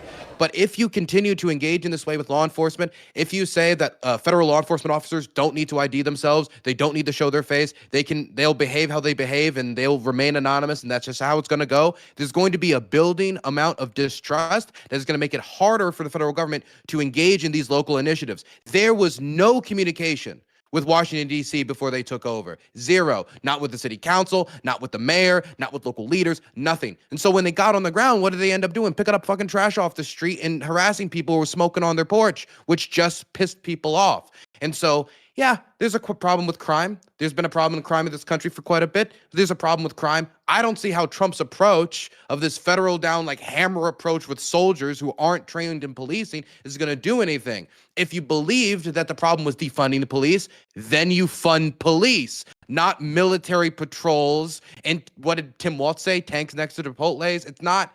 It's ruining the relationship that is necessary to build if you're going to properly police in these communities. Am I back? Before everybody goes, let me just ask Dylan one real quick question, and okay. I want to see what you think. Am I back? Can you see me? Yeah, sure. Okay. Yeah, you are back. You're good.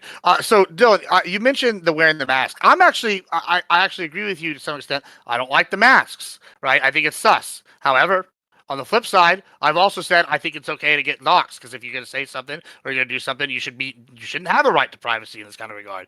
Like, why do you agree with that statement, especially with the cops? What's the difference between having a political statement and you having to have your face to it if you say it publicly and expect anonymity versus working for the government and not having the safety? What's the difference here? What do you think?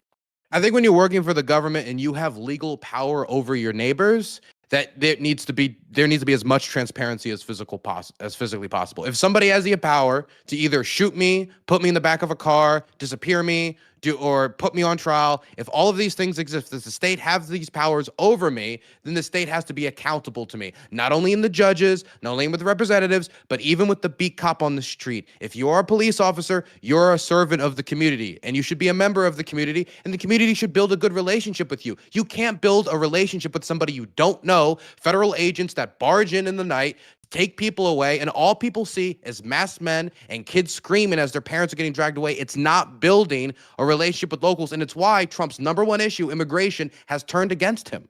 Dylan, I actually, in broad strokes, couldn't agree with you more. ICE is a very poorly suited tool for doing the work it's doing right now. ICE is essentially a paramilitary organization. It's not a local policing organization. It doesn't have ties to the community. Now, that said, why are the raids happening?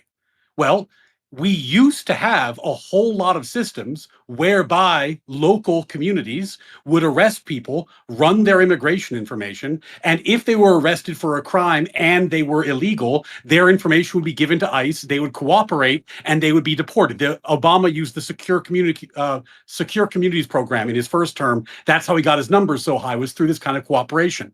But people who are opposed to immigration enforcement, basically in all cases, litigate and shut these programs down, politically organize, create sanctuary cities and sanctuary policies. So what you have is you no longer have cooperation. And in the absence of cooperation, federal enforcement looks different. So I totally agree with you that I would like to see ICE used less. And I think ICE is going to instigate a lot of problems, but that doesn't mean you can't enforce federal law. The only way, and the way, I think the system we had previously, where local communities participated and helped and relied on local police, like you were talking about, Dylan, who have clout in the communities, who have relationships, was better. And we should go back to that. But the problem is that's not a federal decision. That's a state and local decision. And that's just up to the people who are in those communities voting. That's true, but I will say, wait, I do want to respond to that because I do think that was directed at me. That's true that these localities, not all of them are participating or cooperating with ICE, but that is also for some of these localities, it isn't true in all these localities, but for some of these localities, it's because of the behavior of ICE. It's how ICE has behaved. It's because of high profile scandals. It's because of either the interests of the local community who are interested in participating with ICE. Any number one of these regions, some might be illegitimate, some might be legitimate. ICE has lost the trust of a large swath of the American public, and that trust is rapidly deteriorating right now. Now, we can ask about how we got to this point, but it's getting to the point where the President of the United States is talking about deporting U.S. citizens to foreign countries and having them stay in foreign prisons like in El Salvador and other locations. And whether or not he's being honest or he's just saying that to just try to like impress Bukele or whatever, this is getting to the American public. I hear that, and what does that make me think? Hey, person walks up to me, I don't know who they are, they're masked, they don't identify themselves, and I hear the president talk about deporting American citizens as he's trying to shut down his credit. This creates fear in blue cities. This creates fear in blue states that is going to make it impossible to cooperate with. One of the president's top jobs is to be a figurehead, and to be the chief of the armed forces and to be a figurehead. And Trump is the worst figurehead for the United States of any president in the United States when it, in our history when it comes to this type of Dylan, stuff. So I acknowledge that localities haven't cooperated with ICE, but Trump's making it worse with every statement he puts out on deportations, going to war with Chicago. It's going to make it so there's going to be no desire whatsoever to cooperate with Trump, and there's no compromise available. And to piggyback off that, just real quick, right? And I'll be concise. Trump wants that. He wants that tension. He is purposefully ratcheting up that tension because he thinks it will help him politically and help him achieve power. He is doing this on purpose. This is not an accident. This is not a side effect unintended. This is absolutely on purpose. And I want to also point out, like, when we talk about things being left versus right and things like that, right? A lot of people see how the right has reacted, frankly, to people being snatched from their homes, thrown into foreign prisons, right, to CCOT, into Alligator Alcatraz, how people were going buying merch. And they saw people celebrate this, to watch these kind of like ASMR of people being dragged off to prison and laughing. The White House Twitter would post giblified versions of people being thrown in jail and women crying.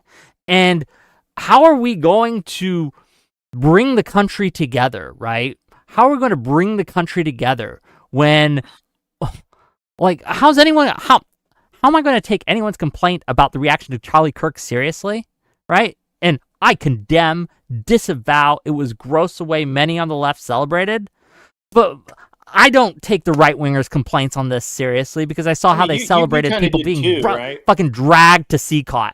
So, frankly, I got something for Ryan. Yeah, you're just kind of hypocrites did too, on though, this. Wick, right? You kind of like celebrated, right? How? I mean, didn't you post on Twitter or whatever? That you made some pretty interesting comments. Such as? I mean, I don't have, like, give me a second. Pull Let me get with Ryan while you look for that, because I want to address this comment before you guys move on. So Ryan, I do like your idea. I agree with Dylan. It would be nice to have these cooperating, but currently there's 13 sanctuary states and 220 sanctuary cities that are all blatantly ignoring federal immigration law, telling their officers that work for them not to comply with federal immigration officers. And to Dylan's point earlier, we are seeing one crime increase under Trump, and that's the 1,000% increase of attacks against federal officers who are deporting people in the country illegally. So if these people aren't allowed to carry out federal law, which is their job and legally permitted, I mean, I don't see a world where we're going to all get along. Tyler, hold on. All right, listen, I'm about as pro-border and immigration as you can get. I mean, but that being said, just to play devil's advocate here, if you suddenly start enforcing law, you haven't. I'm sorry, Wick. I was thinking of somebody else. For the last year, for the last 4 years or so, and you push an ICE agency out and add however many thousand people, wouldn't you also agree that's going to cause an increase in assaults just by default? Yeah, but it's still not right to assault federal officers, and just because the reason sounds kind of justified doesn't make the action necessarily good. Yeah, Wick, I will say, has been fairly good about the Charlie Kirk thing generally. There was a little bit of trying to debunk the left-wing theory that kind of went into QAnon levels of speculation, but it's a very minor critique. I wasn't going to bring any of it up. And look, I think that I am, as I said before, I'm totally fine with the idea that we want to use ICE more sparingly than we are.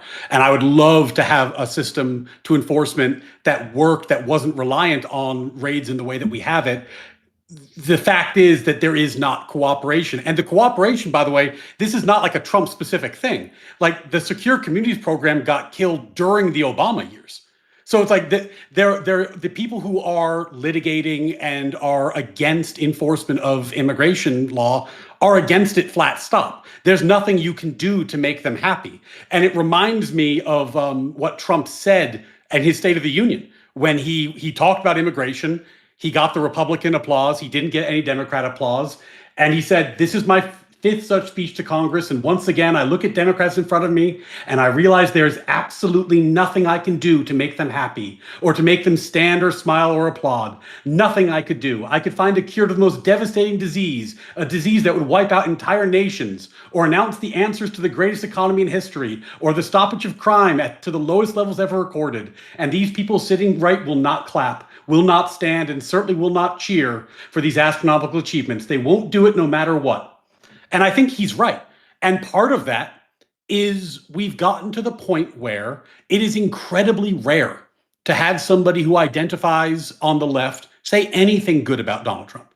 It's incredibly rare for somebody who identifies on the right to say anything good about a Democrat or just to admit that the other side is doing something well or that something has gotten better or that we fixed a problem. And that's in itself an issue. One of the dumbest thing about our politics right now is that we swing from polarity to polarity back and forth.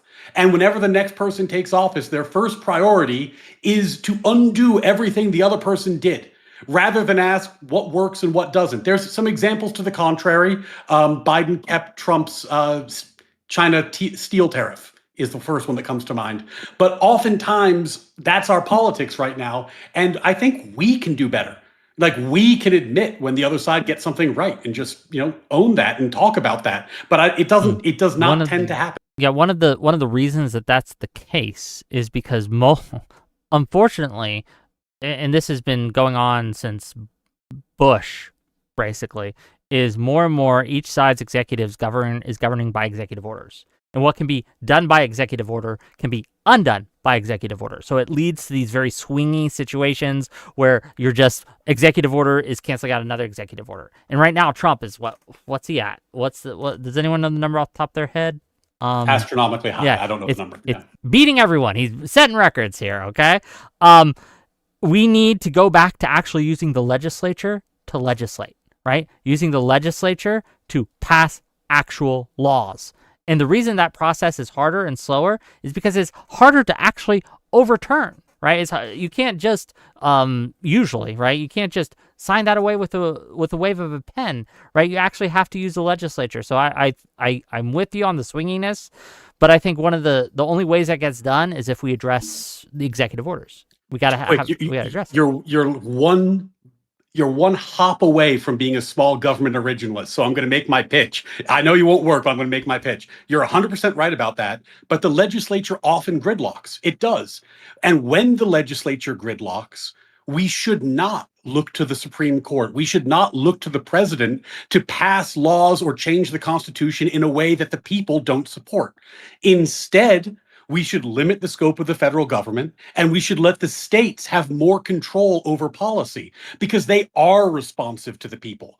The whole point of originalism, the whole point of limited government federalism is to avoid scenarios where the courts or the president are seizing power to themselves because Congress isn't acting. When the people don't have a majority and you can't pass a law in Congress, do it locally. Locally is 100 times better. You know the people, you know the issues, you know what they believe. It works. Yeah, I'm with you. I agree with that. And it's interesting. It's been interesting to me for a while how Congress has basically ceded its power to the Supreme Court. They basically lazily enact a law, and then it just goes to the Supreme Court, and they either confirm that it's constitutional and tweak it and make it work better, or they deny it. And Congress says, "Look, we tried, we did our best, guys. We passed a law, and it didn't go." It's very lazy, and Congress just is bad, man. It's bad. Term limits. Who's with me? Oh. Term limits. It's up to the voters. Boo! I'm with you on term limits, baby. I'll stand with you on that one. See, not even all Republicans agree on that one. I hate to do this, Gibbs. How about we do the Warren Buffett thing? If the country has a deficit, you can't be reelected. I don't know about that. There's very good reasons to have a deficit. There's very good reasons to have a deficit that I don't want. Hold on. That I don't want. If a deficit is needed, I don't want the politician to fear doing what is needed because there is some arbitrary rule that he can't be reelected if he goes into deficit. And there's I think it was more of an obtuse point, like a larger, just kind of a joke. I do find this term limits thing kind of interesting. Can I ask a question to Tyler? I'm looking at this like victimization data you sent me. We're going off of those like 40%, 30% increases of these different crimes. I noticed that this ends at like 2023, and it is true that in 2023 that in cities like Baltimore and DC that there was a spike in crime. But it's also been heavily covered since this data of what you've sent me, that in the last 2 years, there's been a more than 50% decrease in violent crimes in a city like D.C., which Trump said was the impetus for his deployment of troops and why we couldn't even negotiate with the locals. We can't even ask D.C. what they want because we have to because it's a crisis, a national security crisis. So I don't see this justifying any recent government surges. Two things for that. One, the actual complete numbers of crimes don't actually come out till about a year and a half after the year ends, roughly a year after the year ends. A lot of it gets revised. A lot of these different precincts and don't report till the end of the year. So if you're looking at current year data, generally it's very incomplete. Secondly, for that, we also saw that DC was cooking their books to show less crime that was actually happening. Somebody got suspended and investigated for. So you think that the official numbers are just like bogus, that there hasn't been a decrease in the last 2 years? It could very well be. I don't know. It's just we have to see the revised. It's like looking at the initial jobs numbers. It's kind of a good indicator, but they could be completely revised and will look absolutely different a year later. Hold on. Well, I was going to wrap it up, but now I got to ask a question. Wait, so like, obviously it's changed the numbers because I don't know about DC specifically, but we can look at San Diego and San Francisco where they put a policy in place where you're not going to arrest or you're not going to prosecute any crime under $1,000 or $1,100, I believe. And it's like, well, of course you're not going to have as much crime if you're not prosecuting those crimes. Just like in San Antonio and Austin and Houston, New York, where these are different, where we decrease. That shows up in victimization. Well, we decreased with marijuana possession from 4 ounces to 2 ounces, and like depending on the city, they don't prosecute those crimes anymore. Of course, crime's going to go down. Like you're not prosecuting a crime. Like all those offenses though show up in victimization data still, even if the cops don't get called. Like let's say you're. Well, hold on. No, they don't. No, they don't. How does marijuana say if I have marijuana? That's a victimless one. All the victim crimes still show up in victimization data.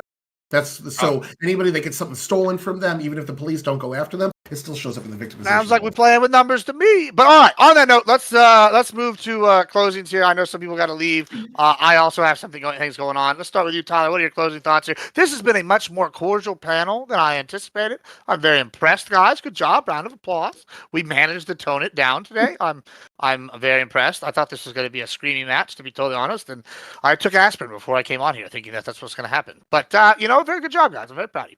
But go ahead, Tyler. Give us your things. Oh, so all the things I didn't get to say about everybody's intros, I DM'd them.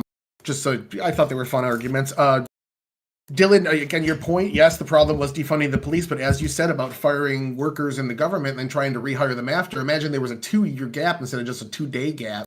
Getting those officers back has been a massive, drastic disaster for a lot of cities. Again, I think it's in Minneapolis, it's 40% down in officers, and they also tried to abolish their police department. So I see you're right in your prescription, and I like a lot of Ryan's prescriptions, but I just feel like a little bit of a pie in the sky because we have federal law enforcement that's being pushed out by the states that are refusing to go after federal crimes. They're allowing that. The Biden administration, I think it was I might be wrong on this number, it was 1.4 million people with valid deportation orders. They just refused to deport and kept in the country, including Obrego Garcia, who had a valid deportation order in 2019 that fell off in 2022. So I would say that if the laws aren't getting enforced, imagine if it was slavery. Imagine if a state said we're a slavery sanctuary state and allowed it. You'd want the federal government to go in and make sure federal law was being adhered to. It's the same thing with people here illegally. Whether you want them to be or not, a path to amnesty is a conversation to have and everything. But until that's on the table, Trump has every right to send his ICE and to get these people out, even if they aren't that effective. All right. Thank you so much, Ryan. The country is incredibly big, and the country is incredibly divided, and people think very differently. I used to live in California. I've lived in the New York City area. I've driven, worked, lived across the country. I know people in different communities. There really are different perspectives. We have this beautiful federal system. This was the genius of our founders. And it's not, people talk about the Bill of Rights. That's nice. It was an afterthought. The genius is the structure of the Constitution. And the genius was the idea that people could have laboratories of experimentation. People could live very differently in different parts of the country, and that was okay, subject to the limited areas where the federal government had to nationalize, had to standardize, had to put in a national policy. Trade, defense, immigration down the road. These are things that we understand are national, but not everything is. And if we ask our system to become responsive to 350 million people coast to coast in different communities, it will not be able to. It can't do it. It's not what it was designed to do. And what you see is insane polarization as a result. The Supreme Court, almost no one that I talk to treats the Supreme Court like learned justices applying the law. They treat them like elected politicians. They want them to do their bidding and make the Constitution whatever they think it should be. Why? It's what Wick said. They're frustrated that the legislature's not passing laws, and they view the court as a solution. They want the president to do executive overreach. Why? Because the legislature's not passing laws, and they want the president to fix it. But we have all the Democratic nations in the world. It is the hardest to pass a law in America. Our system is not designed to have a tight, responsive legislature. Our system is designed to have a slow, cumbersome legislature and for the power to reside in the states. And until we fix that, until we start restoring the power to the states, polarization is the only possible result. Because if you have this much power invested in one federal government, people are going to have to fight over it. All right, thank you so much. Abers. Well, speaking of polarization, I'm going to end on, I think, the one thing all of us on this panel can agree on, and that's that political violence has no place in America. There's no reason that anyone from any side should shoot or murder anyone for an opinion. That's not how America does things, right? And so just to contrast some really horrific statements and to make sure everyone knows this is why this happened, his exact words were, "I had enough of his hatred. Some hate can't be negotiated out." There is no hate that can't be negotiated. There are no words that can't be talked about, that can't be disagreed upon and agreed to disagree upon. We can all agree to disagree on certain things, but we can all come together and agree that political violence has no place here. All right. Thank you so much, Mr. Burns. So I will just say a few things about the crime data. I mean, DC was the example I used. You could also look at Baltimore crime data, or you could look across like most of these major liberal cities as they've seen like some post-COVID crime decreases as the after effects of both the lockdowns and the just effects on the general economy had downward effects on crime. As that has started to register, those rates have gone down. And so again, like, it's one thing to say that there's still a problem with crime. It's another thing to say that while these rates are decreasing, that the problem is so significant that it mandates a national security crisis that can only be solved by overruling the governors of states and deploying troops against the wishes of local residents to engage in policing that these National Guardsmen are not trained for in communities that they're not from. I think that is a policy for failure. I think that's a policy for increasing the tensions in the country. And I don't think you should be deploying any military force in any state without the governor's approval unless it's reached a point of insurrection or such violence that there's no other option. And there were certainly other options in D.C. There's certainly other options in Baltimore, and there's certainly other options in these cities. As for, not to mention, in the language, again, the Windy City is about to find out why it's called the Department of War. That is the language you use if you don't want to be welcomed into the neighborhood. I agree that racial, political, and all these tensions, I want them down. I want our country united. Those who are trying to exploit these tensions are bad actors. They don't care about your communities. They don't care about the condition your neighbors end up at the end of the day. They care about their bottom dollar. A lot of these people don't even live in the United States. Andrew Tate does not live in the United States. Ian Miles Chong does not live in the United States. When they're talking about civil war, they're talking about you killing your neighbor while they get to watch it on social media, right? We are not at a point anywhere close to civil war, okay? In the 70s, we had such a huge abundance of political bombings and political violence in comparison to now that the idea that there is no way back, we have reached some point that is irreconcilable, that there's only one way that this can be solved now. Anybody talking in that way is your enemy, the enemy of your family, the enemy of your neighbors, the enemy of your community, and the enemy of the republic. Because those are the people that want to see us all destroy each other. And so you should be careful when people are speaking in that type of language that has you acting violent and them profiting. Outside of that, the only thing I'm a little upset that I didn't get to talk about is Trump's new use of RICO in order to go after people who yell at him in restaurants, which seems to be a little bit of an abuse of the First Amendment to say that the same thing that we used to go after the Gambino crime family is now being used because somebody got some saliva on your oysters from them yelling at you about Gaza or whatever. Wish we got some time on that, but obviously, we only have so much time in the world. That's it. Thanks for being here. All right, Grit. Yeah, once again, thanks for having me. This was an interesting discussion. It went a lot better than I thought it would.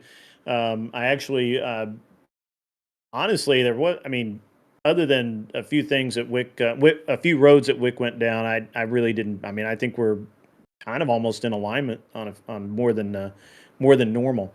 I do think that we didn't speak enough about the tragedy that was Arena.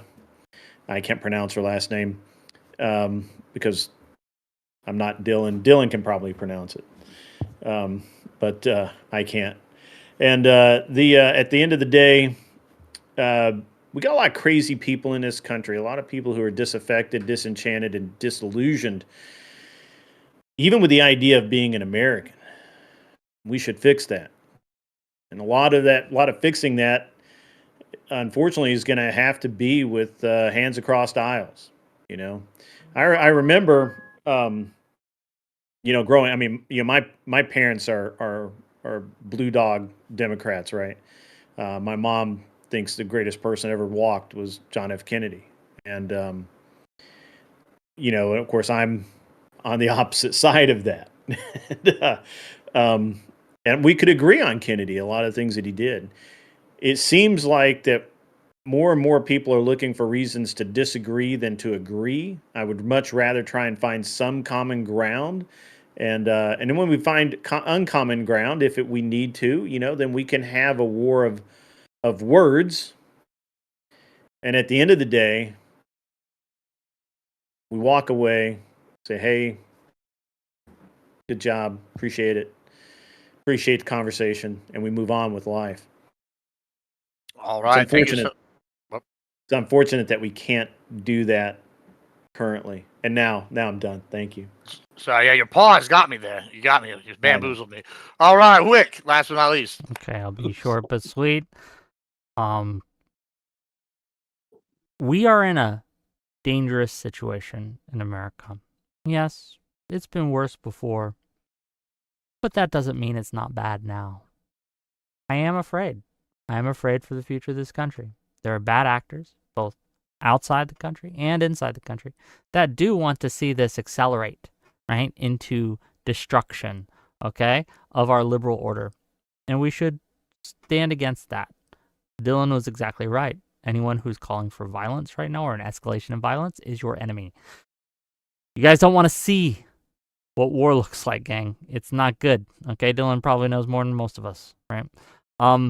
With that said, while yes, it is not helpful to play these political games where we say, well, the right's worse, the left's worse, the right's worse, the left's worse, we do have to acknowledge reality in certain cases, right? We do have to deal with the current problem. And it does no one any good to play, well, what about Biden? Or what about Obama? Or what about the Democrats? Doesn't help. Doesn't solve the problem that's happening right now. We don't have a President Obama right now. We don't have a President Biden right now. We do have a President Trump right now. And so we should probably focus on what's ahead of us and what's right here at our doorstep. Gang, if you like what I had to say, or if you don't like what I had to say, you can find me at Wick TV on all platforms. Tomorrow, 8 p.m. Eastern, I'm having Drew Pavlo on to talk about a few problems I have with a few of his recent takes, if you will. So that should be fun. Tali will be there with us. And Gibbs, thank you for hosting. Oh, thank you for coming. I also have two quick announcements. I believe tomorrow, if it doesn't get moved again, and I don't decide to go out and see the women, I will be on Pentuple's comeback stream. Monday, we'll be on Tomatoes, debating something. It's going to be exciting, wild. And more importantly, I have decided I'm going to be doing quite a few live events now because we are Charlie Kirk now. And I think live events are important. And so the first one I think that we have scheduled is I'm going to be in Phoenix on October 2nd. I'm going to be one of the people debating Destiny. So we'll see. It's going to be exciting. We have several more live events coming up. Grid's got some events coming up here, a debate con, and other things. It's going to be good. I highly encourage everybody to get active no matter what side you're on. More talking is better than the alternative. So on that note, Tyler, did you have something you wanted to say before we get out of here? Grid's debate show tomorrow. Grid does a debate elimination panel on Friday nights. It's a lot of fun. We need people from all sides. Sometimes they do nerd topics only, like Lord of the Rings. I think we're going to do Nerd Wars round 3 tomorrow night.